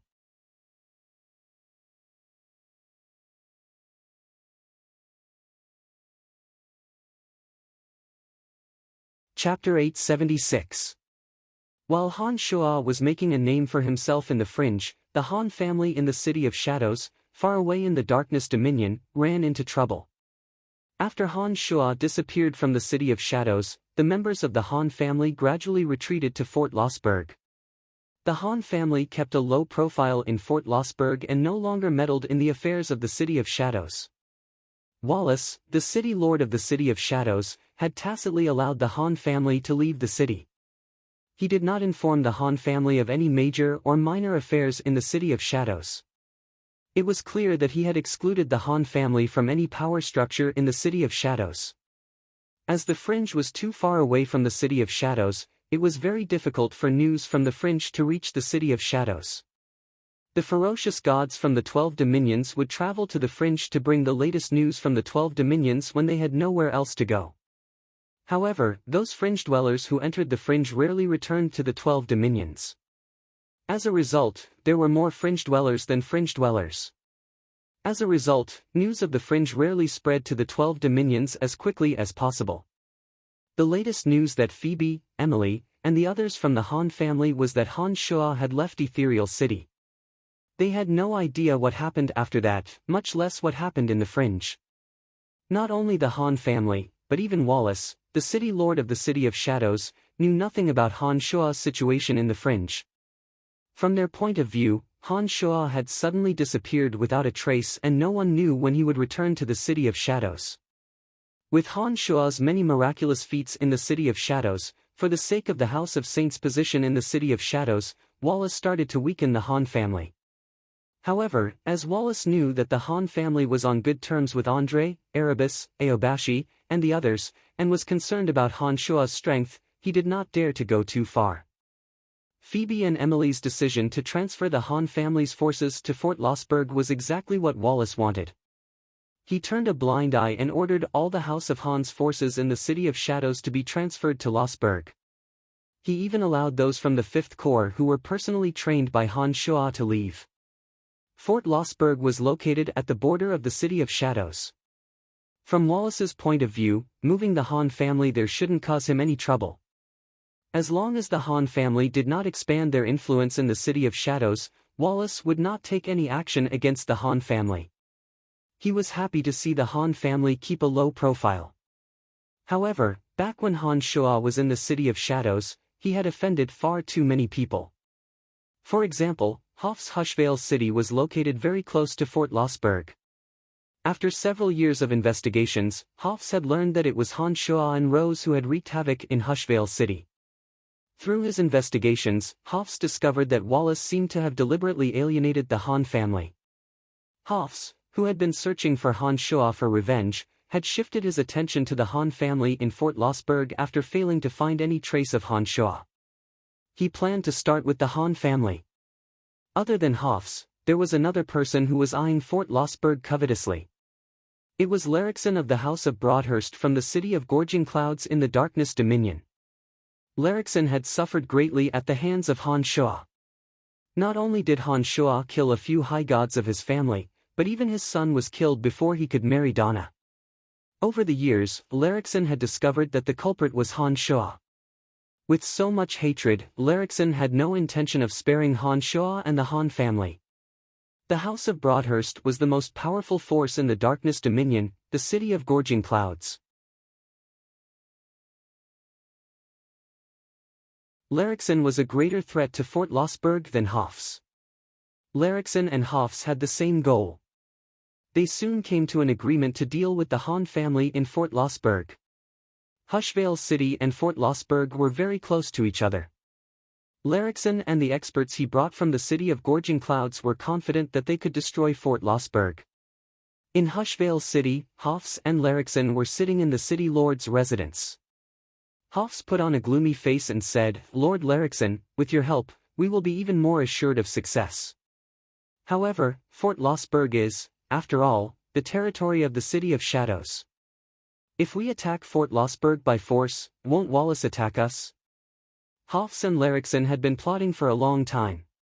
The two were confident that they had the strength to annihilate the Han family in Fort Lossberg. The only threat they had now was not the Han family, but Wallace, the city lord of the City of Shadows. No matter what, Fort Lossberg belonged to the City of Shadows. If they were to invade Fort Lossberg and attack the House of Han, it would be a provocation to the City of Shadows. This could very well lead to a war between cities.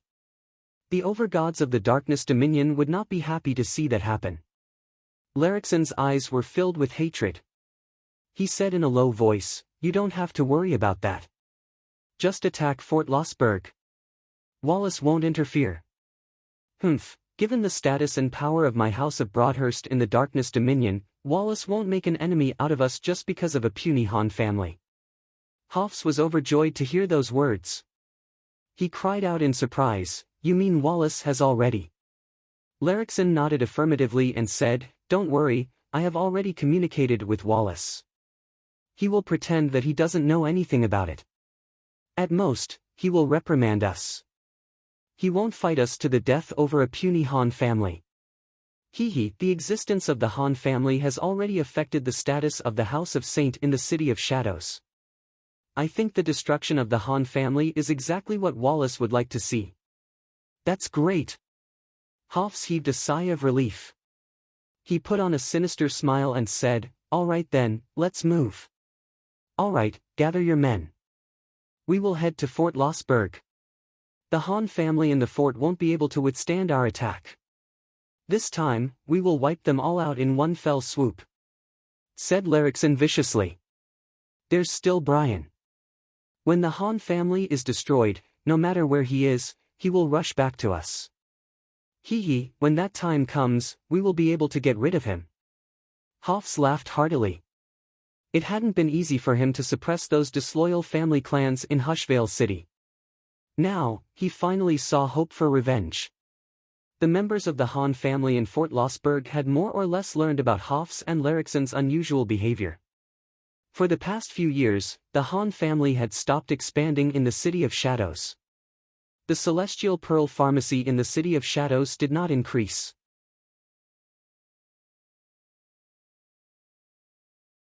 They also stopped participating in the affairs of the City of Shadows and kept a low profile. However, the Han family had been growing stronger in the dark. Although the Han family had stopped expanding in the City of Shadows, the Celestial Pearl Pharmacy had formed an alliance with many large family clans in the Death and Destruction Dominions.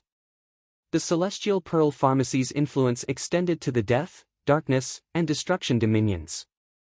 With enough black crystal coins to support them, the Han family was able to recruit even more experts. Before Han Shua left Fort Lossberg, not only had the 8 Desolation and Torment formation been fortified, but it had also been restored. Over the years, an endless stream of disciples of the Han family had entered the 8 Desolation and Torment formation to cultivate. The overall strength of the Han family had rapidly increased.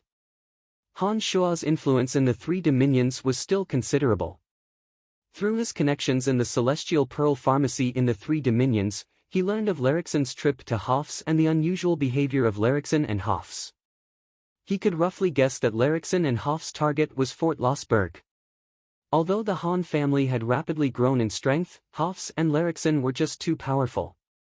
Hofs was the ruler of Hushvale City and Larixen was the younger brother of the Broadhurst Patriarch. If the two were to join hands and attack Fort Lossberg, the Han family would be utterly annihilated. Phoebe, Emily, Ermike Cotton, Statholm, Sanguiner, Bollins, Gilbert, and other high-ranking members of the Han family gathered in the Han family's meeting hall in Fort Lossberg to discuss how to deal with Hofs and Larixen. It is said that when Larixen went to Hushvale City, he brought 3 high gods of the Broadhurst family with him. Larixen himself possesses late-stage high god strength. This fella is too terrifying. Hofs is the city lord of Hushvale City. If he comes, he will surely bring a large number of Hushvale City divine guards with him. With our current strength, we won't be able to deal with them, said Emily worriedly as she looked at the few. The Han family had no idea how to deal with these 2 formidable forces. It was impossible for the Han family to gain the strength to deal with an entire city in just a few years. They did not know how to deal with the formidable threats of Hofs and Larixen. Sigh, it's a pity that Master isn't here. If Master were here, those 2 would be in serious trouble. Sighed Gilbert. In his mind, Han Shua was an invincible existence. Although Larixen and Hofs were powerful, they had suffered greatly in the hands of Han Shua. It was obvious that they were far inferior to Han Shua. If Master is really here in Fort Lossberg, I doubt that those 2 would have the guts to come here, shouted Sanguiner coldly. His eyes turned crimson red and wisps of blood mist visible to the naked eye started to seep out from his body. It appeared that his strength had once again increased by leaps and bounds. Brian isn't here. We can only rely on ourselves. Stratholm the old monster furrowed his brows and said, "First of all, we must never leave Fort Lossberg. Inside the fort, we still have something to rely on and can wait for our enemy to exhaust himself. But once we leave the fort, we won't be able to deal with those 2. Statholm remained calm and continued, also, send someone to inform Erebus, Aobashi, Carmelita, Andre, and the others about the situation here. These people are close to us. If they receive the news, they will not sit idly by. As long as they can get to Fort Lossberg, our chances of winning will greatly increase. All right, I'll send someone to inform them right away." Phoebe immediately nodded in agreement. She dispatched her men and Fort Lossberg became bustling with activity. Many figures quietly left Fort Lossberg to fight for the survival of the Han family.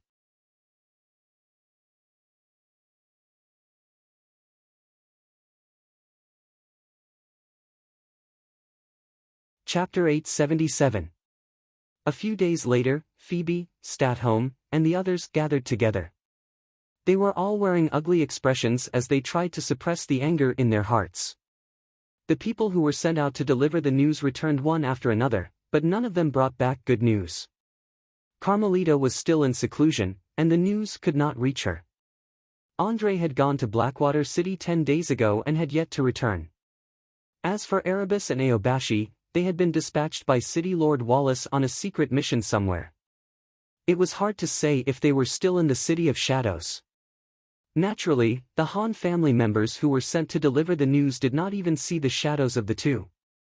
Carmelita, Andre, Erebus, and Aobashi, the four people who were closest to the House of Han, had disappeared without a trace as if they had agreed to meet at such a sensitive time. This caused Phoebe and the others to feel gloomy, not knowing what they should do.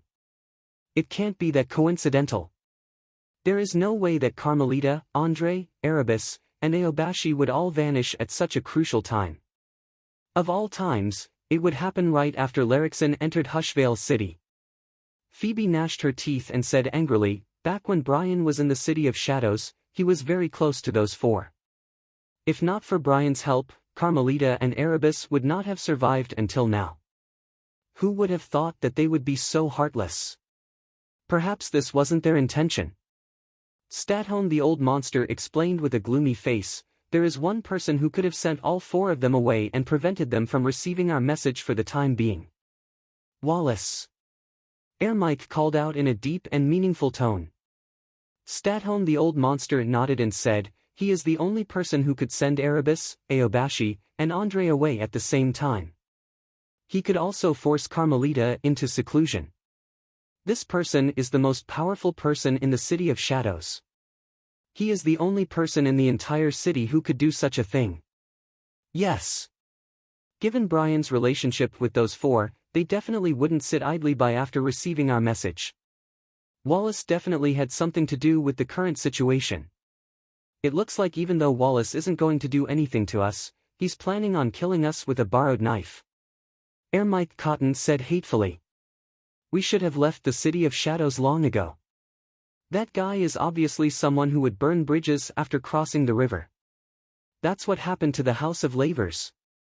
Gilbert shouted loudly, in my opinion, we should just fight with that despicable person first. I hate this kind of person who plays dirty behind the scenes the most. No. Statholm shook his head and said, Larixon and Hoffs are already too much for us to handle. Even if we know that Wallace is behind all this, we can't show it now. Let's wait for Brian's news. We can't even protect ourselves now, so we can't make another strong enemy. Then what should we do? Gilbert sighed, his face full of frustration. Let's hold on for now. Don't worry, I have already contacted a few major family clans in the Death and Destruction Dominions. Although Wallace wants us dead, our business partners don't want to see anything happen to us.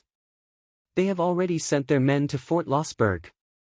As long as we can hold on until reinforcements arrive, we will be able to leave the City of Shadows. Emily forced a smile and consoled. Over the years, the Celestial Pearl Pharmacy had cooperated with some family clans in the Death and Destruction Dominions.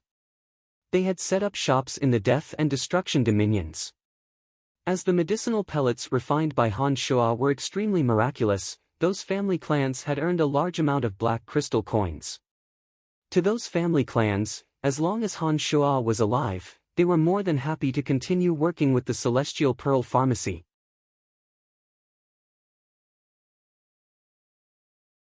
Therefore, when Emily informed them of their predicament, those family clans immediately announced that they would send their men to the City of Shadows in the Darkness Dominion to help them leave Fort Lossberg. That's great news. Statholm the old monster nodded gratifyingly and said, then we should start preparing. Since Wallace wants to kill us with a borrowed knife, we really can't stay in the City of Shadows any longer. Right, let's move our assets and materials out of the City of Shadows as soon as possible and get ready to leave Fort Lossberg. Before our allies arrive, we will have to stay in Fort Lossberg and defend against them using the formations in the fort. Don't worry, His Lordship has spent a lot of time and effort setting up the fort.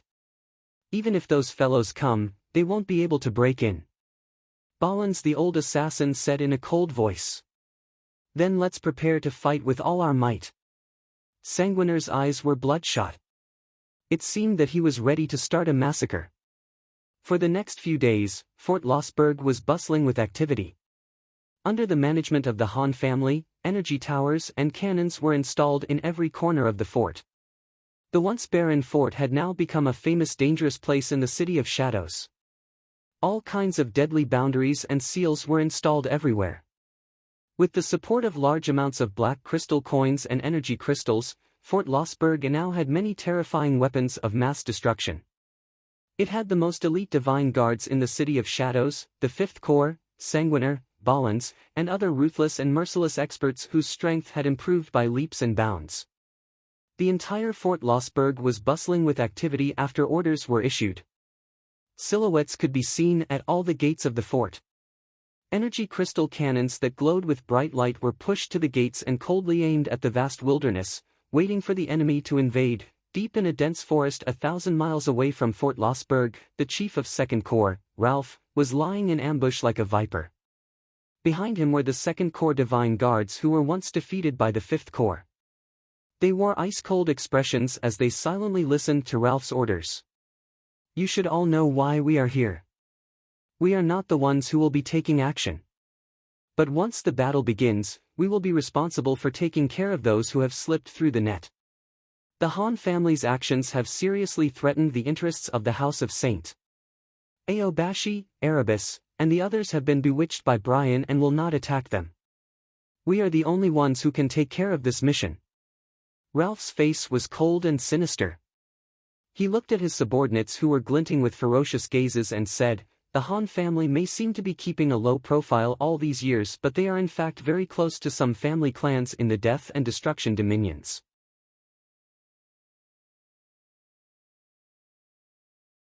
They have established branches of Celestial Pearl Pharmacy in the Death and Destruction Dominions. They are getting stronger and stronger. If we don't eliminate them now, we won't have another chance in the future. Don't worry, my lord. The existence of the Fifth Corps has seriously threatened the survival of our Second Corps. Regardless of the reason, we will annihilate the Fifth Corps and the Han family from the City of Shadows, said one of the subordinates in a sinister face. After taking a short pause, he hesitated for a moment before he continued, but that Brian is nowhere to be found. He is so powerful. If one day he learns of what we have done, wouldn't it be inappropriate? Many people's faces jolted at the mention of Han Shua. Although Han Shua was not in the City of Shadows for the past few years, those in the City of Shadows could not forget what he had done. In their hearts, Han Shua was an expert second only to City Lord Wallace. As long as Han Shua was alive, he would always be a threat to them. Ralph's face turned cold and he said, What are we afraid of? The City Lord is the most powerful existence in the City of Shadows. Even if he learns of what we have done, the City Lord will protect us. Don't worry, no matter what happens, the City Lord will take care of it for us. Although the subordinates were still apprehensive after hearing Ralph's words, they did not say anything else. They all knew Ralph's temperament and knew that there was a grudge between Ralph and Han Shua. They did not dare to make Ralph unhappy at this critical moment. The group of Second Corps Divine Guards led by Ralph were secretly hiding in a secluded corner of Fort Lossberg. As soon as they heard the cannons from Fort Lossberg, they would immediately disperse and annihilate any member of the Han family that walked out of Fort Lossberg. In another direction, Larrickson and Hoffs were stealthily approaching Fort Lossberg with several groups of troops. Although the experts of Hoff's family clan had suffered significant losses, he was, after all, the City Lord of Hushvale City.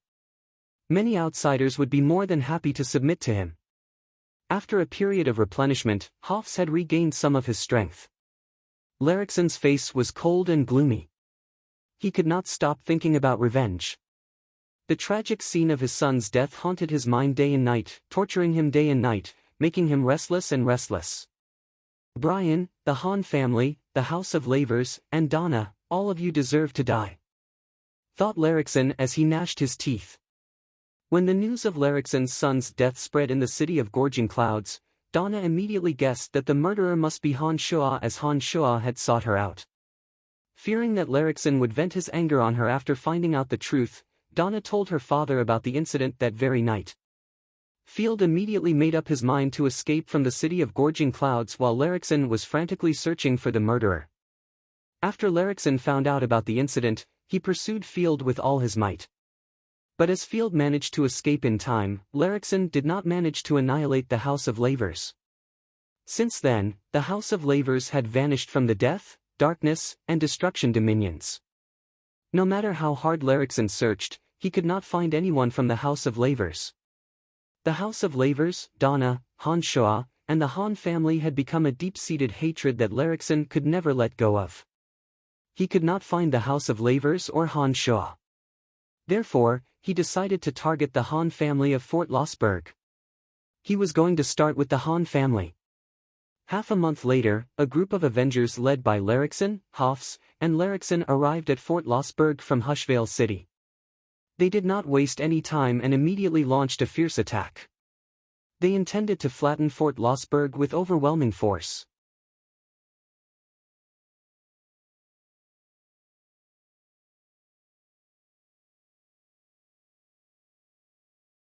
Chapter 878.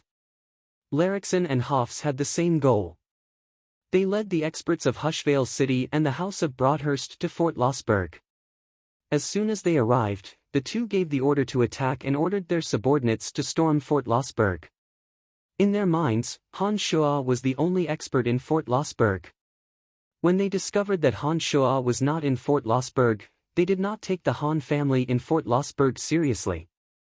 The two had the most elite divine guards of Hushvale City and high gods of the House of Broadhurst. Larrickson and Hofs also possessed late-stage high god strengths. Even the House of Kinson and the House of Kisa that had stood proudly in the City of Shadows for many years, let alone the House of Han in Fort Lossberg, would not be able to withstand such a ferocious attack. Outside of Fort Lossberg, Larrickson and Hofs wore cold and gloomy expressions as they looked at their subordinates flying towards Fort Lossberg. They didn't care about anyone from the House of Han except Han Shoa at all. They felt that they had already given the House of Han enough face by coming here in person. Before a super expert appeared, the two of them would never lower their statuses and personally make a move. The human figures flew towards Fort Lossberg. Each and every one of them was howling wildly and ferociously. The divine weapons in their hands were overflowing with astonishing divine energy. They appeared to be brimming with confidence and thought nothing of Fort Lossberg. All of a sudden, thunderous explosions sounded from within Fort Lossberg.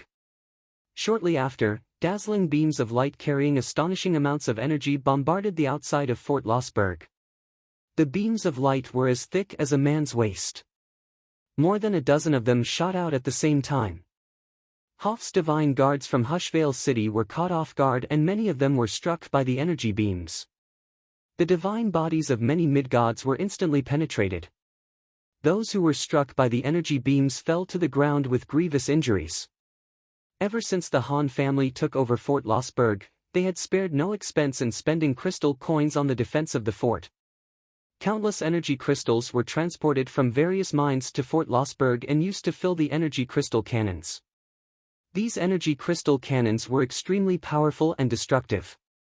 With enough energy crystals, they could unleash as much power as a high god.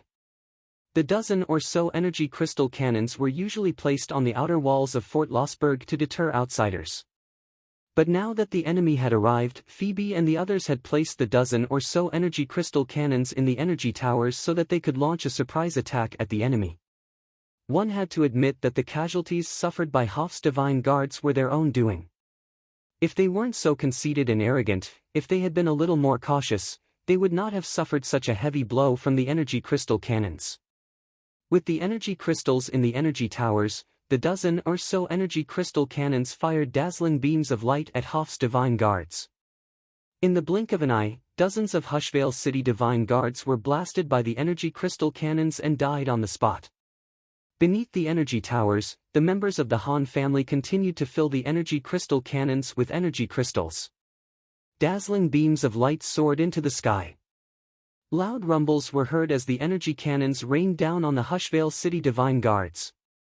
One after another, human figures fell from the sky. Severed limbs and blood rained down from the sky. The entrance to Fort Lossberg was dyed crimson. Be careful. Spread out. Hofs did not expect that a puny little Fort Lossberg would possess so many energy crystal cannons and so many energy crystals. He was so angry that he yelled at the top of his lungs. The energy crystal cannons were very expensive.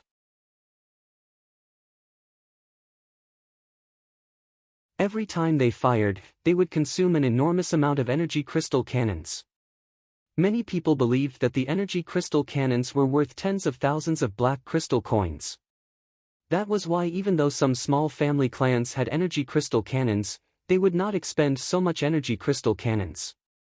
But what they did not know was that the Han family of Celestial Pearl Pharmacy was able to rake in an astonishing amount of profits every year due to its branches in the Death, Destruction, and Darkness dominions. The Han family was now filthy rich and they could afford to consume such an enormous amount of energy crystal cannons. Due to Hof's miscalculation, nearly 100 Hushvale City Divine Guards were killed in just a few moments. That was equivalent to an entire company of Divine Guards. The energy crystal cannons did not stop firing. They fired at the human figures flying above Fort Lossberg and at the enemies stationed at the Fort Lossberg in the distance. Beams after beams of burning energy crystal cannons bombarded the Hushvale City Divine Guards. Hof's shout was drowned out by the deafening explosions of the energy crystal cannons. His Divine Guards continued to charge towards Fort Lossberg without a care for their own safety. But this time, they had learned their lesson. They spread out and kept a large distance between each other. With that, the dozen or so energy crystal cannons could no longer be as arrogant as before. Under the continuous bombardment, only 20 or so Hushvale City Divine Guards fell from the sky. The Hushvale City Divine Guards finally flew into the sky above Fort Lossberg and landed on the ground. The first Divine Guard to land suddenly jolted. He discovered that he was stopped by an invisible barrier. He could not enter Fort Lossberg at all. But just as he was about to get up, he discovered that the invisible barrier suddenly exerted a strong pulling force on him. He could not control his body and began to sway in the sky above Fort Lossberg. It was at this moment that an energy crystal cannon shot into the sky and bombarded the Divine Guard, turning him into mincemeat. After him, 15 people successively fell from the bombardment of the energy crystal cannons, but without exception, they were all blocked by the barrier formed by the energy towers. Similarly, more and more energy crystal cannons shot into the sky. Those unfortunate Divine Guards who fell into the barrier were struck by the crystal cannons and died on the spot. Both the energy crystal cannons and the energy barrier were powered by the energy provided by the energy crystals in the energy towers. Therefore, the energy from the energy crystal cannons could not be hindered by the energy barrier at all. That was also the reason why the Hushvale City Divine Guards were so confident in charging into Fort Lossberg. As a result, they tasted the bitter fruit. Every single Divine Guard that dared to charge into Fort Lossberg was killed.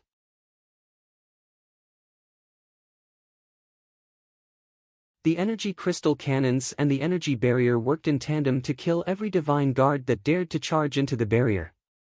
In just the blink of an eye, dozens of Divine Guards were killed. They died horrible deaths. "All of you, get back here," shouted Hofs furiously as he hovered in midair. It was too late for Hofs to shout. Most of the intruders had been killed. Many of them realized that things were not going well for them and decided to stay where they were. Before they even entered Fort Lossberg, Hofs had lost more than 150 of his subordinates.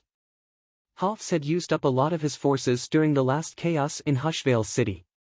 Recently, he had managed to deter a few other family clans with ill intentions. The death of his Divine Guards caused him great heartache. He was worried that if this continued, those family clans would start plotting against him again after learning that he had lost even more of his forces. City Lord, with both the energy crystal cannons and the energy barrier protecting Fort Lossberg, this is going to be difficult. We have been too impulsive. It seems that the Han family is truly wealthy.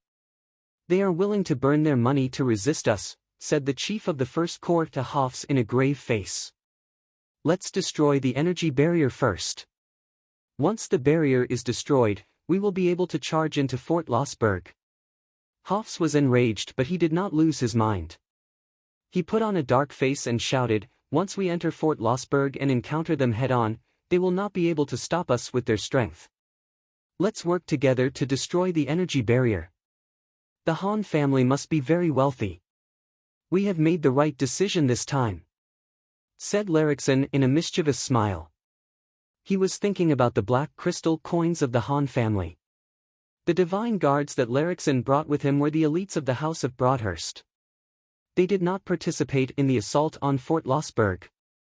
Although Hofs had lost 100 or so divine guards, Larixon and his subordinates were unharmed. Therefore, while Hofs was cursing and swearing, Larixon could leisurely think about how to divide the black crystal coins of the Han family. Upon hearing Larixon's words, Hofs' eyes lit up. He looked at Fort Lossberg greedily and said, "That's right. For the Han family to be able to provide so many energy crystals, they must be very wealthy. I have long investigated and found out that many family clans in the abyss of death and destruction have business dealings with them. God knows how many crystal coins they have earned from the Celestial Pearl Pharmacy over the years. If we can get those crystal coins, we will be able to make up for the losses of my subordinates." Larixon shot a glance at Hofs but did not say anything. He seemed to be plotting something. "Let's attack Fort Lossberg together. Every time the energy barrier on the fort withstands a wave of our attacks, it will cost tens of thousands of black crystal coins. Let's see how many waves the energy crystals in the energy towers can withstand," shouted Hofs as he waved his hand. Following Hofs' command, the divine guards of Hushvale City started bombarding Fort Lossberg with their divine energy and divine weapons from a distance. Beams of colorful divine energy landed on Fort Lossberg like meteors. All sorts of bizarre divine weapons with astonishing penetrative power whizzed out and bombarded the fort. "Hold them off. Damn it, we have a lot of crystal coins. When those bastards get in, they will surely rob the energy crystals in the energy towers. Fill them up. Don't leave any for them. At the very least, it will consume their divine energy. When they arrive at the Han family, we will show them what we're made of," shouted Dark Dragon Gilbert from Fort Lossberg. He instructed the divine guards of the Han family to place the sparkling energy crystals into the energy towers.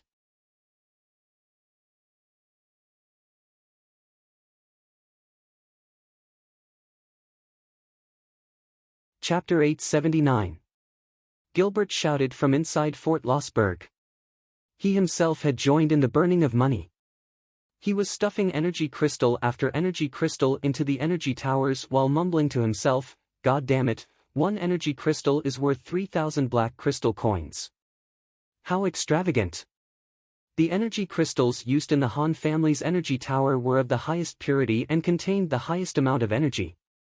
These energy crystals could provide a huge amount of energy, allowing the energy tower to support the energy crystals and the energy barrier, which cooperated with the attack of enemies.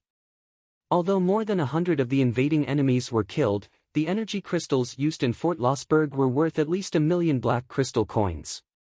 To some small family clans, 1,000,000 black crystal coins was an enormous sum. Their tax revenue and profits for several years might not even be worth 1,000,000 black crystal coins.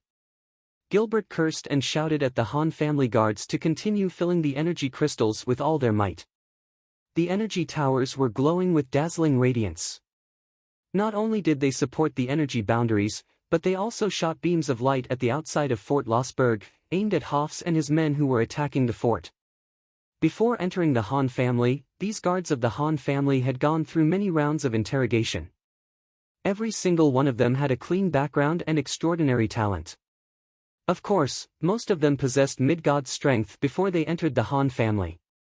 Once they entered the Han family, with the enormous financial support of the Han family, they would first be provided with the most suitable divine weapons and divine armors. Then, they would be sent to the 8 Desolation and Torment formation to temper themselves. After exiting the formation, they would be personally trained by Balance and the others. After going through many rounds of tempering, every single one of these guards possessed strength that could not be underestimated. They had tenacious minds and were calm in their actions. They would never drop the ball at a critical moment. With them in charge of filling and operating the energy crystals, they were much more efficient than the other divine guards in the City of Shadows. Not only did those energy crystal cannons possess incredible firepower, but they also had a long range. Under the bombardment of the energy crystal cannons, Hoff's subordinates were thrown into confusion. Many of them were struck by the energy crystal cannons and killed outside Fort Lossberg. Every bombardment from Fort Lossberg was burning money. Using the wealth and energy crystals they had, the 30 or so soldiers on Fort Lossberg's side were able to keep the invaders led by Hoffs and his men at bay. Spread out. Damn it! Don't you know that those energy crystal cannons have a long range? Hoffs couldn't help but yell and curse when he saw that more and more of his subordinates were dying. He ordered them to distance themselves from each other. Larixon and the high gods of the House of Broadhurst had no choice but to expend their divine energy to form a boundary to protect the area they were in. Larixon and the high gods were all respected characters in the City of Gorging Clouds. Naturally, they would not hide like Hoffs and his followers. For the sake of their reputation, they had no choice but to consume the divine energy in their bodies to resist the energy blasts that were falling from the sky. The battle was in a stalemate. One side was powerful while the other side had sufficient financial resources. Just like that, the battle continued. It was obvious that Fort Lossberg was on the losing side. The number of energy crystals they could carry was limited. They had used up too many of their energy crystals to withstand the high-intensity attacks. Gradually, they discovered that they were running out of energy crystals.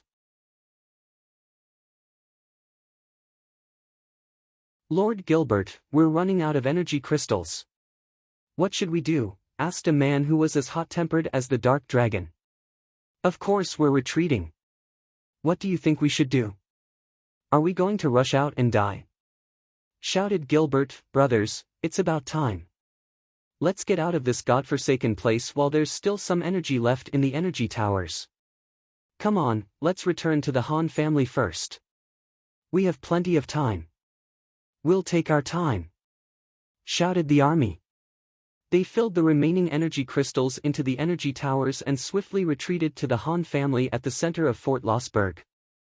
Not a single one of them hesitated. It was as though they had been trained in this field before. All the energy crystals in the area had been stuffed into the energy towers. There was nothing of value left in the vicinity. In the blink of an eye, not even a shadow of the army could be seen. Although they had already left, the energy towers were still firing beams of light at the enemies outside Fort Lossberg due to the support of the energy crystals. In just a short while, a few dozen of Hoff's subordinates had been struck by the energy crystal cannons. Even Larixon and the experts of the Han family had exhausted a significant amount of their divine energy to maintain the energy barriers. Gradually, the energy crystal cannons inside Fort Lossberg calmed down. They listened carefully and discovered that the fort was completely silent. There were no signs of the attacks. Let's go in. There's no one left, said Larixon calmly to Hoffs after carefully sensing for a moment. Hoffs had also noticed the anomaly inside Fort Lossberg even without Larixon's warning. But this time, Hoffs was much more cautious. He pointed at one of his subordinates and instructed, "Go in and see what's going on." The subordinate felt bitter but he dared not show it. He nodded and went into the fort.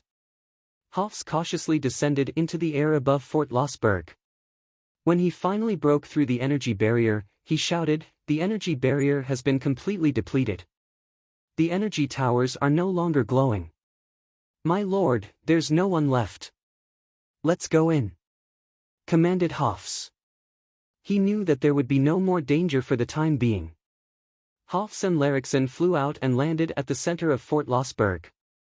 As soon as Hofs and Larixen entered the fort, they immediately looked around with glistening eyes as though they were looking for something valuable. Hofs rolled his eyes and cursed, "Damn it, there's nothing left.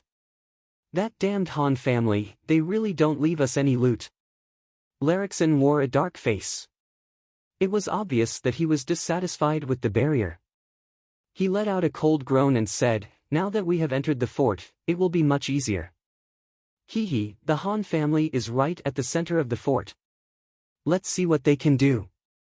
"Hofs, don't worry. I'm certain that the Han family has what you want. I can't wait any longer."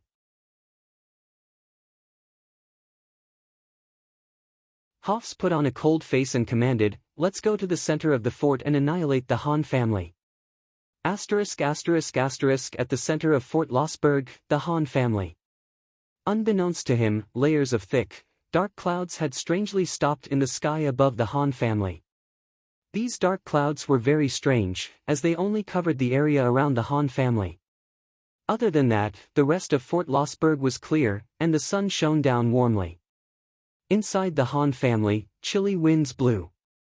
Clouds of hazy mist came out of nowhere and filled every corner of the Han family. The Han family was shrouded in mist and no one could see what was inside the Han family. "Balans, Sanguiner, have all the demonic formations been activated?" asked Phoebe in a solemn face. She was in a spacious meeting room at the top of the tallest building in the Han family. "No problem. I have checked them one last time. They have all been activated." Sanguiner nodded. His crimson eyes gazed into the distance. He took a deep breath and said, "Gilbert has returned. He should have completed his mission. It seems that it won't be long before Hofs and his men arrive." "Mr. Statholm, are there any other unrelated people in the fort?" Emily asked Statholm with a faint smile. Statholm nodded and smilingly replied, "They have left long ago. Other than our Han family, there are no other people from the City of Shadows in the fort. Those people have nothing to do with our Han family. I believe that even if Wallace wants to get rid of us, he won't be able to do anything to them. We can spread the news through their mouths." "I think Wallace is just waiting to be scolded," Mike interjected. Mike Cotton interjected. He felt that such a petty city lord would never be able to bring the City of Shadows to greater heights. "I finally understand why the City of Shadows is ranked just above Hushvale City in the Darkness Dominion. Hofs isn't forbearing enough and Wallace isn't tolerant enough. Although the two possess extraordinary strength, they can't achieve greatness because of these two traits. Who cares? As long as we can get through this, we will leave the City of Shadows and look for Brian. Given Brian's strength, he will surely bring a bright future to our Han family." Statholm put on a relaxed smile and consoled the crowd, "Although I haven't spent much time with Brian, I know that he has limitless potential. In the future, our Han family will surely surpass Wallace's House of Saint. When that time comes, we can come back for revenge." It seemed that Statholm had underestimated Han Shua's capabilities. The current Han Shua did not even need to fight personally. Just the power that Little Skull Han Hao possessed was enough to completely suppress the Saint family of the City of Shadows. "I'm back. Damn it, I've used up so many energy crystals. My heart aches." It was at this moment that Dark Dragon Gilbert's voice sounded. Moments later, Gilbert walked into the room with a pained face. "It's all right. As long as we can get results, we don't mind losing some energy crystals." Emily put on a faint smile and asked, "How did it go, Dark Dragon?" "We killed 200 of their divine guards." Gilbert laughed sinisterly and said, "There were many who suffered light or serious injuries. Even Larixen and the others must have used up some of their divine energy." "Wonderful. Ha, Dark Dragon, you are really something," shouted Sanguiner. His eyes were bloodshot as he said, "Just you wait, I will not lose to you. I will make them wail like ghosts and howl like wolves."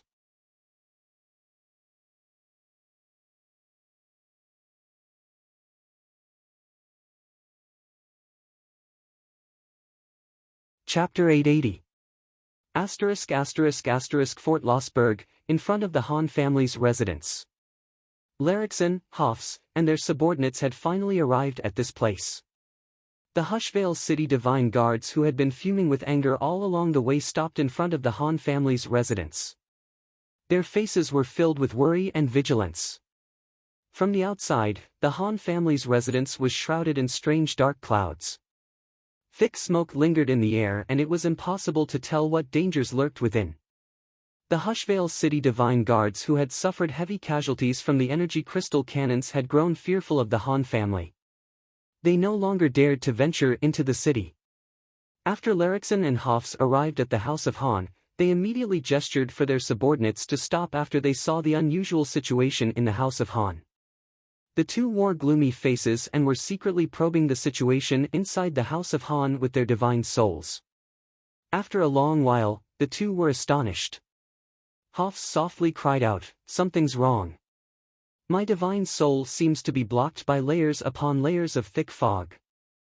I can't sense any signs of life. That's impossible. Those fellows must be in there. They must have used some special method to cut off our soul probing." Larrickson nodded in agreement. "That's right. I can't sense any signs of life either. But I am certain that none of the Han family has left Fort Lossberg. According to my sources, they have been defending Fort Lossberg all this time. Those who have left Fort Lossberg are just some unrelated people." Hofs knew that Larrickson had communicated with Wallace, the city lord of the City of Shadows. He bunched his brows when he heard Larrickson's words. He sneered and said, "Wallace sure is a petty man. But this is a good thing for me. After we exterminate the Han family, I will spread the news. If Brian is still alive, he will know what role Wallace played. When that time comes, Wallace will be on our side whether he is willing or not." "That's right. Wallace has his own plans, and we have ours as well. Although we are the direct actors in this matter, Wallace will not be able to get away with it." Larrickson had no intention of letting Wallace off the hook. He had long planned how to drag Wallace into this mess. "I didn't expect this Han family to be so hard to deal with. It seems like we have to be careful," said Hofs to Larrickson in a grave expression as he stared at the Han family shrouded in thick mist. "Let's try attacking the fortress from a distance like we did earlier," Larrickson suggested. Hofs nodded and commanded, "Move a distance away from the Han residents and attack together with them." Let's see if the Han family can withstand our joint attack." The Divine Guards of Hushvale City did not hesitate after hearing Hof's command. They shot more light curtains of divine energy at the Han family shrouded in mist. They wanted to probe the situation inside the Han family. The intertwining light screen fell into the foggy Han family, but it was like a stone sinking into the ocean, without any signs of life. Hofs and Larrickson focused their attention but did not hear any screams from the Han family. Not only that, when the various attacks landed on the Han family, there were no violent explosions. Something's not right. Needless to say, everyone knew that the House of Han, who was shrouded in thick fog, would not be easy to deal with. With the precedent of what happened in front of the fortress, they were all like birds that were startled by the mere twang of a bowstring. The first thing they thought about was how to protect their lives. "Everyone, be careful. You, and you. The few of you, go inside and see what's going on. They might just be putting on a show," said Hofs as he pointed out a few more cannon fodder and ordered them to enter the Han family first. The hearts of the Hushvale City Divine Guards who were called out sank.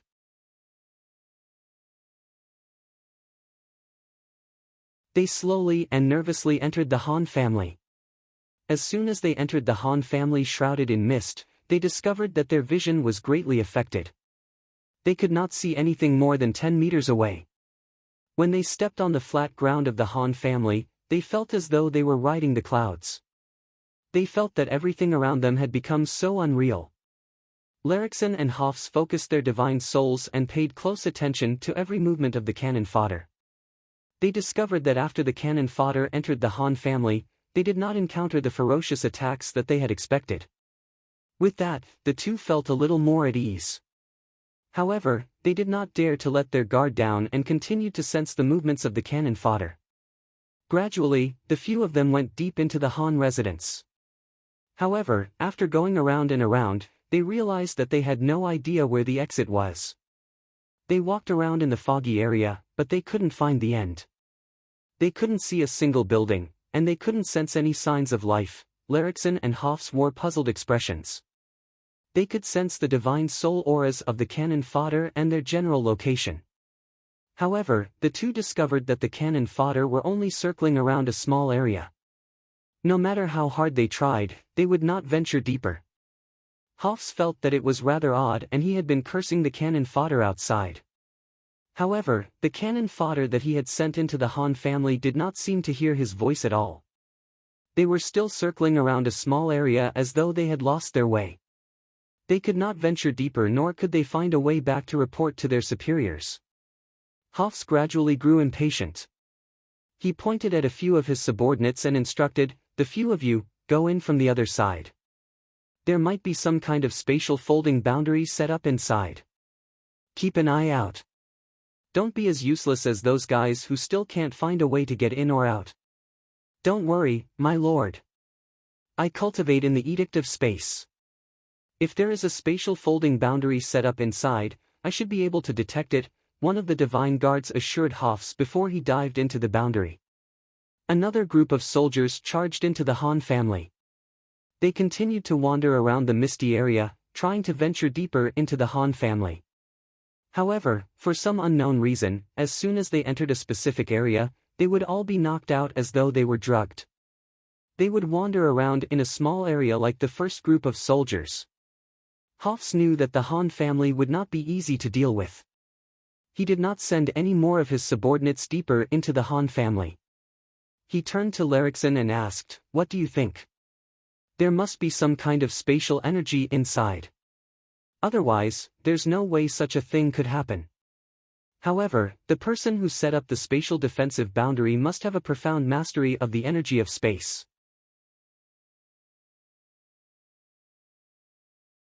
Your subordinates couldn't detect any clues at all. That's why they were trapped inside, Larixen explained to Hoffs after thinking for a moment. "What should we do then?" Hoffs glanced at the few people around Larixen and said in a deep voice, "I think it's time for you all to show your sincerity, right?" Hoffs and Larixen had come together with Larixen. However, up until now, Larixen and his companions had only sent out Hoffs' subordinates from Hushvale City. Larixen and his companions had yet to make a move. It was clearly not a result that Hoffs would like to see. In any case, it was time for Larixen and his companions to make a move. Larixen put on a mischievous smile and nodded, "All right." He turned to a high god of lightning behind him and said, "Kinu, go in and have a look. Your energy of lightning can affect space. I believe that if you bombard the barrier with your energy of lightning, you should be able to destroy the spatial energy." The high god named Kinu bowed at Larixen and without saying a word, he turned into a bolt of lightning and flew towards the Han family shrouded in mist. As soon as he moved, thunder rumbled in the sky. Tiny lightning bolts slowly emerged from the dark clouds and gathered above the Han family. Inside the Han family, on top of a building shrouded in layers of mist, Balans wore a gloomy face and shouted, "Open the mirage window and lure them in." "Hee hee, that's exactly what we're going to do. That guy cultivates the power of lightning. Let's give him a way out of this embarrassing situation. Retract the fog for now and leave this matter to me." Gilbert shouted excitedly as he dashed down while waving his arms and legs. Other than Han Shua, Balans, Sanguiner, and Gilbert were the most familiar with the demonic formations in Fort Lossberg. Before Han Shua left, he had explained the power of the demonic formations and how to activate them in detail. As all three of them had cultivated in demonic arts, they knew very well how powerful demonic formations could be. Under Han Shua's guidance, they knew the situation inside out. Sanguiner, Gilbert, and Balans got to work. They temporarily concealed a portion of the demonic formations and activated another portion of the demonic formations that were used to create illusions. Everyone, after a while, the fog will disperse, and the window of illusion will be able to clearly show our appearances to the people outside. When that time comes, everyone has to pretend to be scared. It's best if you can add some movements that suggest that you're ready to escape, Sanguiner instructed Phoebe and the others. Don't worry, we know what to do. Emily smiled, indicating that she understood Sanguiner's words. Kinnu entered the depths of the mist and summoned the energy of lightning above his head. Bolts of lightning shot down from the void and bombarded every corner of the Han family. As though some strange mechanism had been triggered, the thick mist that shrouded the Han family suddenly dispersed. Even the ominous dark clouds that were hovering above their heads started to sway. It gave the illusion that the clouds would dissipate at any moment. As though the mist had parted to reveal a rainbow, the Han family that had been blurry all along started to reveal the buildings inside to the outsiders. The members of the Han family wore terrified expressions. Helplessness and despair were written all over their faces. They were at a loss of what to do as they stared blankly at the scene outside. Many of them were fleeing in panic. The realistic scene had fooled everyone. Hafs had been waiting for this moment. He thought that the Han family's barriers had been destroyed by the High God's attack. Hafs licked his lips cruelly and howled, "Charge in! Kill them all!"